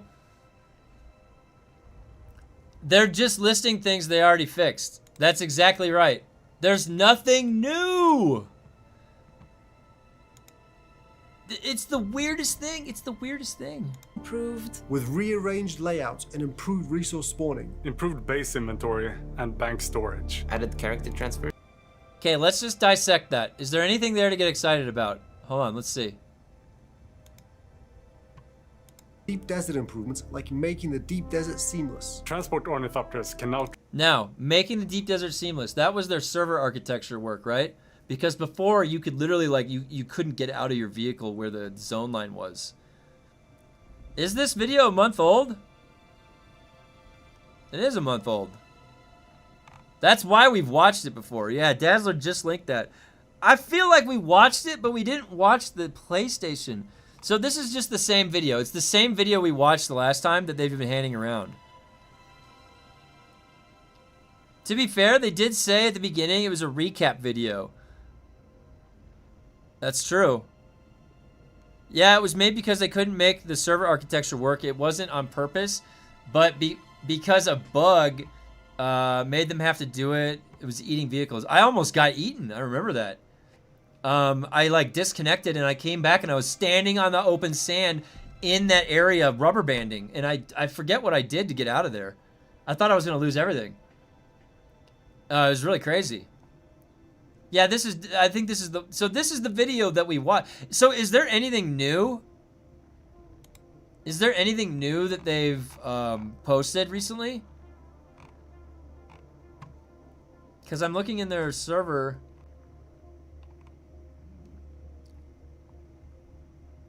Oh, you know what? Look at this. I didn't even get through all of Iggy's comments. Way back here. Look at this. I didn't even get through with where his comments were this morning. So look at this. So here's Iggy's comments.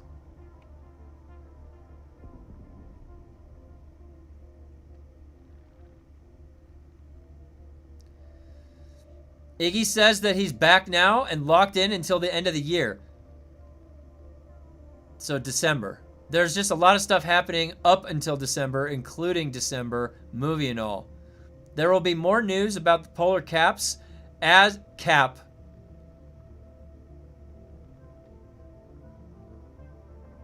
Wait a minute, guys. Guys. Is there just one singular cap? Why does he say polar cap? Like, but not with an S, caps. Like, wouldn't that mean like a mountain range? Are we just getting one mountain peak? One cap? We're just getting one cap? They're shorting us on the caps. We should have plural caps. Oh, just one map. Okay, I'm looking too far into it. The biggest chunk of changes in 1.5.10 are performance fixes and improvements. Combat changes and balance and better tutorialization. Wait, the amount...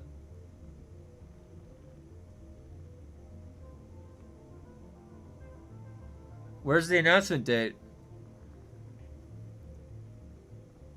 There will be more news about the polar cap as we get closer to the release date, or when we announce the date even, but we already said the polar cap will be an experience similar to Haga Basin.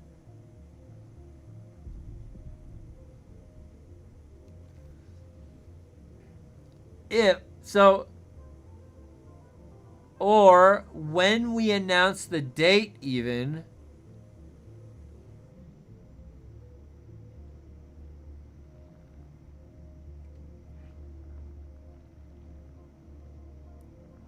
this game has been on my wish list for over a year. Bad time to try it? No. So here's the thing. This game is not a full-priced game. Okay, so when you look at this game store page, this game costs, right now it's 40% off. This game is $29.99. This game, you will be able to get 80 to 100 hours minimum of enjoyment out of this game, and it will most likely be a solo experience unless you're playing with somebody, because the servers have been around for a while. There's no fresh start servers. So I think that, and it's the only game like this that offers something in the Dune universe. And a lot of us sitting here I have like 1,600 hours in the game. A lot of hours, right?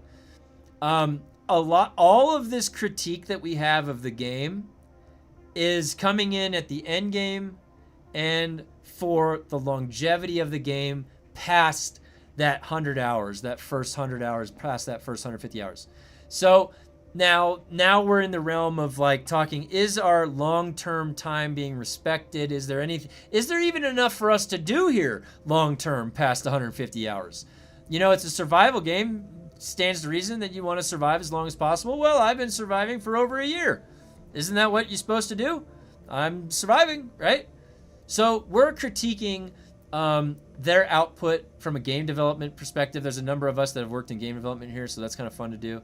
We're also trying to piece together, like in a pattern recognition sense, what's coming ahead of us, because that's also reassurance of our time investment too. So in other games, and even in other time of this game specifically, you wouldn't necessarily be spending your time doing this so much, but here we are because we've kind of played through the majority of the game. You know, there's not much left to do. You've done it all. And now we're eagerly anticipating anything new to be developed and then put in, because we'll be right here. Forks and plates are ready, right? So, you know, and then if they're not planning on really doing much ahead of us for the long term fit for somebody that wants 1,000 hours plus and wants to treat it like an MMO that you play forever, well then we're just trying to gauge to see if that's, you know, what's ahead of us, and then how we will put in our time then. If you've never played the game though, you will get 80 hours to 100 hours absolutely of enjoyment. But then but remember, you can kind of look ahead, you know, like what's some people have been here the whole time, like how do they feel about things and what's been going on, so you can certainly also then look and join in on the discussion with that too. So I will never tell somebody don't buy the game. Although I don't know if we've gotten to the realm of let's not enable these people anymore. I mean, maybe it will one day, I don't know. So the polar cap, so is the polar cap the North Pole or the South Pole? I think it's the South Pole because it's the water shipper stuff is down south. It looks like it's going to be down south, right? Just remember to quit when you hit the DD. Yeah, there you go. What Iggy is hinting at is that they haven't been working on polar caps since it was announced. Then Chapter 4 got scrapped. You need to look at it as they're not doing anything new. If console launch fails, there will be no more new content. They met season pass legalities. They are technically free. That means Polar is wrapping up book 1 and providing a new area. They're not pulling this off by December. Long term, it's not up to snuff with my personally. Joel needs to be held accountable for things he's blatantly said to his long-termers, and possibly don't have him market anymore. Yeah, and these are all fair takes. So there might be somebody new just coming in and they want to try and experience the game firsthand. And then there's some of us that are like, listen, once you get in here, I mean, it is a great, fun Dune experience, right? But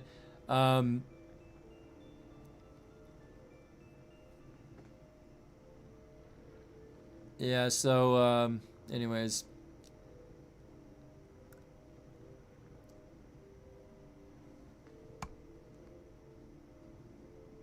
There we go.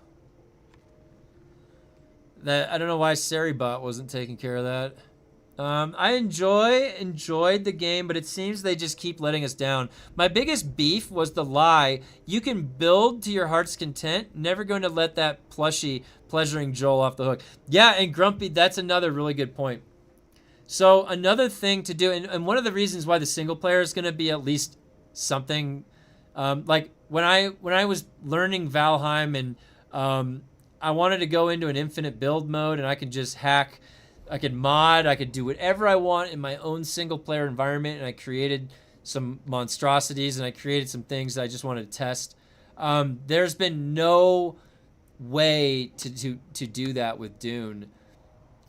In that regard, that is nice that we'll be able to do that. Now, I'm still curious to see, is this going to be single player offline? We'll see. Let him fondle his worm in his spinny chair. I like to imagine he kicks his legs straight out on and yelps, "Wee!" Oh, that's a funny visual.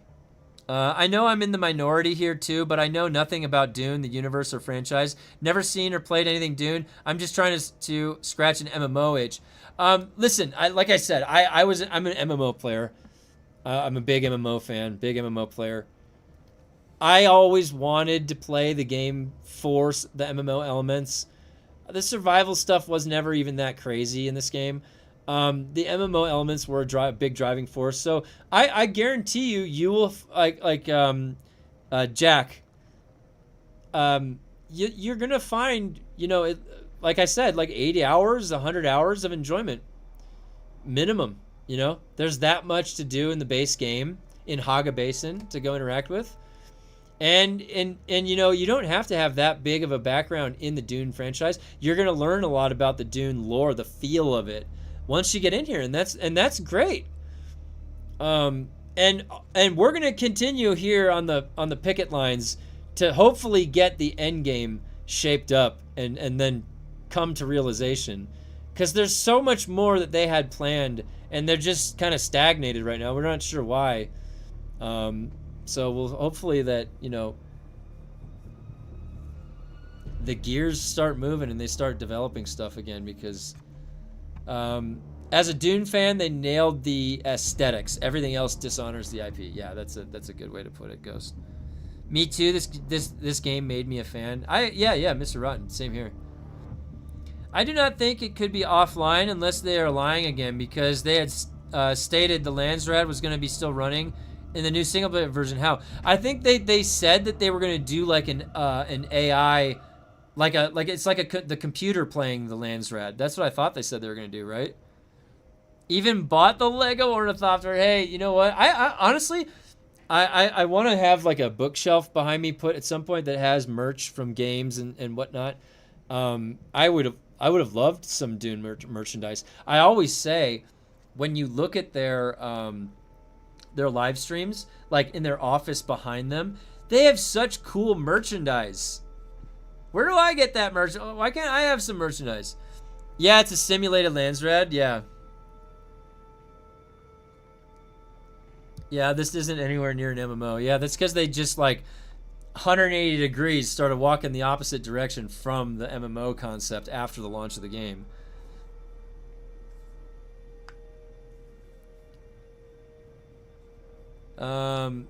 Yeah, the Landsrad runs simulated in the single player mode. That's been confirmed already. Oh yeah, good. Thanks, Divad. I told you many times where you can find some of that merch. Oh yeah, that's right. You did mention that. But I just mean in general. All right, wait. Let me. I'm getting sidetracked. Okay, so let me just see.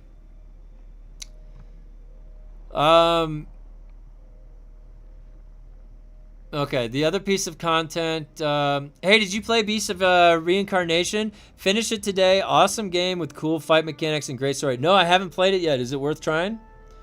I could check that out. Yeah, Beasts of Reincarnation. It looked pretty cool, like a turn-based action combat or something. I have the spice latte unopened from oh really? Wow. Man, they need to make this game work. Come on. I miss this. I miss getting excited about this game, you guys. I miss getting excited about my Drunken Idaho build, going out and tussling with people over the chess. We need to get those days back. The only new content per se... Oh wait, the other piece of content we are working on now actively is Polar Cap, but he still doesn't want to pluralize that.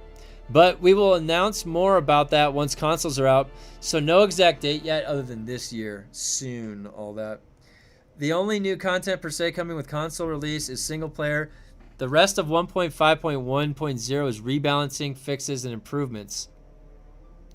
Those are coming to the PTC soon along with the patch notes. Been working on those too. They are quite a lot, and we've been making sure. So this actually implies that there is not a story finalization coming out with the September 22nd patch, which is, again, different than what they just said a month ago. So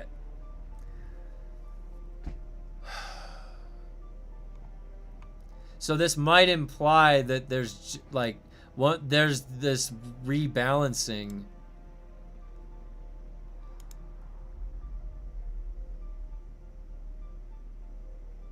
And this guy specifically right here said, are they going to release any news about new content coming with console release? This is talking about that like final story. And he's like, there's none.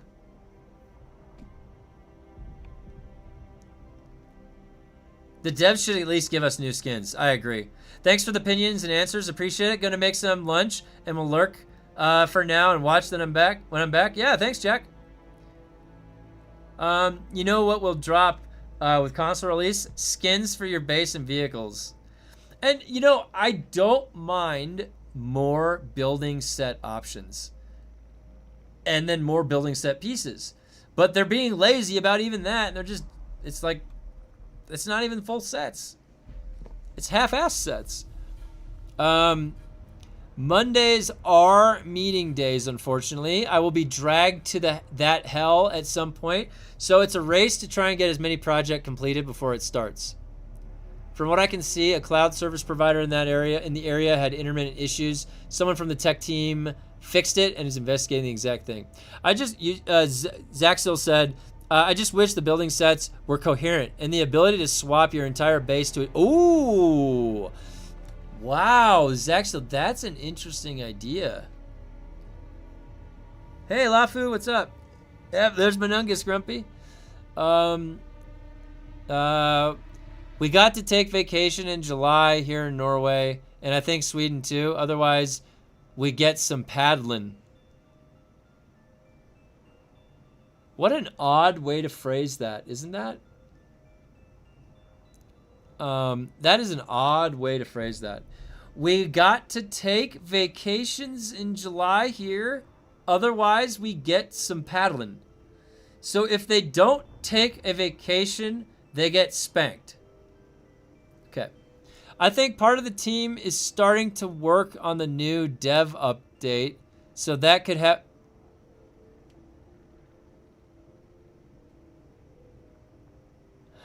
This is fucking hilarious. This is so funny, guys. Look at this. I think part of the... I think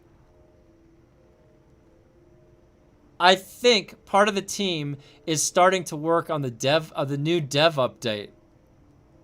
Okay. So I think some of the team is starting to work on the new dev update. So that could have more info in it. Other than that...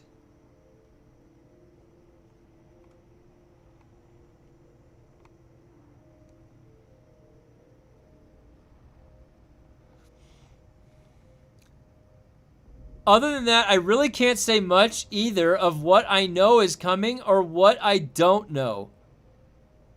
Oh my god, Lumpy! Hey, careful, man. There's a beverage here, huh? Hey! Get your Lego Ornithopter. Oh my I want god! to see some representation behind you. Lumpy Low. with the super chat. You guys make the community worth it. That's why I keep showing back up. Thank you very much, Lumpy. We will get to the bottom of this conspiracy with Dune Awakening, okay? We will figure it out. My God, thank you very much, Grumpy. That is so helpful right now. I can't tell you enough how much that's helping. Now you gotta go buy the Lego Thopter.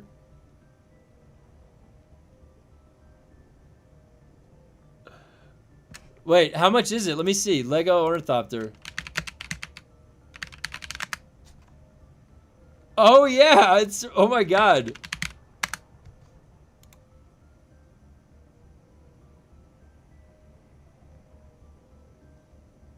Holy shit. 164 bucks. Yeah, you're right. This is a good game, but the devs have been on a permanent vacation since it released. That's a really good way to put it. Oh, that's a really good way to put it. Get that board out. Should I do a Lego stream where I'm like building something? No. Oh man. Hell yeah, Lumpy. $200 Lego Orny? I would rather spend that on 40K. Conspiracy board. Gonna get a lot heavier, my buddy. You know what, guys? Oh my god. You know what I should do? I should get a whiteboard and I should put a whiteboard right here. Right here behind me, and I should have it should be our conspiracy board. We should be thinking about what's going on and mapping it all out.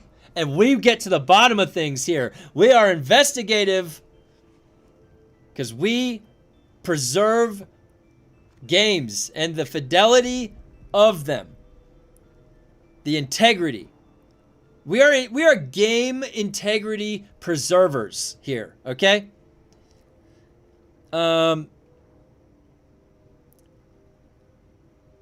It feels like the team that's been releasing updates for the last year is like the C team, and the real team that actually made the game haven't been around since the game released. That actually, Enrico, that's kind of what I've been rationalizing for quite a bit.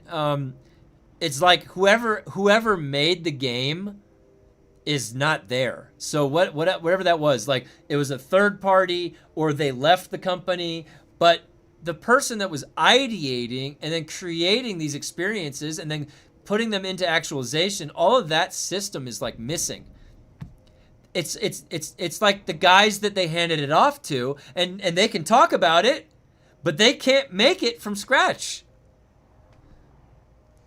And then we're kind of rationalizing that out all this year. Like, it feels like the guys making that made this, like the person that made Suspensor Blast and made Crippling Strike would have never just neutered it like that and then said what they said.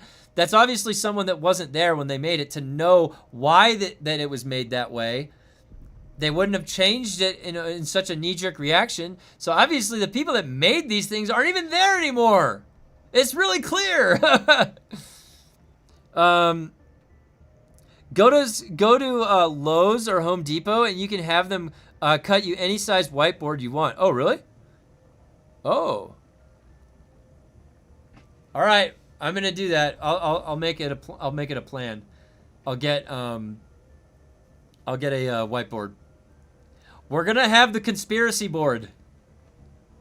And I hope that every new game other than Dune that I start playing, okay? Down the road, years to come, okay? Let's just hope that the game never ends up on the conspiracy board. Because once it gets up there, we are going to analyze the hell out of it. All right. I think part of the team is starting to work on the new developer update, whatever this, like, what does that mean? Are they working on the patch notes? Are they coding something? Like, what are you talking about here? Other than that, I really can't say much either of what I know is coming or what I don't know yet. So usually, generally, you don't say that second part right there. Why would you like call to attention the fact that there's something that you don't know? You would only say, I can't speak about what I know. You would just say that.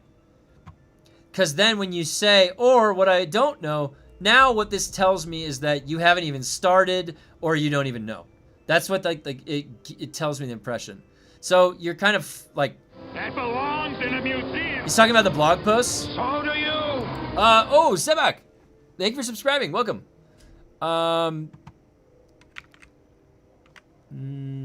They got to try and make it look like they did something since the... That's true, John. Absolutely. I've worked in situations before where I got this impression where it's an artificial inflation of fidelity because it's trying to make it seem a lot like it's a lot more than it is, right? And you can see, like, when you've got something, you're trying to make it seem more complicated than it needs to be. This is very complicated. And then you use these big words, and you're talking to the investor group, and they're looking like, oh, yeah, well, I don't understand it, but, you know, I trust you. That sounds pretty good. Okay. Yep. You see, it doesn't even need to make sense. It just needs to sound hard and sound complicated. So, yeah, they got to try and make it look like they did something. That's the thing. We've got all these Landsrad points coming out. We got this new point. Look at how beautiful it is. All this work we did for a month to build this, and you can come here once. So it's just like you just gave yourself all of that busy work of development time, and it's not even efficiently being used because it's not a place that you can just visit without a quest or anything like that. You can't go back to water. We're going to keep bringing water shippers back up because it's the focal point of a lot of this, of their development inefficiency.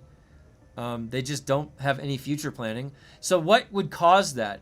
Well, some other team worked on that then, and they handed it off to Funcom, and then Funcom's like, oh crap. What do we do? This was too good. Like, what is this? It's like, I don't know how to code with this. It's like Tencent. Anything Tencent worked on was too complicated for Funcom to even work with after the fact. Maybe Funcom is taking over New World from Amazon. That would be a large... Oh, God. Honestly, like, get all of Funcom's projects handed over to some other company.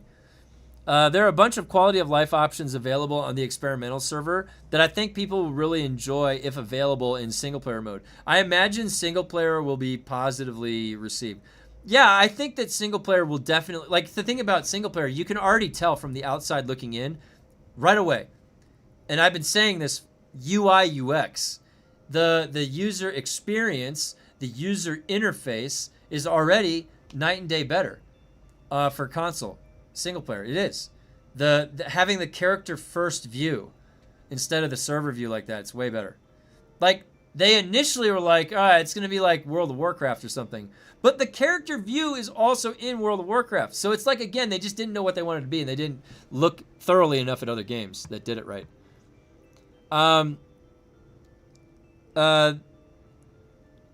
Okay, so... Oh, wait, let me get through some of these comments here. So, my buddy collects many Lego sets, Hogwarts Castle, Titanic, many others. Oh, cool. That'll be lit. Actual Dune lore. I mean, last 6 months of closed beta felt that way. Funcom lore. You should give us lessons on stream, twirling your mustache and holding coffee. Good morning, class. You know, every time that I would run a classroom or I would be working with kids, My angle was always like I never addressed the class much like a formal class. I would always just get kids excited about the concepts a different way with visuals and stuff. I would go up on the whiteboard and start writing. Yeah. So, yeah, it definitely feels like that. Night Team gently passing out over Dune, awakening as infant Joel spiking into the floor and trampling it to bits. Oh my god. All right. Oh my god. Look at this comment. Welcome back, Iggy. Hope you're well rested. Better be. It will be almost a non-stop sprint from here till the end of the year. Do you know what that speaks like? That speaks like procrastination. That speaks like someone speaking that has been delaying getting started for way too long. And now you got to tell yourself, well, I better be, because I got to sprint the whole way. Like, so I think they're about to start developing, guys. I think any day now. Any day now. Tank is done. It's just horrible. It's just horrible implemented since it's worm food as soon as it hits the sand. Yeah, yep, pretty much. Hey, cat. Crunch time.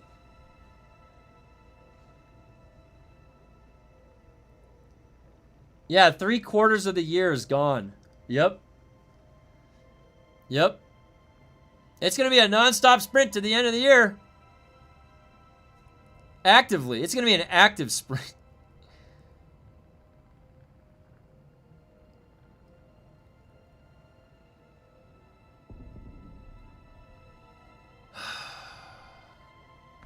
I have no doubt it'll be a busy time for all of you. I think... Wait, this was... What? This was 7 days ago? Oh my god! He literally only talked this, and then it's 7 days ago. With all the big games releasing in the next month, they had better have something big coming. Otherwise, this game will be dead once again for me and my friends, despite loving the IP. We're all... See, I'm in the same boat, man. We're all, I think, in the same boat. We desperately want this game to succeed, but it's just like they just don't get it. They do not get it. They're not getting it. How to make the game fun anymore.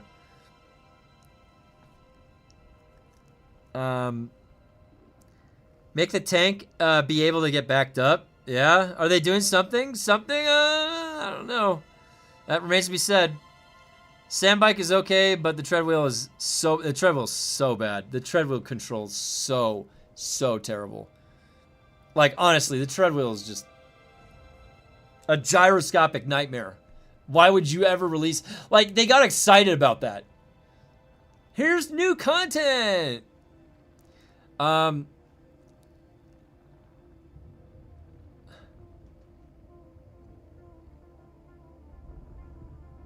Wait, what?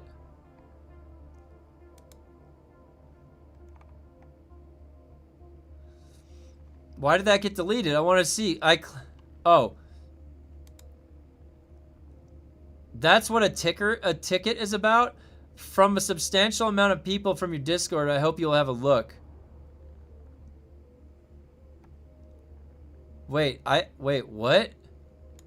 What is this a response to? Alright, I see no point in repeating myself. Wait. What? Why aren't these showing up here?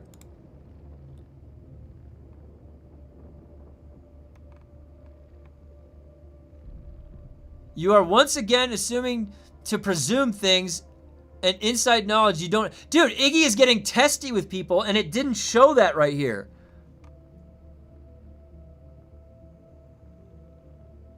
I can't just disclose things that have not been announced yet. That's not how it works, unless it's Joel. Dude. Shut the fuck up, Iggy. Once again, choosing to assume things, presuming an inside knowledge you don't have.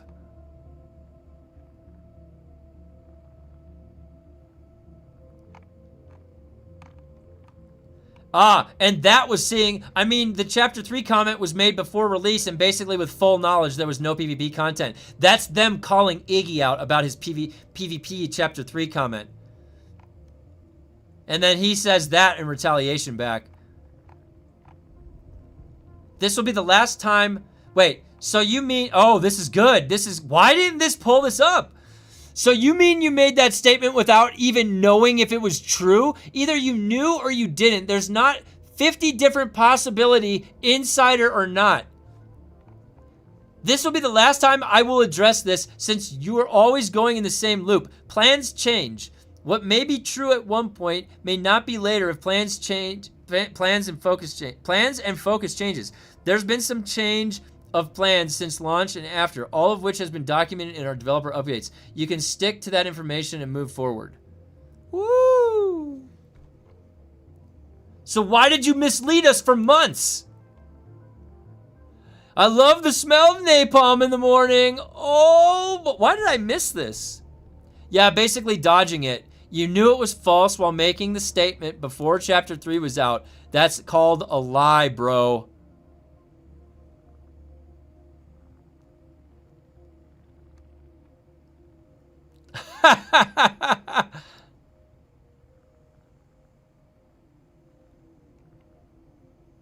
All right, I see no point in repeating myself when the other side really has decided the verdict. Take some time to have some coffee and stretch your legs. Like, don't you love somebody telling you how to do your day? Like you don't know how to do your day? Like, what are you, a child? Shut up, Iggy. They made us prepay for the meal. All right. It's been a while since I've read the update. Is there any updates? For now, I can't really say. The two major updates we announced we're working on are still not out. 1.510 and later the polar cap. We will announce more as we get closer to launch of either of these beats. That's an odd... What? Why would you call it a beat? Pretty sure he's saying that because he muted the other guy. Why are so many devs becoming entitled Karens lately? I don't know. There definitely seems jaded. He seems jaded, right? Like, it seems like he's... this is why it was 7 days before he talked again. Oh my god, dude. That's right. He just... Dude, what does this guy do? This guy gets paid full-time as an employee? He didn't say shit for 7 days. He had just got back from vacation. He immediately got into a fight with somebody and then disappeared for 7 days. What a great community manager.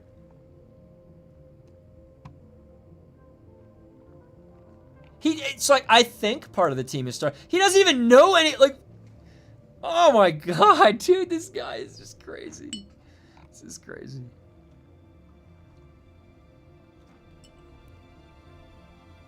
Well, this doesn't build any confidence whatsoever. Oh, wait. Here's all these comments down here.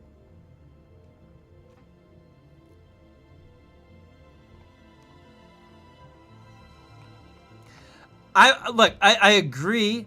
Plans change. Absolutely. And you need to adapt. What they are talking about is that you literally made a statement like a week before the fucking PvE first thing, and it said that you had all the PvP changes will be like relieved in Chapter 3.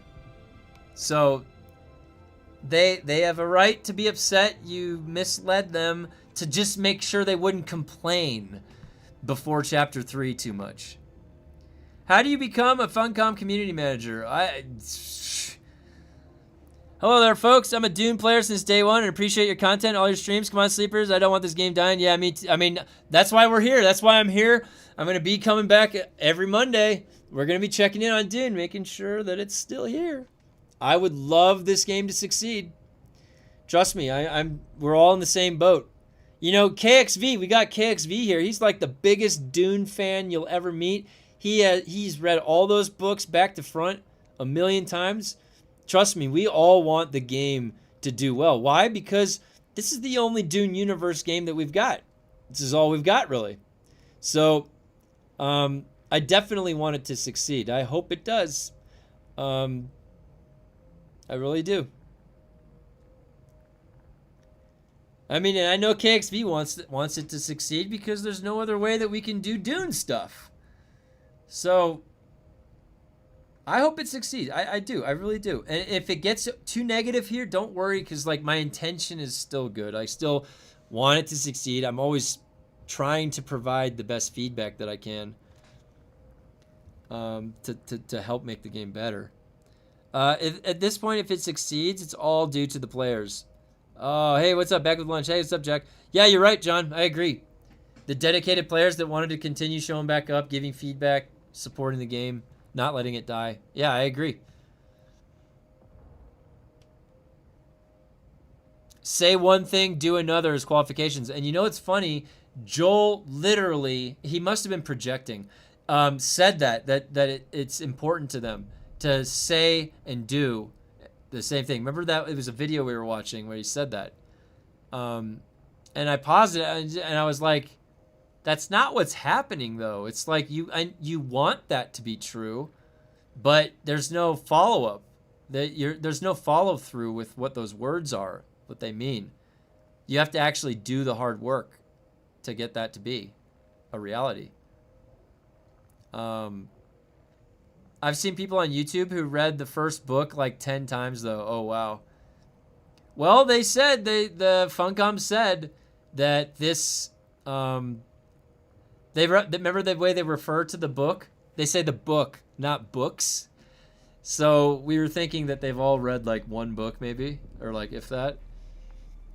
So, right, I gotta go touch your ass. Have a good soon. All right, see you later, man. Later, buddy. All right, let's see what we got here. Anything else interesting coming in here? Okay, so then this was the most recent up here. Let's see if I search it again.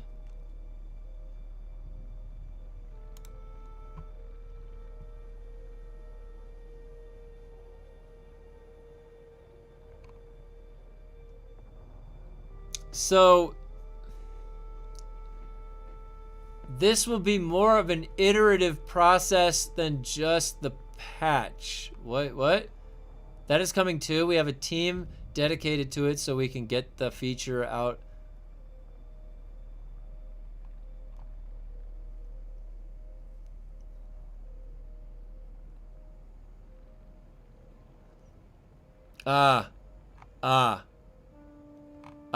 Okay, this. I think maybe this.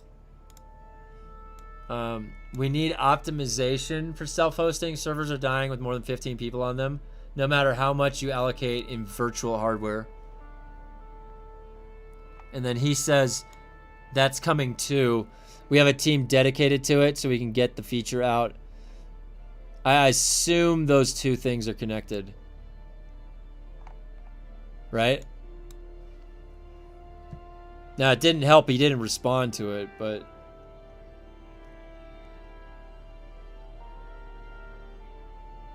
knowing the second book, it's probably my favorite, and Dune 3 is based on it, and a bit of the third book maybe.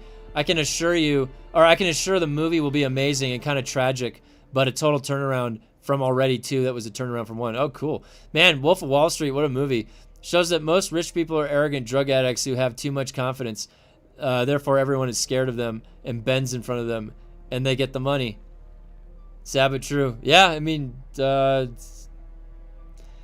power. That's part of the game of the world, and the drug scene, and then high influence, celebrity influence areas. Those are pretty seedy areas to engage with.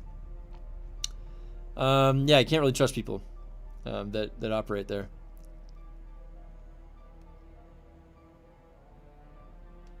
Okay.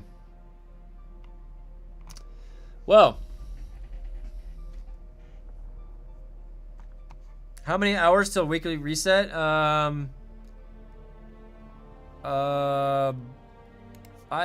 don't remember anymore. What is it? It says 15 hours. If that's the countdown timer, that's correct. All right, so this is where they are right now.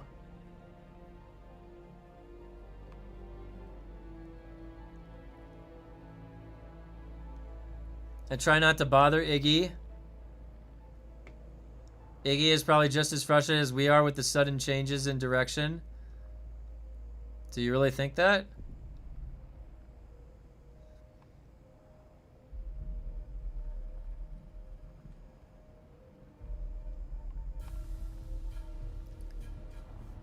I would really like to know what, like, Iggy disappeared for 7 days. Like, what? Like, they're obviously asleep right now. What's Iggy? Or is it? It's nighttime. What is he doing right now? Like, or tomorrow when he wakes up? Like when he gets in there, he basically did. Look at this. Right here. He got into the office at 1:48 a.m. on my time, so that's probably like what 9 o'clock their time. And then he spent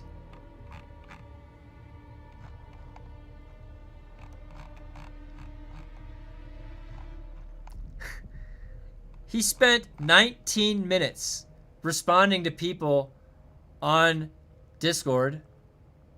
And then what? What did he do for the rest of the day?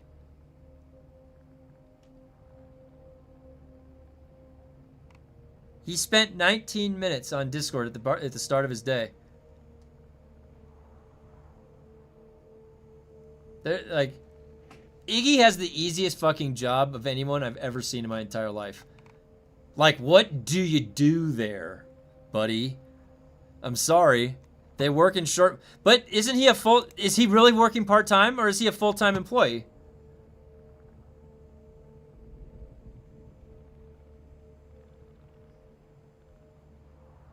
If he didn't get so offended, I'd say he took break.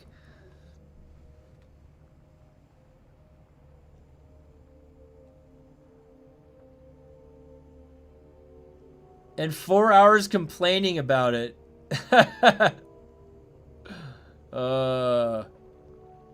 Has it been 4 hours? 4 hours and 3 minutes.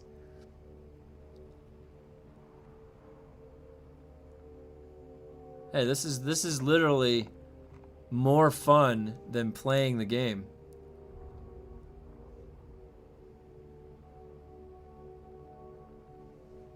Yeah. More fun than playing the game. I get paid by the messages. Well, everybody's got to show up. Everybody's got to show up and do the work. I've been putting in the work for Dune, all right? I've been showing up since day one trying to give feedback. Do you know, I had an original bug report that I've been trying to get fixed this entire time, and it has to do with knee charge. Knee charge has never been fixed. He's full-time, but being active on Discord isn't actually in his job description from what he said before. So I guess he just takes breaks when he gets heated. I'd be curious, like, so what's his role? If he's community manager, is it all localized in Norway then? Is that like where the bulk of his work is coming from? It's localized over in Norway, or is because it would have to be, right? Because if it's not in Discord, how is Discord part a job? Typing in there is just part of his job. What Reddit post is that? Wait, let me see.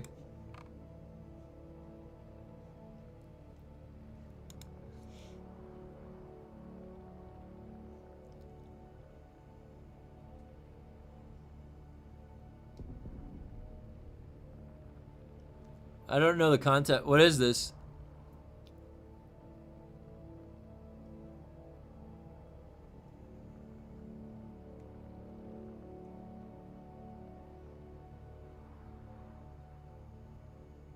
Oh.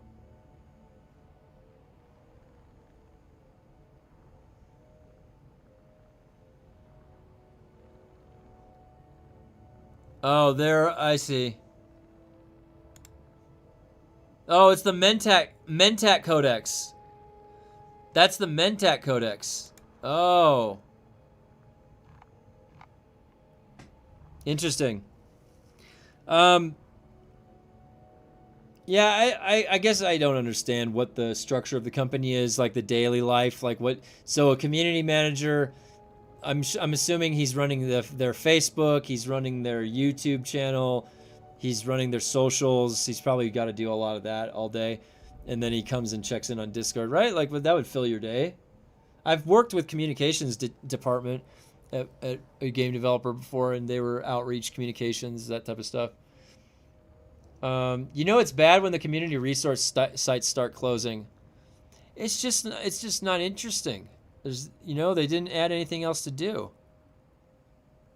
Iggy has barely done anything since launch. He can't even spell check his own blog posts. It just seems lazy. They just seem very lazy. And I can't tell what he does. They come into the community aspect of things, and they get into fights with people. And then he leaves for a week. But okay, so then what are you doing? Is he just like is he in an office sitting on Reddit all day, hoping people don't talk to him at the office? He tells people to take breaks and not play. What is it with community managers and doing that? The EverQuest community manager did that too.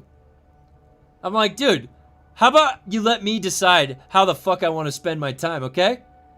Okay? If I want to sit here in my goddamn underwear for 24 hours straight eating Oreos, playing a shitty game that I choose, then I get to. Okay? It's my choice. You don't get to tell me when to play the game or when not to play a game, okay? Yeah, I hate when they do that. I hate when they do that shit. Go touch grass. You go touch grass.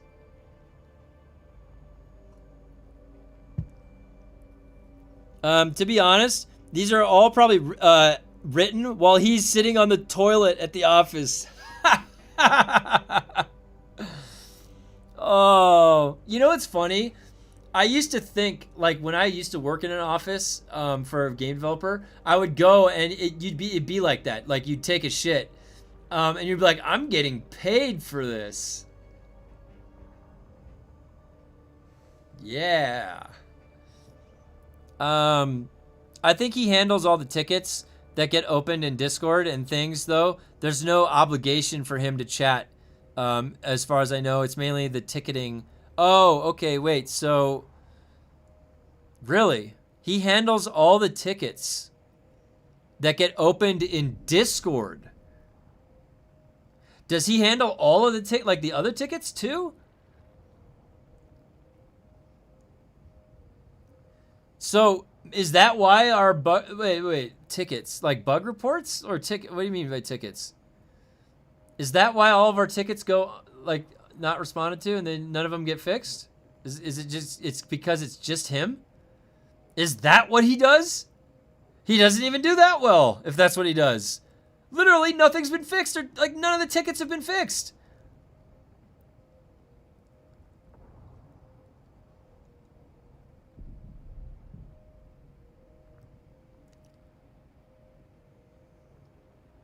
I do get paid. That's funny as hell. I told my wife it's my state mandatory duty.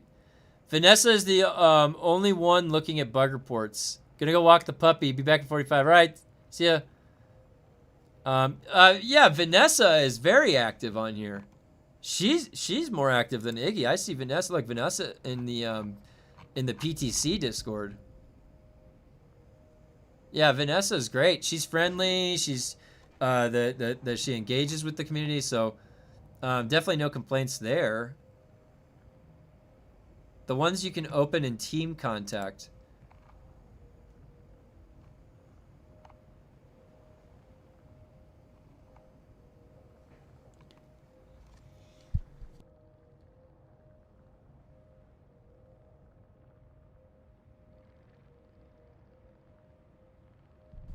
Can they please fix the Convergent spec mission? It's been bugged and you can't complete it. Oh, really? If it's not going to get fixed, it should be removed. Which category was that one in? players helping players.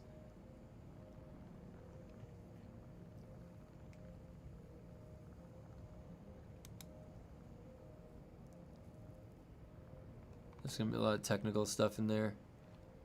Crafting, maybe? You have to go to 3 mountains in Haga. Oh, okay. I don't think I can see team contact. Where is that? Is it just not shown for me? Maybe I don't have it. I don't have it selected. Channels and roles.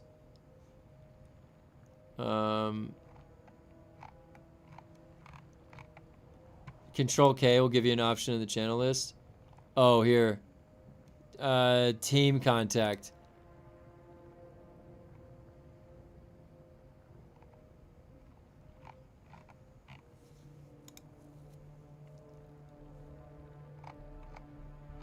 What is this?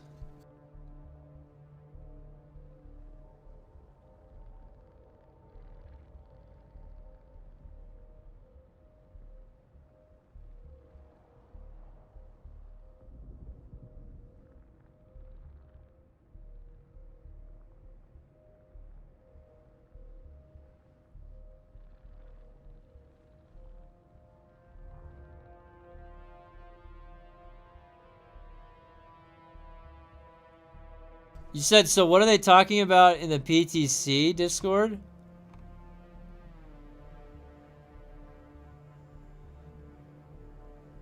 Well, let's see. Feedback.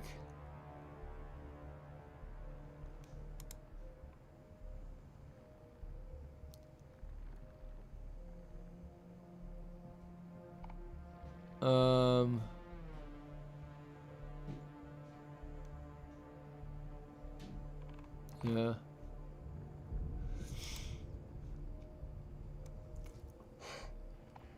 So let's see. Something about shields. Hold on, I gotta.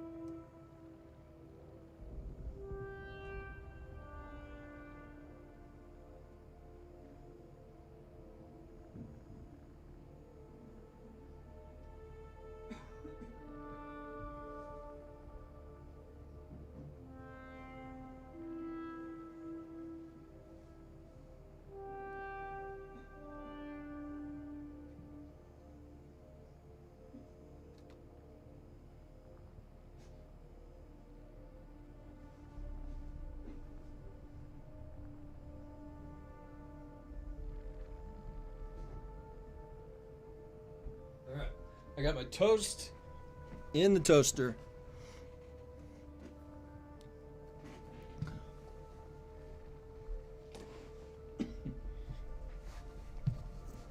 All right. Game is done.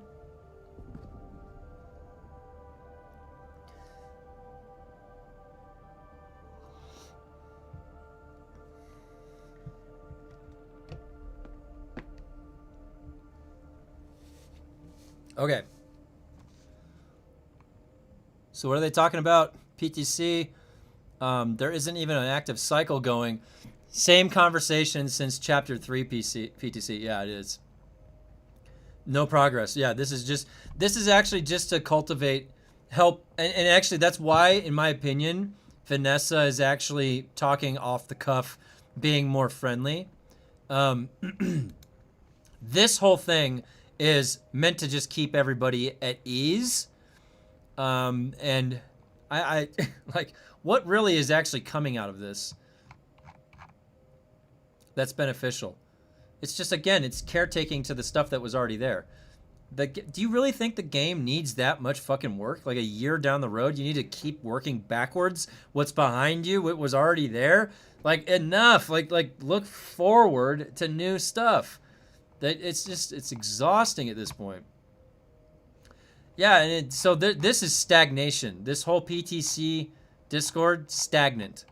It's still water. Still water. Don't drink it.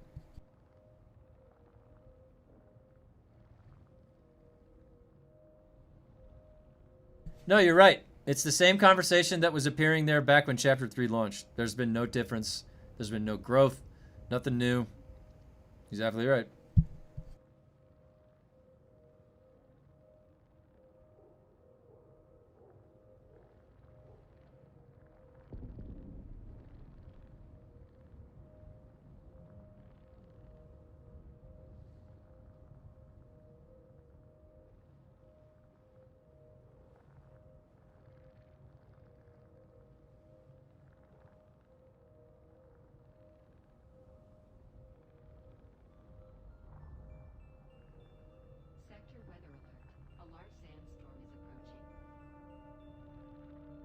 The game is fucking 40% off right now, too.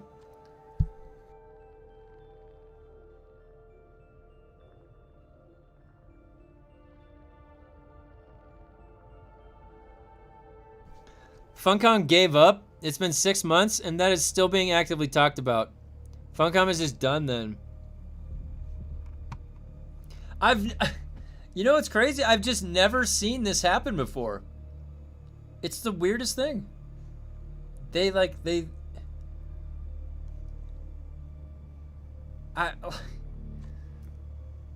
causing me to like think back on my memory about my own experience. Like, did I remember that right? Like,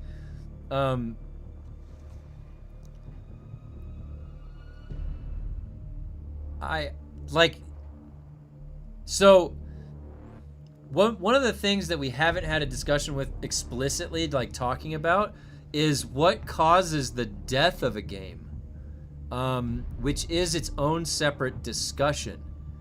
And I think that a lot of people have been, me included, I've always been reluctant to have that discussion, because you want to just give it at least till the movie. I mean, it would make sense because the movie's going to come out, and the movie, it will cause something to happen. So, but like legitimately, what causes the death of a game?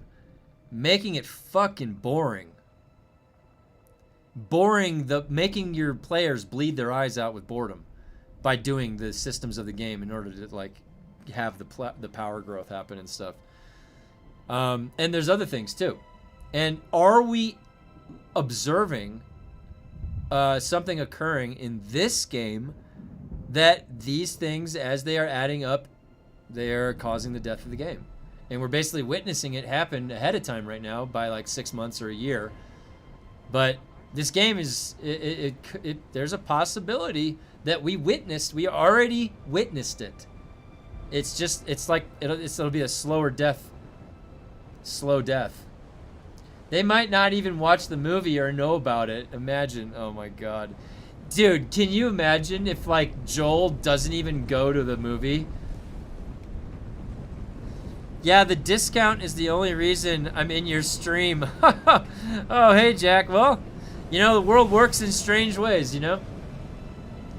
I would say $30. $30 is you'll have fun. You'll have fun for $30. Honestly, too, and like, here's the thing: what's the worst thing that could happen? Like, they actually start doing something. They start actually delivering fun content and surprise us. We're getting to that point where a lot of us are pretty hesitant to even think that's a possibility anymore. But they won't. That's hope. Yeah. Oh yeah. That's smoking that sweet hopium.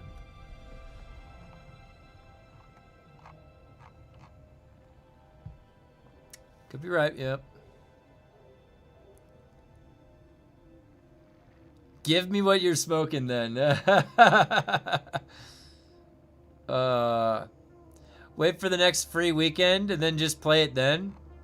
They might, yeah, you know, Jack, they very well could do a free weekend before the console launch. That might be. The game's dying because they're trying to do a live service game with no expansions, no cosmetic microtransactions for players to get skin into the game. Actually, yeah, Carver, what you just said is very accurate. They are trying to do a live service game with none of the appropriate services, right? They're just like totally relying on what was created, and that's it. And then they were just like, all right, the store's open. Like, you can just show up and come in if you want. It's like, it's not even that there's like a service happening. It's actually a standalone booth with nobody working behind the fucking counter. That would be a more accurate example.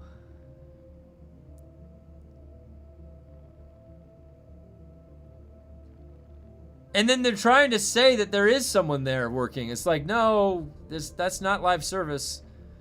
You have to actually give stuff to us for live service. It's not a tea set. That doesn't just, oh, we gave you guys a tea set. It's live service. That's live service for you. But yeah, I don't know. This game is giving me conflicting feelings because I actually don't know how I should feel. Part of me feels frustrated and kind of upset, and then the other part is like, do I even have grounds to feel upset? Because this game was like fucking $60 and that was it. It's like, or whatever. Like, they don't have any other. Like, they haven't charged me for anything. They haven't even tried. They're not malicious with microtransactions. I was desperately saying, please let me pay for cosmetics so that you don't die, so that I can get good development from you. Instead, I just keep getting we keep getting these boring experiences. And it's like, just put something fun. I don't even know what that means anymore. To be honest, I don't want to wait 2+ years to get the real Fremen content. Yeah, June, that's kind of disappointing, isn't it, to think about? I actually was looking forward to, like, the potential of Zatara's stillsuit, the bone armor stillsuit that looks crazy, to put something, to not have anything in the game at this point cosmetically that looks cool like that is fucking crazy.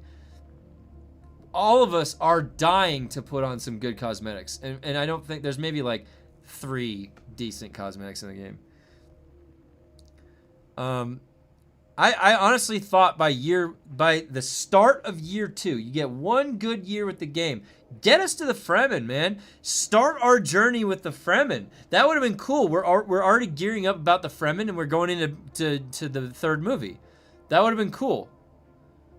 They are just so far behind. Where are we in this? Who the fuck knows? We're not going in. We got the most of the story that we're gonna get. That's it, guys. There's no more story.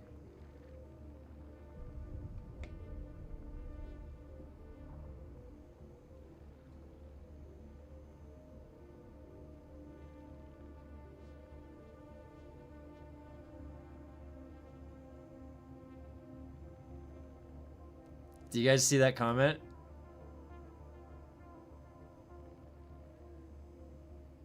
Do you guys see that comment? They just banned you for saying the game is lazy and console players need to know.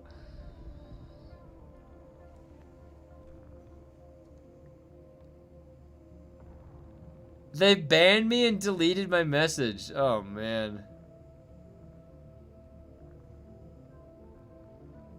Look at this, this interaction.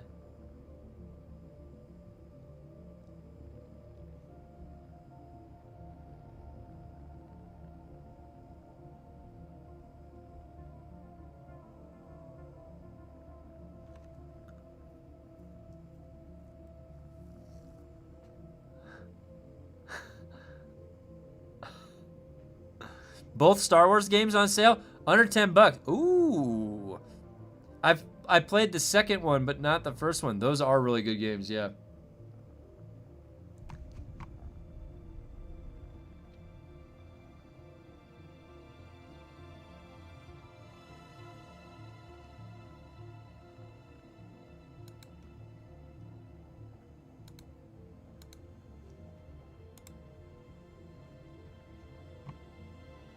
Crazy to think no Fremen yet. Most people's knowledge, if they're not into the lore, basically, Harkos, Atreides, and Fremen. I think most movies and TV didn't go beyond that. Yeah, I agree completely, Tux. I'm banned in their Discords too.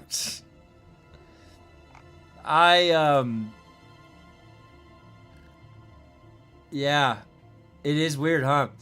It's almost like they should have had a third faction that was Fremen or something. I don't know. Or but the Fremen were going to be like Jedi, right? So you'd have like the smugglers as the third faction, and then everybody can become like a Jedi, right? Like that's the Fremen. What they need is better management.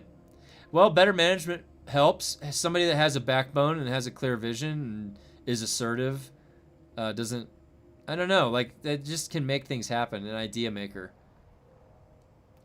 But you can't really, like, that's, I guess not everybody's like that. I mean, the guy Steve over at Digital Extremes, he's an idea maker. He's constantly making ideas.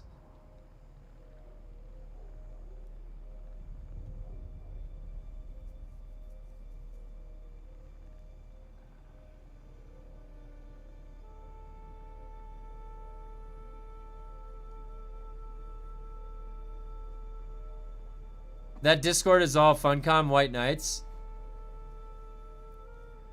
I just think that you should always have a one-to-one offering of your input where it shouldn't be affected by anything. You know, it's objective in a way. So it's like if you're going to compliment the game, you compliment it on its good merits when it's there. And then if you're going to critique the game, you're not critiquing the game because you enjoy being negative and you live in an environment of critiquing. No, it's because it's one-to-one. It's there to notice, and you see it and you comment on it, and that's the critique. So if it wasn't there to be commented on, it wouldn't be.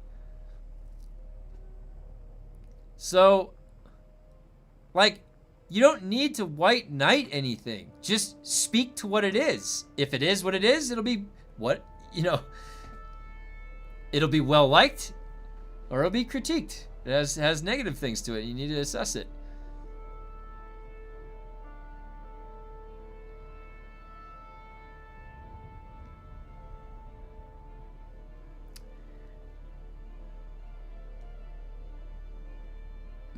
Yeah. You're gonna have to make the big choice in February, Kevin. God of War and Fable like the same week. I'm going Fable. Oh. You know what? That's actually a hard that's gonna be tough. Speak for yourself. I love being negative. Oh, grumpy. Fable's not looking too good. Oh, that's a shame. God of War, I think, is it the next God of War from Santa Monica Studios? That's gonna be amazing. That's going to be incredible. I agree. he's in our Discord, Hero. Yeah.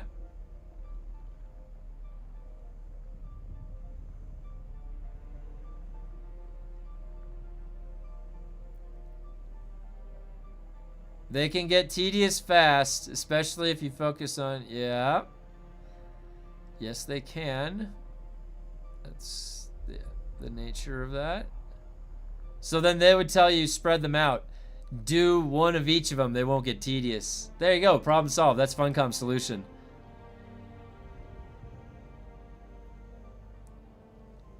Funcom's solution. Spread them out. Do you know? Well, I just know the colors. I know the colors. They're like ranked. You know, they're it's like they're promoted in the Discord. So like Spice Magnate. So that's them. Worm Speaker. Like there's like a hierarchy, and then you get up to the actual Funcom group.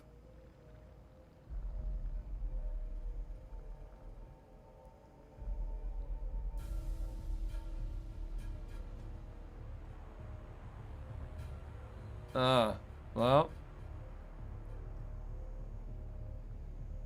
Yeah, I mean, you know, nothing wrong with her being an older person, but yeah, I guess, like, is she the one to be taking feedback from? Right? Yeah, I don't know. Yeah. Well, it's a strange situation we got here.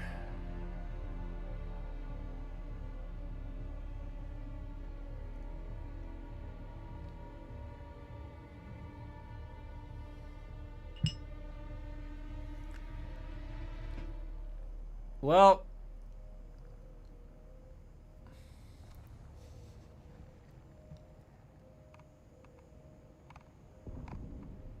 they haven't said anything since they've been back. They probably won't. They'll probably post something at the end of the month. What do they'll do? They'll do something for September. Specialization weekends. Yay. Okay. Tone shift. What's that? What was the tone shift? You comment. No, it's just because we're doing the Dune deep dive, and Mondays are Dune days, and I know, I've been listening. It's not looking too good. I just want to be excited again for it, you know? Oh shit, my toast! Babe! My toast!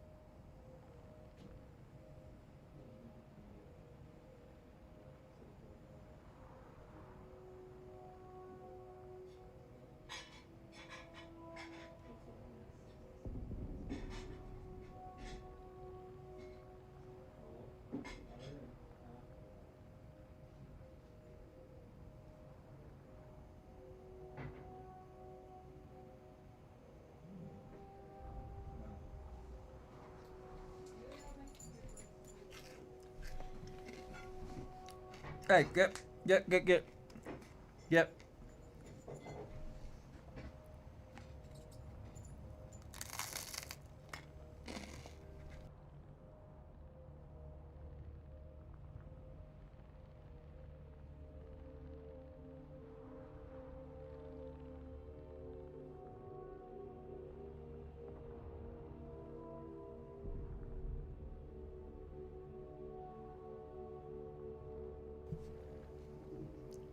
The timing was okay. It wasn't too far gone. It's a little crunchy. It still tastes good. I don't know why I'm leaving this up. I think it's funny, like,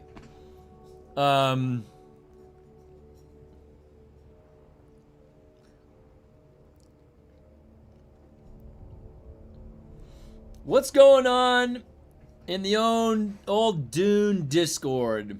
And it's like, oh, now I remember.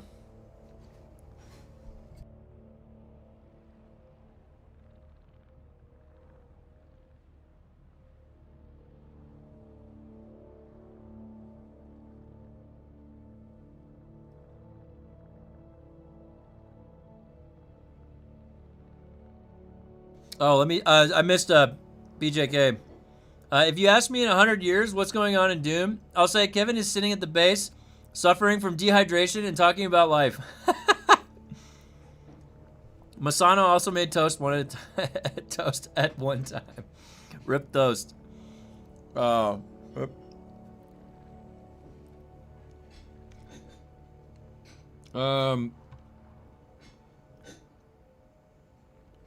If you leave this up every Monday for people to view, honestly, we'd get a lot of views.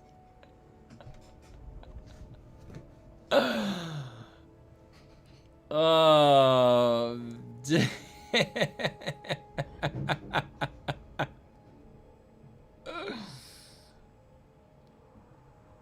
fine. Well, at least until I finish my toast, right?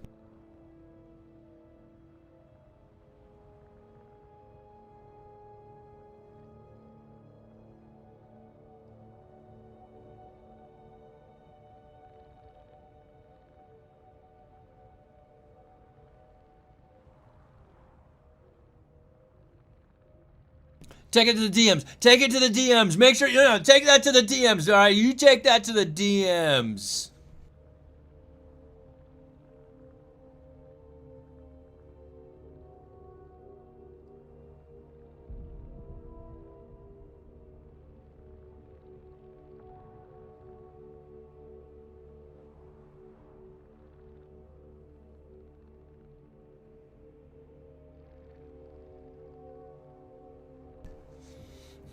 Did we learn anything today? I did. I said nice debate. Let's have a recap. Well, we did learn something today. We might not be getting any content with September 22nd like we thought we were, like the final story. We might not be getting that. It might just be single player and console. She's messaging me back through Discord. Said I don't ask anyone's permission to talk.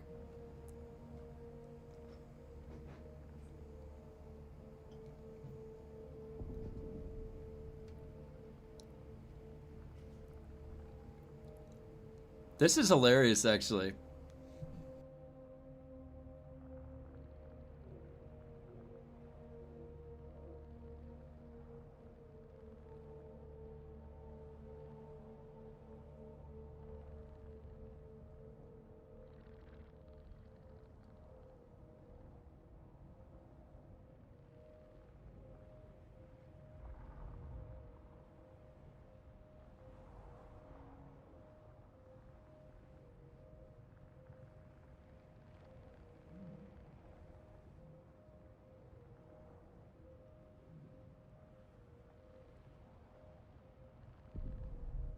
When you over-regulate moderation or over-moderate, you create these intensely siloed communities.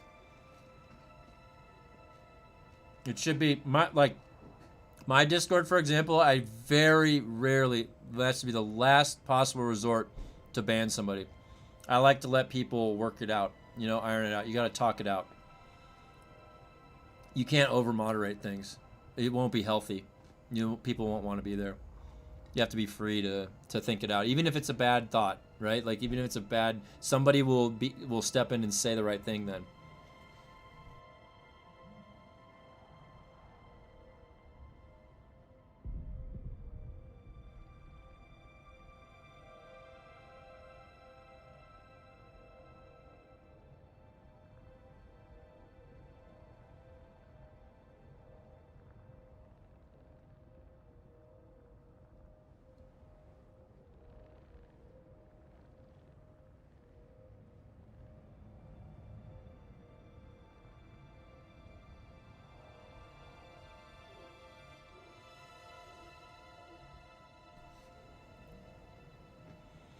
I like. You know what's funny? That guy. That guy's profile picture is Gizmo from Gremlins. Oh man, that's a funny picture. Gremlins was a good movie back in the day. Every once in a while, I'd pop on TV when you stayed home from school sick. What's in Gen 1? Let's take a look. Gen 1. Here we go. Oh wow.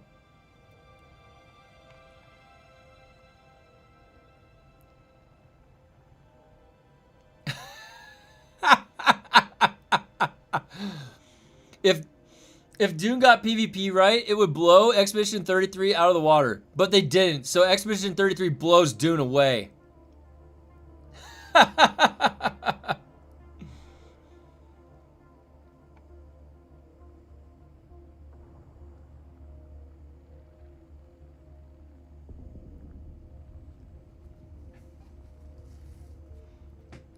It's fun to kick the Discord's hornet nest. Playing Dune is like watching your old dog slowly die. Just put it down, Funcom. It's suffering. Oh, no. Hey, look. It's Father Stone. I think PoE 2 is the best game this year by far. PoE 2 is a great game. PoE 2 did really good with that last patch. Expedition 33 is good. It's not that great, or it would have a huge player base. It's good. But it just has, it's like you once you finish it, you don't really have much need to keep playing. PoE 1, PoE 2 gets you hooked. Yeah, I agree with that for sure. Conan is their baby. That has way more players. Yeah. Devs don't care about Dune no more. Yeah, Adino, you might be right. That's what we've been investigating all day. We're just trying to see, like, hey, is anybody still there that cares about Dune? A lot of us are fans of the Dune universe, so nothing is better than Cyberpunk. I think right now, Cyberpunk is one of those games, I think right now, that is in a very good place as far as the single-player RPG experience. Definitely. I was very, very surprised at how well optimized the game is now, going back and playing it, compared to when I last played it. So definitely agree with that. Cyberpunk is a very, very good game.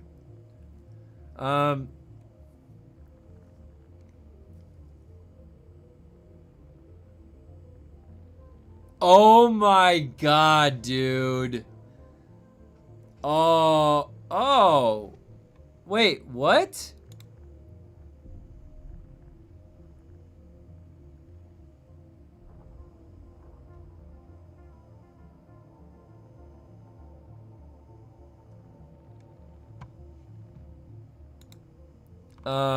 I don't know if any, like,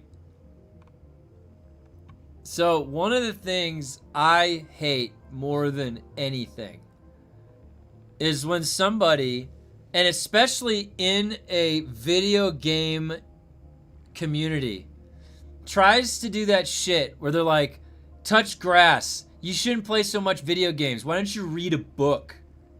Oh, I love when somebody tells me to read a fucking book, dude. Yeah, alright, so then now I know this. Alright, so this person, right? Why are they in a fucking thing that labels them as a cuck? Do you see that? What the fuck is that, dude? You literally put a tag that says cuck. How pathetic is that? What the fuck, dude? I mean, I personally think that that's an offensive word. I don't like that shit at all. Yeah, but go read a book. What does that even mean, read a book? What's that gonna do? What book? Okay? What mechanism then?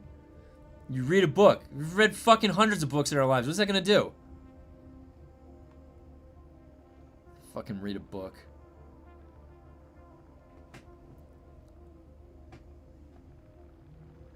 Steam charts say less than 10k peak the last 30 days. Yeah, no, humanity is doomed.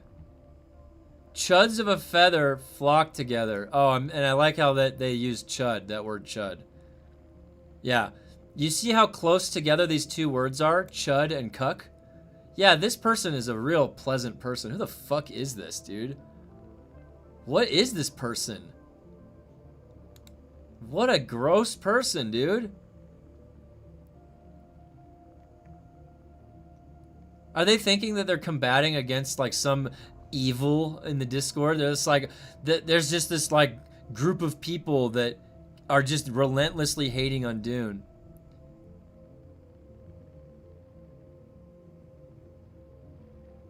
You know what's funny? And this person right here is what? A spice magnet, and they are actually talking sense. Look at that. I've played plenty of single-player games on PC, but you know, actual designed single-player games, not half-assed multiplayer ones being converted. Actually, that's very true to Dune, isn't it? Yeah. That's exactly what's going on. And you know what? The fact that you pointed that out shows that you have some understanding of how game design works, because you're correct. A single-player game that has spent the entire time being designed to be a single-player game will be a lot more fun than playing something converted to a single-player game, because there's going to be all these design intentions behind the scenes that don't line up to the single-player. They line up to the multiplayer lens. They had to. So this is spot on right here. Spot on. Sorvina's been calling out Funcom since launch, and she's PvE. Hey, you know what? You get points, Sorvina, from me. You get points from me then. I'm on your side. This person, I only see this person just kind of like combatively calling people out.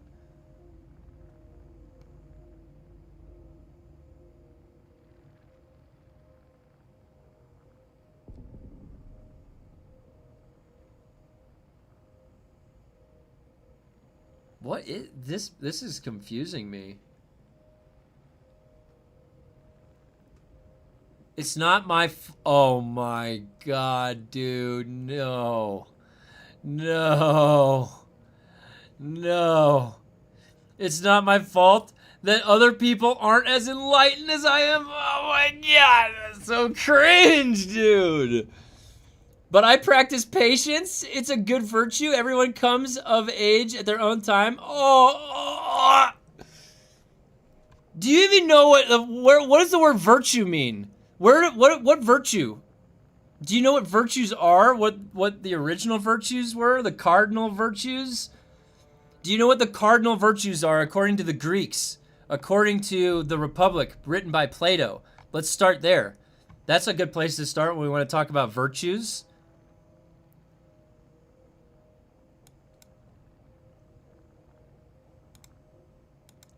Attention seeking. His ego is insane.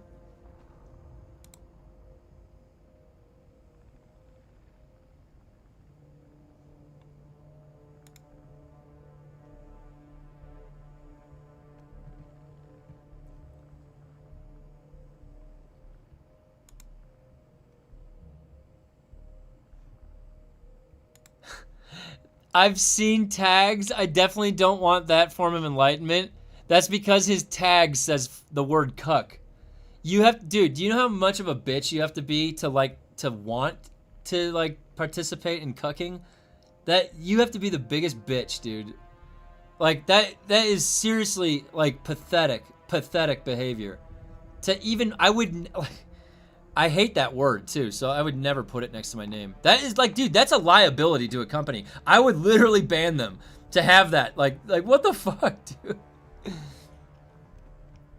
Oh my god.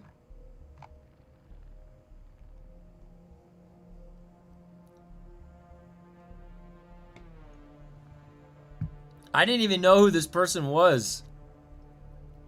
How long is it going to take single players to become stupid, bored, crawling large rings? It's not endgame. That's not. Yeah, Lumpy, you're right. You're right, Lumpy.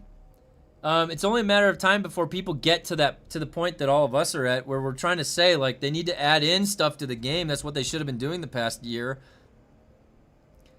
and they haven't. We need stuff to do.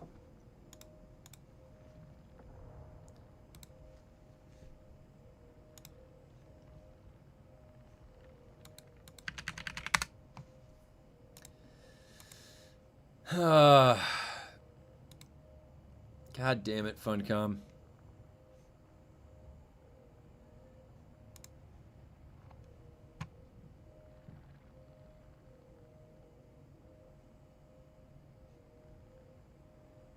That's the kind of person that gets off on watching the world burn and they still cry victim. Yeah, I don't like people like that. That's like, people like that are gonna make the world a very dangerous place. That's all I gotta say. Wait, where'd the other one go? Isn't there another one? Oh.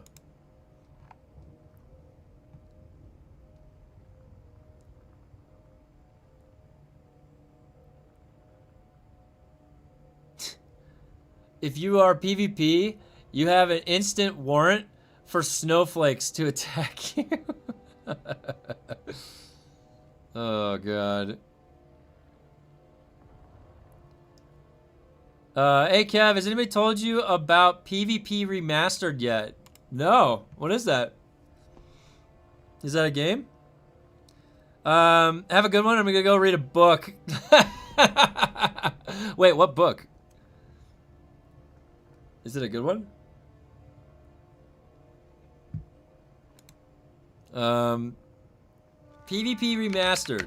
Is it a fan? What is it? PvP Remastered? Is this the Minecraft thing or is this something else? I've lost too many brain cells today. Yeah. I'm gonna go read a book at the gym. Playboy, oh my god. Yeah, so I'm looking at this. PvP Remastered. Is that what this is? This is on, Minecraft.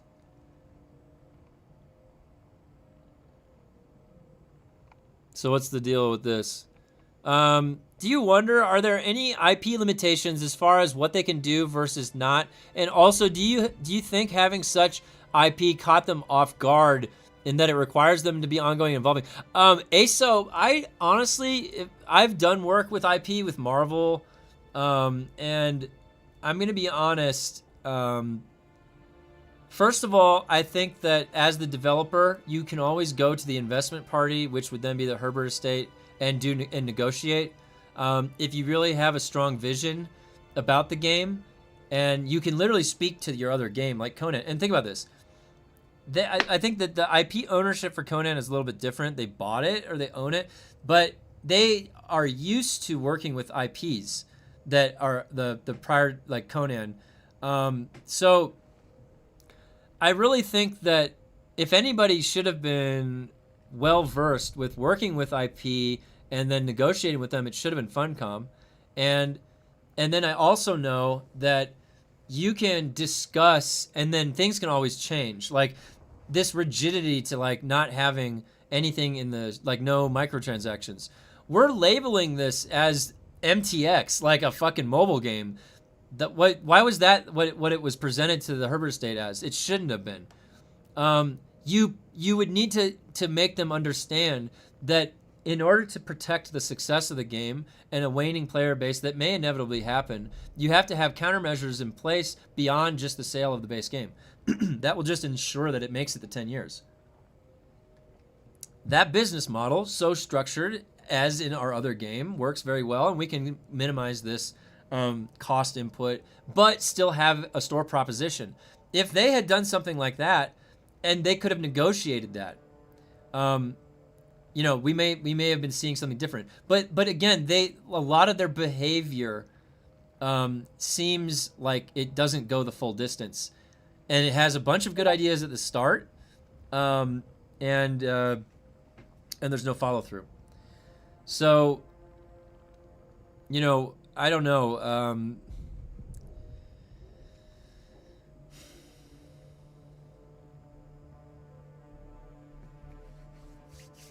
I think that there was a much better way to present the idea of a 10-year plan.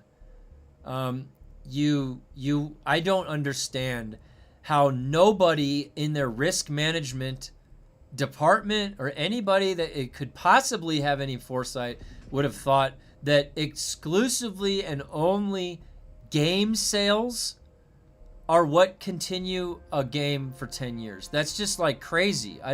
There isn't even one example where that's worked. So like, why did they think, so yeah, it's actually really confusing to me. If I had to guess, what probably happened is like what we were figuring out is that when Funcom launched Dune, how was the company doing, Funcom? Were they in the red? If the company was already in the red by the time that they launched the game, then when they launched the game, then those, like, that profit would have never been like noticed really and just immediately been absorbed. Then they had a bunch of layoffs because it needed to like triple the profit. It needed to knock it out of the park to actually make an impact of a profit, way more than it actually did. Why? Because they were in the red. Because they launched a successful game in the red. So then they had a bunch of layoffs. So now on a successful launch, you'd think that would be like a snowball effect and it would build momentum and build it and build it. But what happened is that they got gutted right when it launched because they went on whether it's they went on vacation, but it launched with only 180K. It could have launched with 500K. It could have launched with $1 million. And then they still would have needed to be there like a catcher's mitt to account for all of the hacking and then the service reports and all the problems people were having. But when that crucial phase happened, they lost 75% of their player base, and it had to do with that they were not there for a month. Sorry, it absolutely impacted that success. Because the number wouldn't have dropped as fast if they were all there. It just wouldn't. You're fooling yourself if you think otherwise. So they went into the game's launch in the red already, and then they went on vacation for a month and couldn't manage the hacking, couldn't manage all the stress that happened, and then evaporated their player count. By the time they get back, they have 3 weeks. Or no, it's like a month and a half, and then they have the major layoffs that hit. So it's like they got back from vacation, they gave them like 6 weeks to get their shit together. They couldn't. They fired a bunch of people. And then what we've been dealing with for a whole year now is whatever version of Funcom is left there to develop the game that they have a 10-year plan for that's live service. Now, when they went through those layoffs, they made there was a news article, and it explicitly said that none of the layoffs impacted the Dune team. It was from other places in the company. And that they actually reallocated more people after those layoffs to the Dune team. They said that. Whether that's a lie or that's the PR or whatever, but so that like, I don't know. It's like I said, it's been a crazy a wild ride. I've never seen this happen before, and that's why I'm almost like sticking around.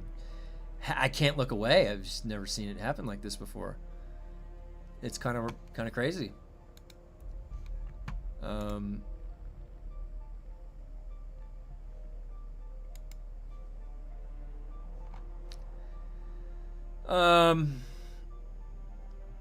Let me get through. Lolsey is reading the book too. Yeah, reading the books. PvP folk made self-hosted Dune server. Oh, settings are chapter 2, no augs, no specs, and Haga PvP is enabled. Oh, cool. Nefertep, if you want to post some information about that in the Discord, go ahead. I'll take a look at it. Just started. It's not even a month old. You can find it under experimental tabs of servers.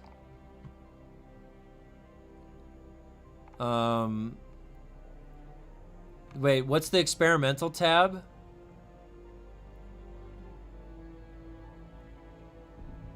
Is that not in the Discord? Is that in the server listing? Those vacations precipitated a lot of problems. Yeah, that's a good way to put it. That's a good phrasing. I haven't played Dune in almost 4 weeks. Yeah, I don't blame you, Lucas. The vacation definitely hurt. We saw this with Helldivers 2 on release as well. Oh, is Helldivers 2 also, is that company also in that area? Do they also have the vacations too? It's in the in-game. Okay, what's the name of it? Oh, it's called. Is it called that? Is it called the PV? What do you say? The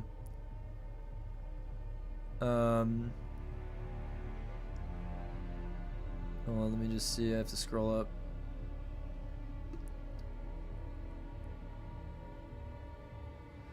PvP Remastered. Okay, that's what it's called. Helldivers is dying because the same shit Funcom is doing. They're refusing to listen to the players. Is Helldivers? What's the recap with Helldivers? What sort of changes did they put in that are doing that?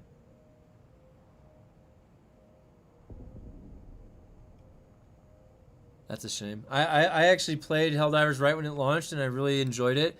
I actually just downloaded it last week to play with Grumpy and those guys. We had a busy weekend. There was on my wife's side of the family. There's some death that we had to deal with, so we had a busy weekend. But I did want to check out Helldivers 2. Yeah, Helldivers is fun. Yeah, it's definitely fun. What difficulty did you guys get up to? Do they still have up to 9? Is that what it is? The 9 difficulty? Balance sucks, and half the worlds you can't see because of the stupid fog. I played Helldivers 2 to level 150 with brother and friend. Yeah, Steam. I was the same way. I got to like level 75 or something with my brother. I remember when it first came out. I played when it first came out. It was really fun. Private servers equals service providers, Funcom partners, less freedom of customization. Experimental server equals self-hosted. Complete. Oh, cool. Thanks for clarifying that. Arrowhead just not listening to player base, and sad thing is it's the best game with friends. You can just pick up and play a session and just lose time. That was what my memory was of Helldivers 2, is that it was just really fun, and there was so much variability to what you might come across, the engagements, that it made it always interesting and challenging. And there's a really funny clip on my wife's stream where I came back and I spawned right on top of her and killed her just immediately. And then I pop out and I'm just like, hey guys, what's up? And I just come out of my pod. Oh my God, it's so funny. It happened more than once by accident. Totally by accident. Balance, as mainly single player with no friends, I don't mind if you can always find people in the Discord to play with, KXV. I think Dune is in a worse place than Helldivers 2. Yes, they have. Yeah, I agree, Grumpy, because I would still say to this day, Helldivers 2 is still fun. Like, you're going to be able, you can hop into Helldivers 2 and have fun. I don't know what I could do in Dune right now to have fun. I could actually torture myself. Would you guys like to see me torture myself? I could go fight Dr. Lemminger on difficulty like 40. Yeah, I could literally torture myself right now. I'll go into the darkness dungeon. I'll wait 30 seconds to zone into it. I'll slog all the way through it with my melee, and then I'll melee him to death. And there's a chance that it might bug out and I might get killed one shot by his shit, like right at the end randomly. And I'll probably just get all grade 4 loot. We could do something like that. You were doing 9s? Oh, cool. Grumpy, which difficulty were you guys doing? There's 10? There's 10 on Helldivers 2? Helldivers 2 is still just fun and chaotic. Yeah, I agree. I actually loved going against the Terminators. Those guys were tough. I had such a good setup. I had a great strategy the way I played. And then I saw a video of some guys playing like newer version of Helldivers, and they had some really cool drip, and I was like, oh man. I'm jealous. There's always Arc Raiders too. There is always Arc Raiders. I played some of Arc Raiders on one of the variety days on Friday. Fridays, guys, if you're new here, I do Friday variety days. It's going to be Mass Effect 3 for a couple of, maybe 2 more Fridays until I can finish it, just to make sure I get that done. But then after that, we'll spin the wheel again. If you have any suggestions for a game for me to add to the Friday Variety wheel spin, just let me know in Discord or whatever. I can add it to the wheel spin list. Friday Variety Days are meant to just change it up deliberately. Like, it's just to change the game up to... Because back when it was just all Dune streams, we needed a little mix-up because Dune was sort of having its issues, becoming a little stagnant. So, and then also, you know, I want to have at least one Friday... oh, yeah, Warframe. So let me talk about Warframe once I get through this. So I did want to do one Friday per month. And one Friday of the month is co-op. So we can co-op with the community. I would like to do that. And we can do anything. Like, there's even some things we can do with like 20 players. So anyways, just thinking about that. Now, you said Warframe. Now, we do a lot, because of my background in game development and ed tech and then curriculum development, design. I've done a lot of development work. I do like to do critiquing of game development, design, and also the actual companies and their processes and their behavior, how they treat their employees, how they're treating their player base. So now Digital Extremes is the maker of Warframe, and what I'll tell you is that we've had long discussions on this channel about Warframe and why it is arguably, you could say, one of the best games that is set up right now for you to play online. It just is. You have a company that respects its player base. The CEO is a designer and a programmer himself, creating things in the game. The community managers, the community directors, they all play the game. They all have characters they play. They love the game too. Why? It's a fun game. You get that if the game's fun. If you'll actually attract the developers to be in there and playing it when your game is fun. You know when the game is not fun, your developers don't want to play it. Like, yeah, that's I can make this game, but I wouldn't play this game. It's kind of boring, right? Like, so Warframe, just watch any of the Warframe streams, all right? They get the most excited look on their face to show up to work. They have their character they're playing. They get to talk about new features coming out. What a fucking job, man. I can't even imagine. You don't need to take vacation. I bet you have people there that don't want to take vacations. They want to spend every minute of their day in the office because of how cool it is and how much innovation and fun is happening there. Yeah, they have a Warframe con, the TennoCon. It's incredible. That is a healthy system. And a completely independent system. It doesn't need it. They don't need Microsoft. They don't need Xbox. They don't need PlayStation to buy. They don't need Tencent. Digital Extremes has it their own. They are successful. And other companies could take notes. Like, it isn't just artificial. They aren't just playing. The community managers don't have a character because they have to. They also like it. They probably all love their jobs. So, got a great idea, Kevin. Days Gone style MMO. Oh, yeah, that might be cool. I have videos of us playing HD2 on YouTube. Oh, really? Yeah, I just got killed by a drop pod. Is a super secret Helldiver Pro.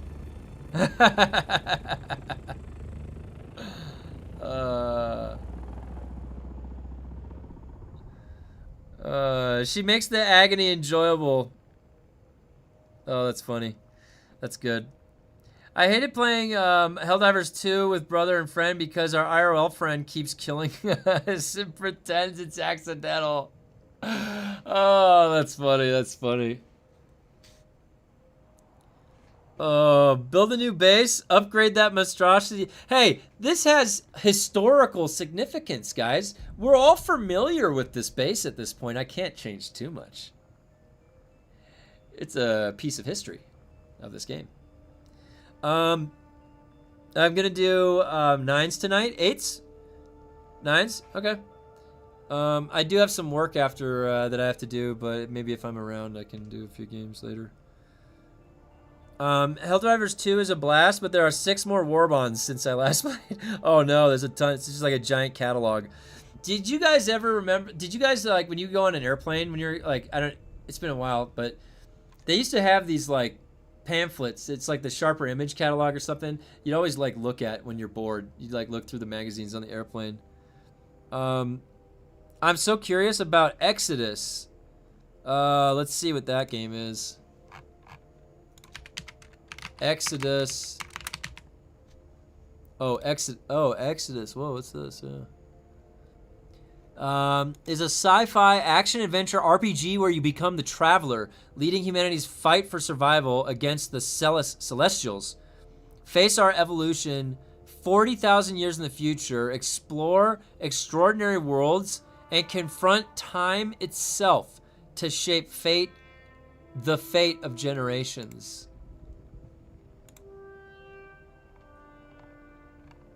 What company made this? This is their first game. Cool. Sounds cool. Is anybody else looking forward to that? That looks cool. Natasha used to stream Arc Raiders half a year ago. Oh, really? Oh, cool. Hey, you guys are in the Discord. If you guys are more than welcome to post your socials if you stream or anything like that. If you're into Wuxia, Wandering Sword is a cool semi-indie RPG. Wandering Sword, let me see. Well, let me wishlist Exodus. Oh, Exodus is already on my wishlist. Wandering Sword. I do like Wuxia. I love Japan, China, the RPG stuff. Oh, Wandering Sword. Oh. I've looked at this before. I'm going to add this to my wish list. Oh, yeah, Cinder City. We had that posted in Discord. Skiron posted something about that. Let me see. I'm pretty sure in my Discord, right here. Yeah. We had Cinder City signups for the alpha playtest. This is in our Discord here. And if... Oh, I gotta... The Discord information, I have a command on Twitch. So there is a Discord command on Twitch. Oh, yeah, and guys, if you didn't know, my wife and I, we qualified for the network test for Duskbloods, the new From Software game on Switch 2. I'm going to be trying to install a capture card into my computer so that I can stream that. So, but I said August 18th, but my wife and I got into this, so we're going to be checking out Duskbloods. If you know anything about me, I'm a huge From Software nerd. So it's my biggest my favorite game company is From Software. This is Elden Ring Night Rain. So I'm very much looking forward to Duskbloods. It's exclusive to Switch 2, which is the only that's the disappointing part. But I will go wherever FromSoft goes. They're gonna wander around, whatever. But yeah, this was the other game though, Cinder City. As far as I understand it, it's supposed to be like a looter shooter, right? Okay, so let me see. Let me just get to your comment right here.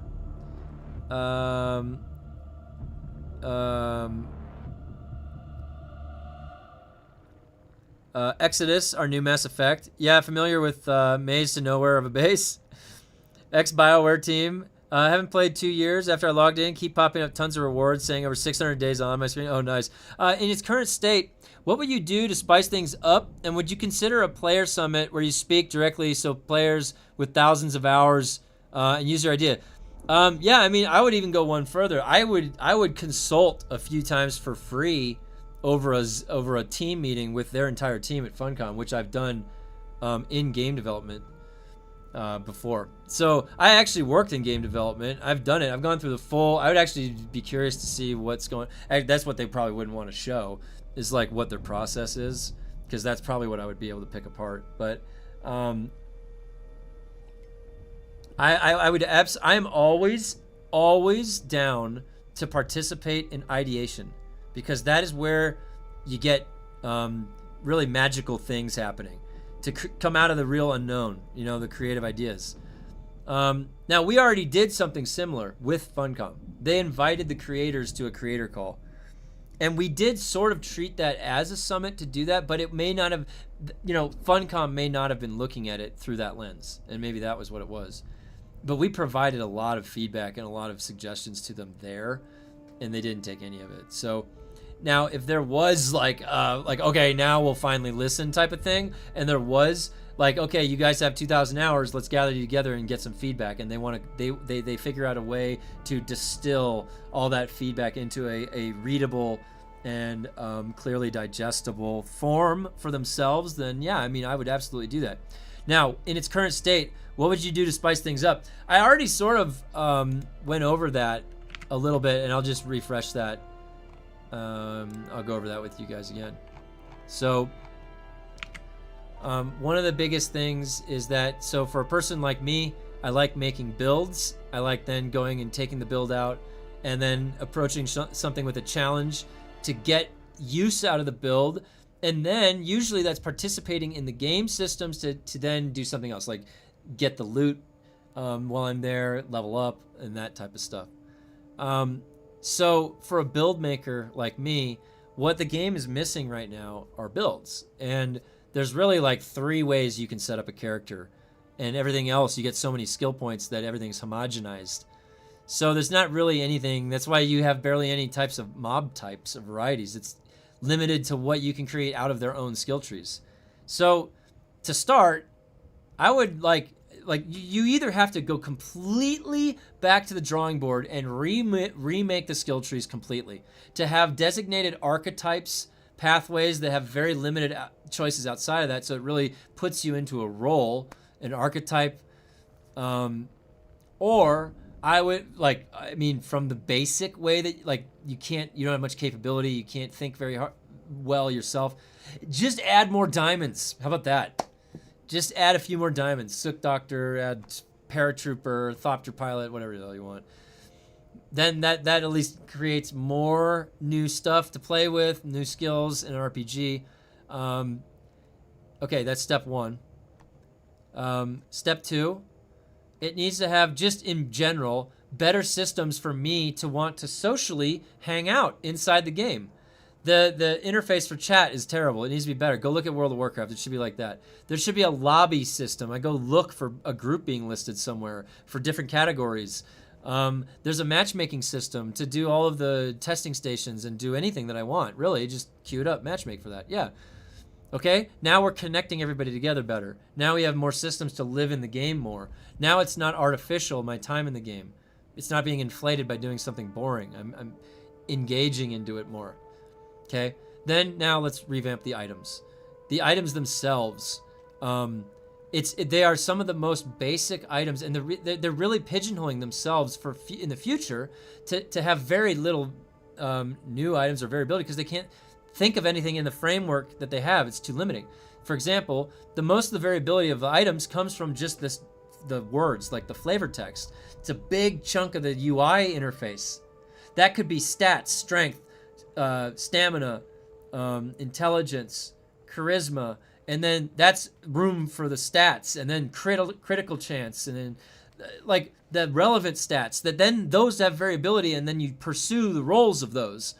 They don't have a pursuit of the item. The item is curated. So they need to revamp the items to actually look like items from an RPG. Why do items look like that in an RPG? It's because scaling and growth and progression, those 3 words are not mantras in the design philosophy. It's very clear because of how the items are. You've basically got like these blank, they're like blank items. Who gives a fuck about the stamina cost. Go look at a World of Warcraft sword. Does it tell you like a difference of a swing stamina cost? No, that's useless information.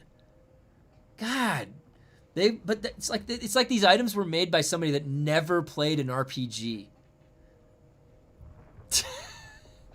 And then they tried to make an RPG.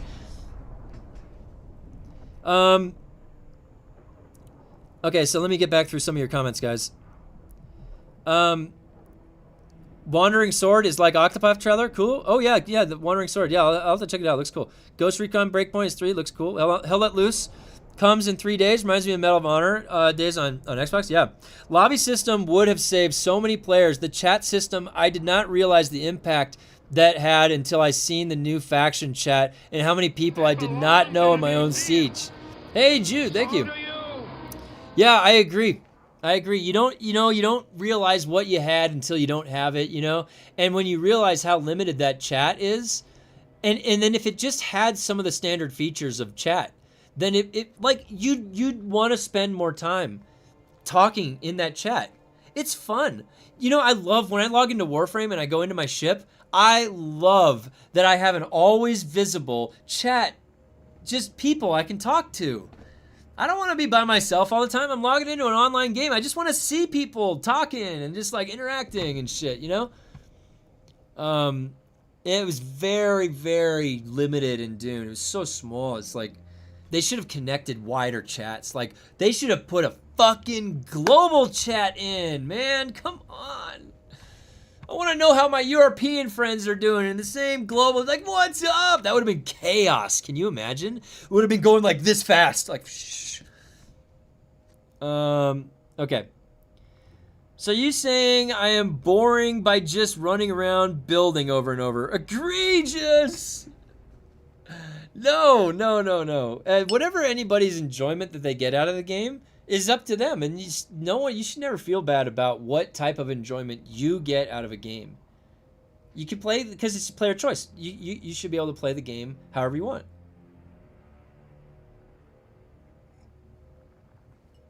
And if you like building, that's why, remember, Grumpy, when we were maybe going to have like that guild war, people don't like PvP, and there's nothing wrong with that. If you don't want to fight, then you can just like watch on the sides, just come cheer everybody on, and that'd be fun. Like it's just different roles. Someone's played Star Wars Galaxies. Oh yeah, well, so we have some fans. Actually, Cavill in here is the most knowledgeable, I would say, about Star Wars Galaxies. But yeah, in here on this channel, big fans of old, good quality games. Okay, I actually on my computer right now, believe it or not, I have Hellgate London, and I have Phantasy Star Online, and I can log into those servers and go play right now online with people. I can log into City of Heroes right now. I can log into my endgame character and go group up with like a shitload of people. There's hundreds of people playing right now. How is that possible? All those games are shut down. How is that possible? It's because fans of those games did not let them die when other companies shut them down. And that's the type, I like those types of games. We're not going to let them die. We still keep them around here and play them. Squirrel! Good. Next time you're in Helldivers 2, I won't drop a 380 on you. Maybe. Wait, which one was the 380? I haven't played in like... Wait, how long ago did it come out? It was a long time ago. I haven't played since it came out. So it's been a bit of time. So, how's this channel? Do we need to switch back to Dune 0?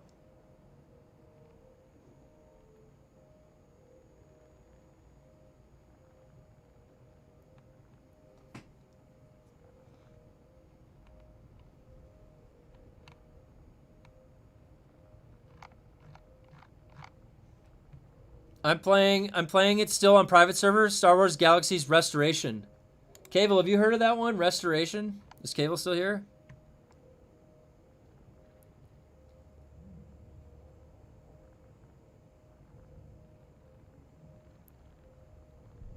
I bring 38 home.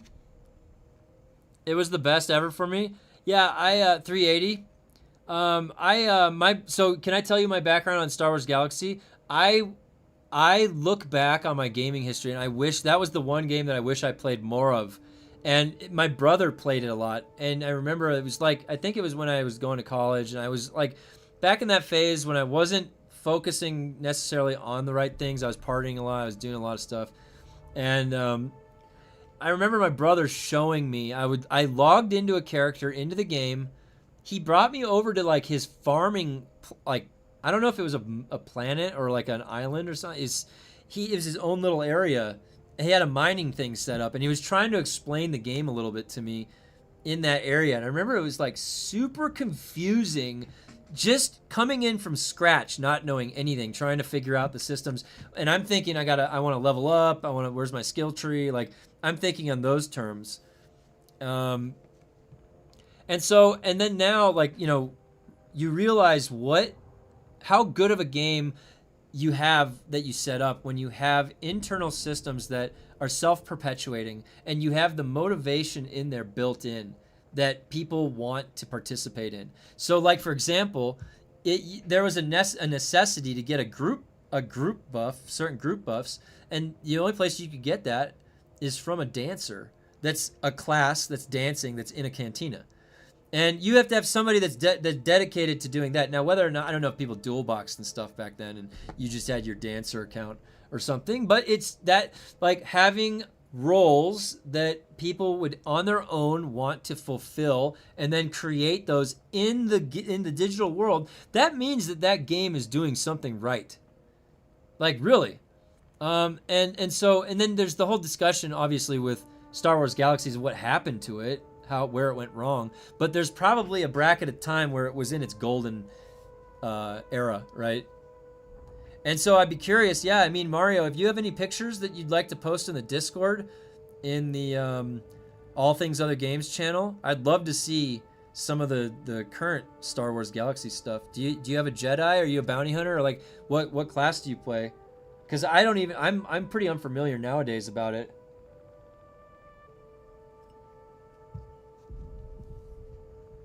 But I definitely would be curious. That's one of those fortunate things. And I think maybe, guys, part of me, that's why I'm having so much fun going back and playing EverQuest Legends. It's something like the Star Wars Galaxies thing. Like, if you know about it, you know what to appreciate about Star Wars Galaxies, like what it did so well and why. And then when you look back at some of those older games, the way they made them, they just don't make them in that way with those intentions anymore.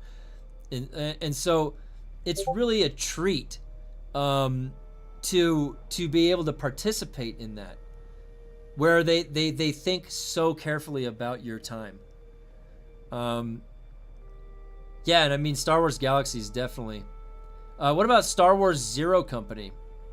You said you got a Jedi Dancer Artisan and a Creature Hunter. Oh, that's not... Hey, can you post I don't know if you're in the Discord or not, but if you want to post a picture of your characters, I would love to see what they look like. I'm big into the fashion of the game, of games in general. I always try and look cool, gotta look the best possible.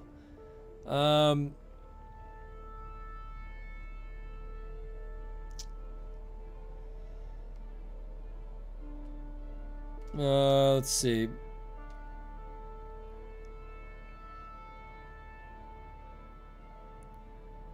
Games are made with profit as a priority, not player enjoyment, unlike a decade or two ago. Yeah. Grumpy, that's probably exactly what it is.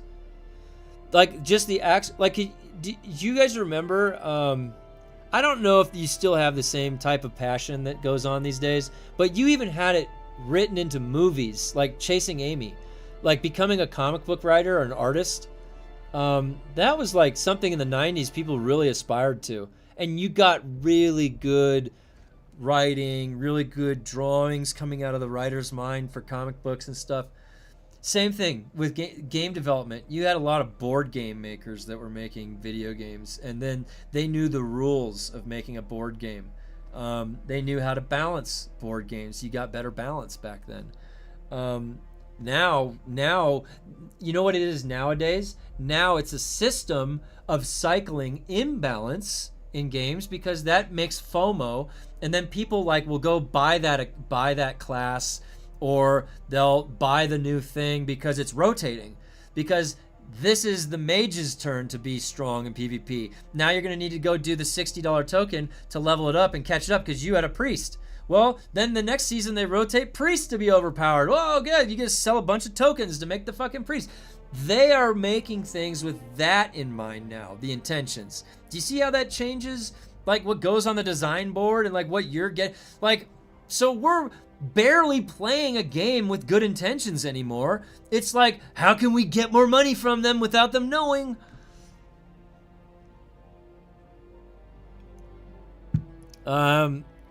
It's crazy. Hey, you know what? That's some of the best days. We get to just hang out. And the thing is that like some days playing games, I have to realize something, right? I could play a game and get my own personal enjoyment out of it. And there's things I could do like that. But then I'm not really engaging with anybody. I can't like talk to anybody. It's not really fun. And so what does the audience really get out of it? So the audience either has to be okay with just sitting back and watching me, because maybe they just want to see me play the game. Like they want to see my experience through this game. That's interesting to them. But then there's also other days where I can have a much more personal interaction with everybody and take the time one-on-one, and we can have a discussion about stuff. And some days those discussions go a little bit farther and there'll be less gameplay, but it's actually just like hard for me to have gameplay when I'm giving my brain that much dedicated focus to what I'm thinking about, because I'm really trying to not half-ass what I'm thinking about with you guys at all. So need better balance these days. Yeah, I agree. Absolutely. And actually FromSoft is one of the companies that's really refined their balance. I mean, you could still argue it still might be a little bit too hard for the average player, but I come to the Discord, but not today. Need to sleep now. Okay, no problem, Mario. Some days I barely want to play anything though, yet I always want a game alone, rarely with my buddy. Yeah, and you know, some days I'm in that mood too, where I just need, like some days my buddies will want, hey, it's PUBG day, like let's group up, come on. It's been a few weeks, and I'm still in that mode. Like I got stuff I got to take care of. I had a busy day. Like I haven't gotten to play what I wanted to play. I had things I had to do. You always have like some always going to-do list, right? With the upkeep of your games or your characters and all that. At least I do. Yeah, so it is interesting seeing how that works. Like sometimes you'll be in the mood for that, others not. But I do appreciate the days where it is more engaging, where like people are talking like they're interested, and actually we can have some good discussion. Because really that's what I'm after in life, okay? I'm not trying to get rich. I am after insight, all right? I just want to know as much cool shit as I can while I'm here, okay? It's my only time to be aware of things, so I want to be aware of all the cool stuff. I must admit, Kevin, with you and Skiron, these game designers see a whale. You just need new drip and you are hooked. It's like $10. If they really wanted to, they could be like, this is the actual cost of human clothes. Here's $75 for a pair of jeans. Here's $45 for a t-shirt. And if they did that, it'd be like I bet you that inflation could actually drive games to do that at some point in time. I bet you in like 100 years. And people would pay for it. But here's the thing. It's not the same though, Grumpy, because you get to decide where and when you can pull the trigger on spending money on a company. And it isn't just as simple as them duping you. Most of the time. Sometimes, and you know, you could decide that this is fair. The way they've set up the business model, how much I've paid, and how much I'm willing to give now for like, I don't know, a $10 cosmetic. Now there's a judgment that you can make that this is fair. And then, you know, if they're treating you fair and the company's just it seems like they're making the right decisions and they're not taking advantage of my time. Then it's like, all right, well, I don't mind spending money on this company. They deserve it. They deserve it when it's like that. Okay? So when it's your own decision. Now, when they are forcing that decision or they are behind the scenes manipulating you to that decision, that's different. And that is shady. Then you are being taken advantage of and it's not genuine, it's not real. But yeah, I mean, I honestly think that there definitely can be plenty of cases that you can find that a company is operating under fair business practice. They are treating you with respect, and you are fair game to spend money on them. There are definitely other cases where spending money on that company will only further enable bad behavior. Absolutely. So there's also that as well. And it's really like we have to decide, you know, which company we're dealing with. It might change. Our opinions might change to the company too. Grumpy, you on Cetus? Grumpy does have Warframe. Grumpy does have a Warframe character. Oh, you're not talking about Cetus from Warframe? You're talking about the server? My mistake. Did you know that Cetus was a location in Warframe?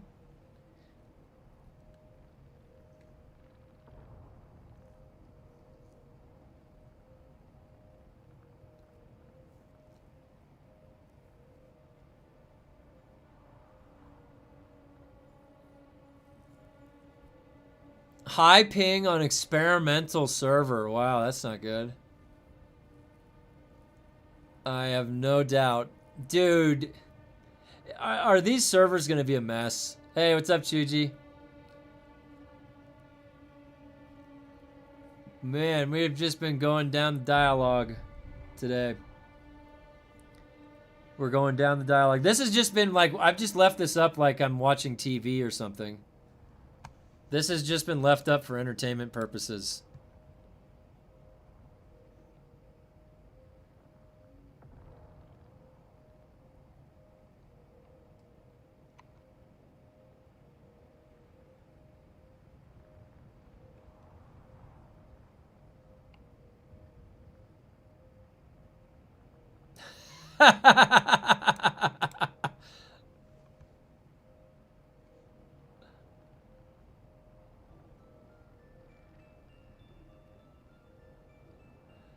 Oh, dude, look at this follow-up comment. What kind of people are there? God damn, dude.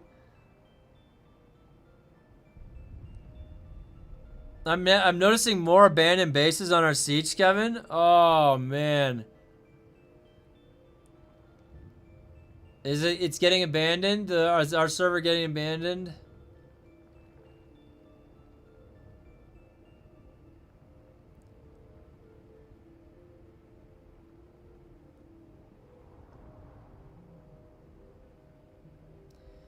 I have better ping on this server, East Coast, than the one I was on, Mountain, and that's where I live. Oh, wait. Yeah, that's weird. I wonder. And you, Grumpy, what's going on? Care to explain? Nothing really. We've just been, Monday is the Dune check-in day, so I just was checking in with Dune today. And we got carried off onto a long-ass conversation. Hell, 5.5 hours of conversation about Dune. It's been a lot less active over the past 2 to 3 weeks. Yeah, but son, not really much. So far, like, the only new thing is that we did look at from Iggy. We wait. From Iggy, we did do this, son, and we were going through.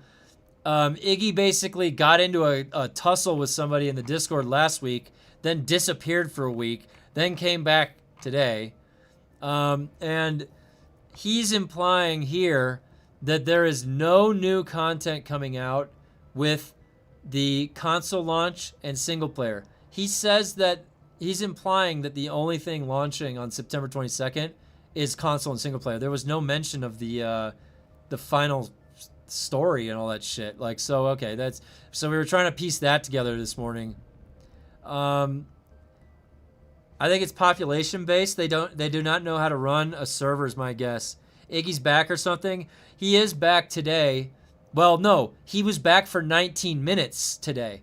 In the very beginning of the morning when he first started. He got in there at 1:48 a.m. my time, and then he was in there for 19 minutes, and then now he hasn't been back in the Discord all day. Going back, if you need to feed the pups. Okay, Grumpy, I'll see you. So yeah, Iggy came back. He was missing for a week, and then Iggy came back for 19 minutes. So yeah. And then we were just sitting here like looking at the chat after a while because it was so entertaining. It was just like a bunch of degenerate talk and shit. We're just like, holy cow, look at all this stuff. So then I just got sidetracked into conversation, watching the general chat from Dune Awakening Discord. It's been quite an entertaining day. I remember final chapter will be in the later this year, December, not... am I remembering it wrong? I thought it was on that infographic. Oh yeah, exactly what I said. No new content for console launch. The polar caps will come around. Yeah, son, that's what you were saying, remember? I remember that. Iggy could only take the general chat for 20 minutes and didn't he ban Yeah, there was a bunch of people that got banned. And he was there for 19 minutes and then left. He's the worst. They did say that earlier. I can't stand that asshat. I just don't read them. The Discord is more entertaining than the game. Yeah, that's what Ghost was saying, and that's why I left it up. Dude, it's like we're watching TV on our Dune Monday. It's hilarious. The Discord, yeah, that's what I said too. Yeah, Rico, yeah, you were saying that too. No new content. Yep. We respect. You know what, guys? You were speculating that. You were speculating. I honestly, I didn't really want. They showed us an infographic that had it on there, like a drawing on there that showed it, and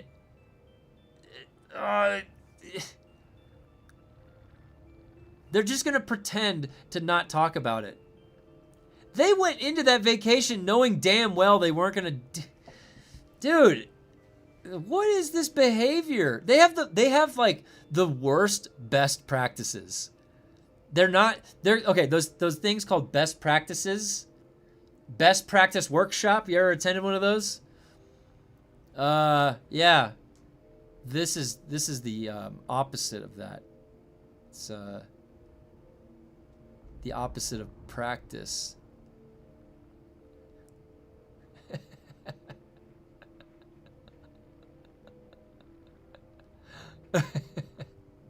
Wait, are people realizing that I had the Discord chat up now in the Discord?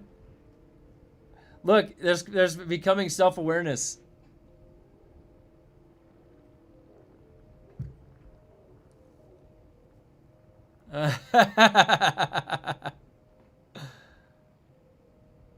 Can we ignore them for a while until they willingly give us attention again?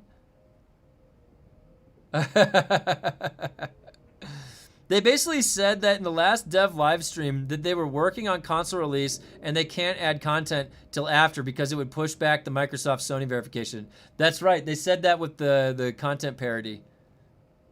That's exactly what they said.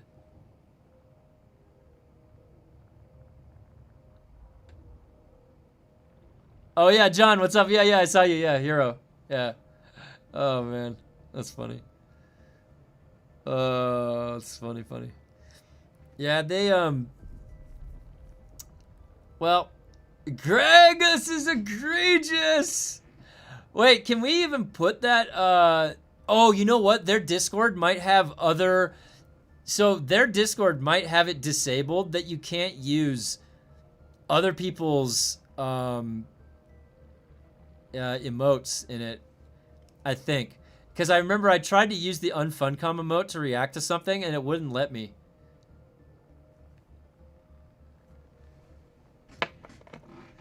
Oh, man.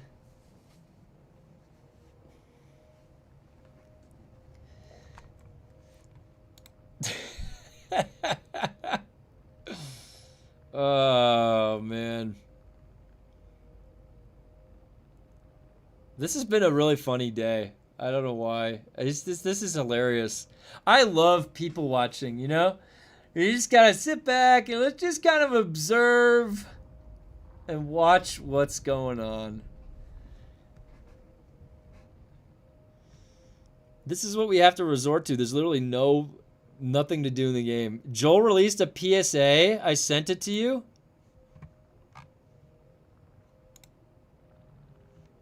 Oh my god. What is this? We've heard your feedback, and quite frankly, you all sound like a bunch of fucking pussies. You want balance? You want content? I want a fucking vacation. Oh my god.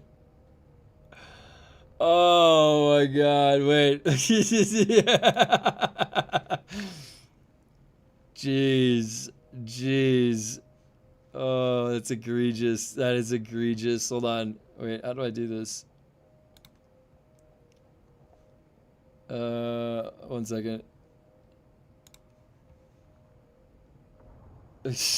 We've heard your feedback, and oh my god, it even looks like him. Dude. Media player, was that the one?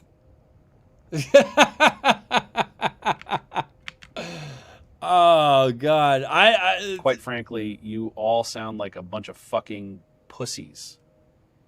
You want balance? You want content? I want a fucking vacation. We've heard your feedback. Oh, thank you for sending me that. That's funny. Oh, that's good. That's good. The player count? Wait, what was the player count? Wait, hold on. The Four Loco. Oh, wait. Hold on. What is that?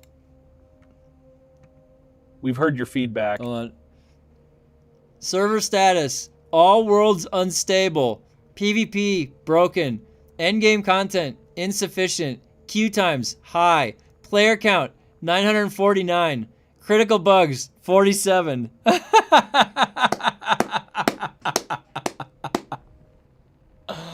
Oh, dude, wait. I gotta wait. Hold on, wait, guys, look. I gotta switch back. Just look at zoom in. Hold on.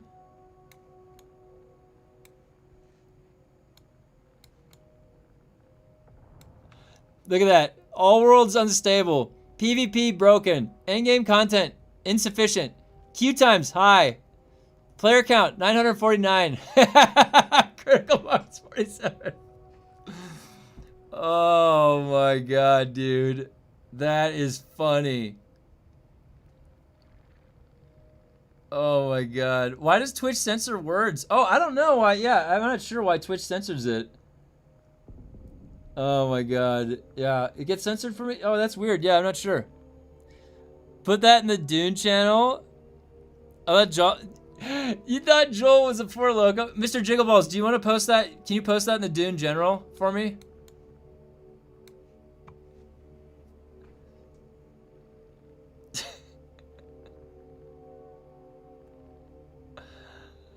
How? Oh my god, son, wait, did you just say, how is knee charge launching to the roof now with the current build? Just wondering if this is when this... Dude, son, I was just talking about that. That the, that knee charge, my first bug report that I did back in last June about knee charge sending me into the ceiling is still in the game. That bug is still in the... It basically never got fixed. Never got looked at, never got fixed. Let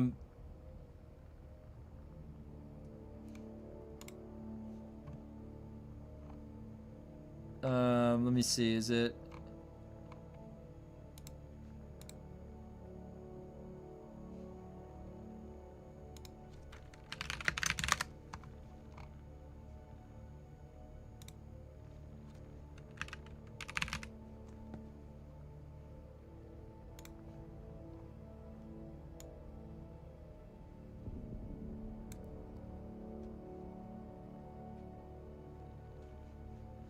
All right, Lumpy, I just made.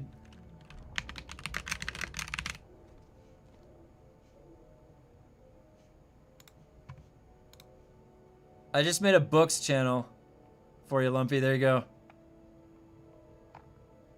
If you want like a movie, I can do other channels if you guys want.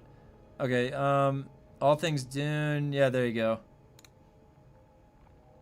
Lumpy or Mr. Jiggleballs just posted that. Okay. Oh, let me go back to the where is it? Right here. There we go. And then we'll do that back. There we go. Okay. Front row seat. All those streamers making a laugh of it on consoles. You're kidding me. The knee charge will go in a console release. Yeah, because I'm still knee charging through the ceiling. So, yeah, that's definitely gonna go in. Yeah, all things Dune. Yeah.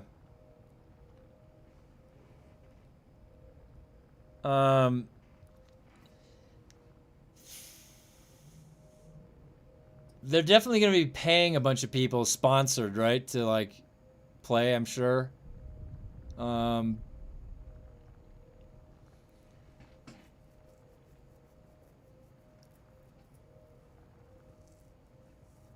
It's going to be a pretty big fiasco, don't you think? Man, September 22nd, that's going to be an exciting day. That is going to be an exciting day. We have to figure out what we're going to do. Have to figure out. I'm definitely not gonna like level up again on console. Maybe single player, like, or I don't know. Why are we looking at the official Discord? It's just like turning the TV on, you know. Just seeing what was on. We're kind of watching it a little bit. There was some drama earlier. It was kind of spicy.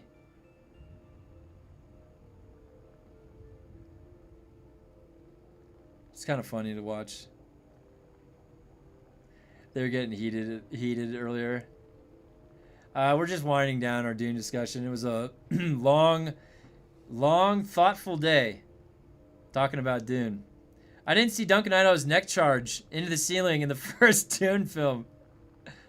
Well, the third movie's coming out. We're going to see him take on like 100 people. Are they still resetting the DD every week? Yeah, it's reset every week. I definitely think every 2 weeks would be much better, wouldn't it? Every 2 week reset would feel a lot better. I think the cadence of every week is a little too fast. But yeah, it's still resetting every week. But yeah, we're a lot of people here really excited for the movie. I'm one of them. I'm excited for the movie. Hopefully, well, I mean, what's the bare minimum they could do to coordinate with the movie? That's probably what they'll do. Are there mesh openings in the game still? So, as far as I know, I think most of the holes got closed. However, I do think that Nasty Nate found another way in to like one or two of them, I believe. But I have to verify that. I don't know. I haven't been farming the stations in a long time, so I haven't had a need to test that. But I did hear somebody posted something. It was right after that patch where they fixed it, and they said that they found a way into the fire station, but then the weirding step didn't work to get back into the boss. And usually when it's left at that, you don't hear anything after that, they figured out a way in. Yeah, there is. Yeah, that's what I figured, Mr. Jiggleballs. That's what I figured. That's what I figured. All right.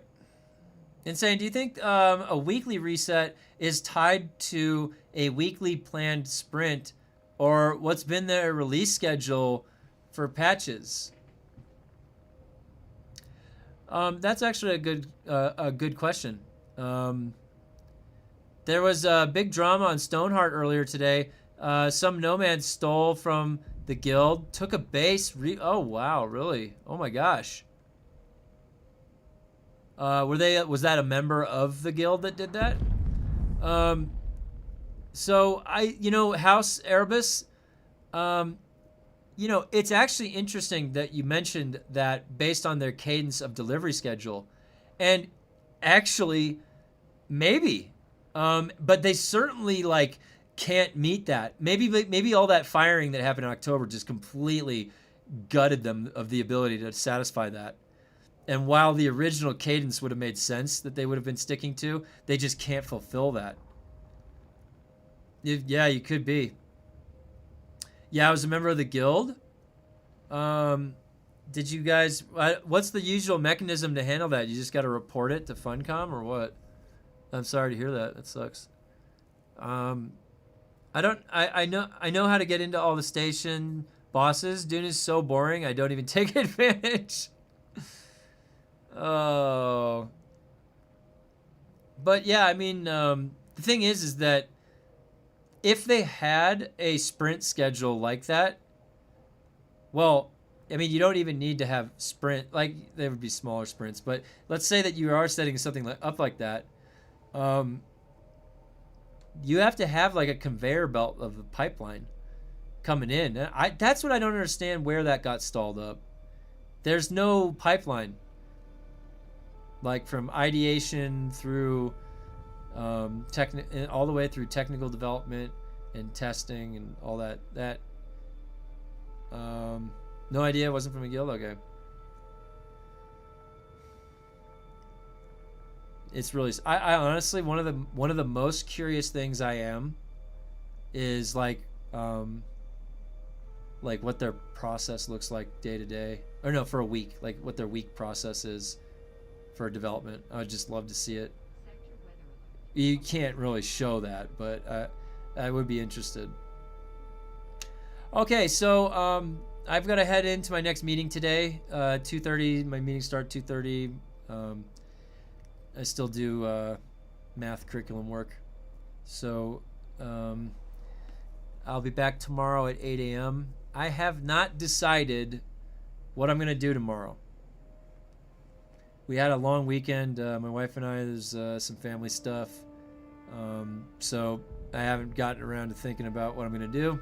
I might just play it by ear, but either way, I hope to see you guys tomorrow at 8 a.m. We can have a good discussion regardless of what I pick.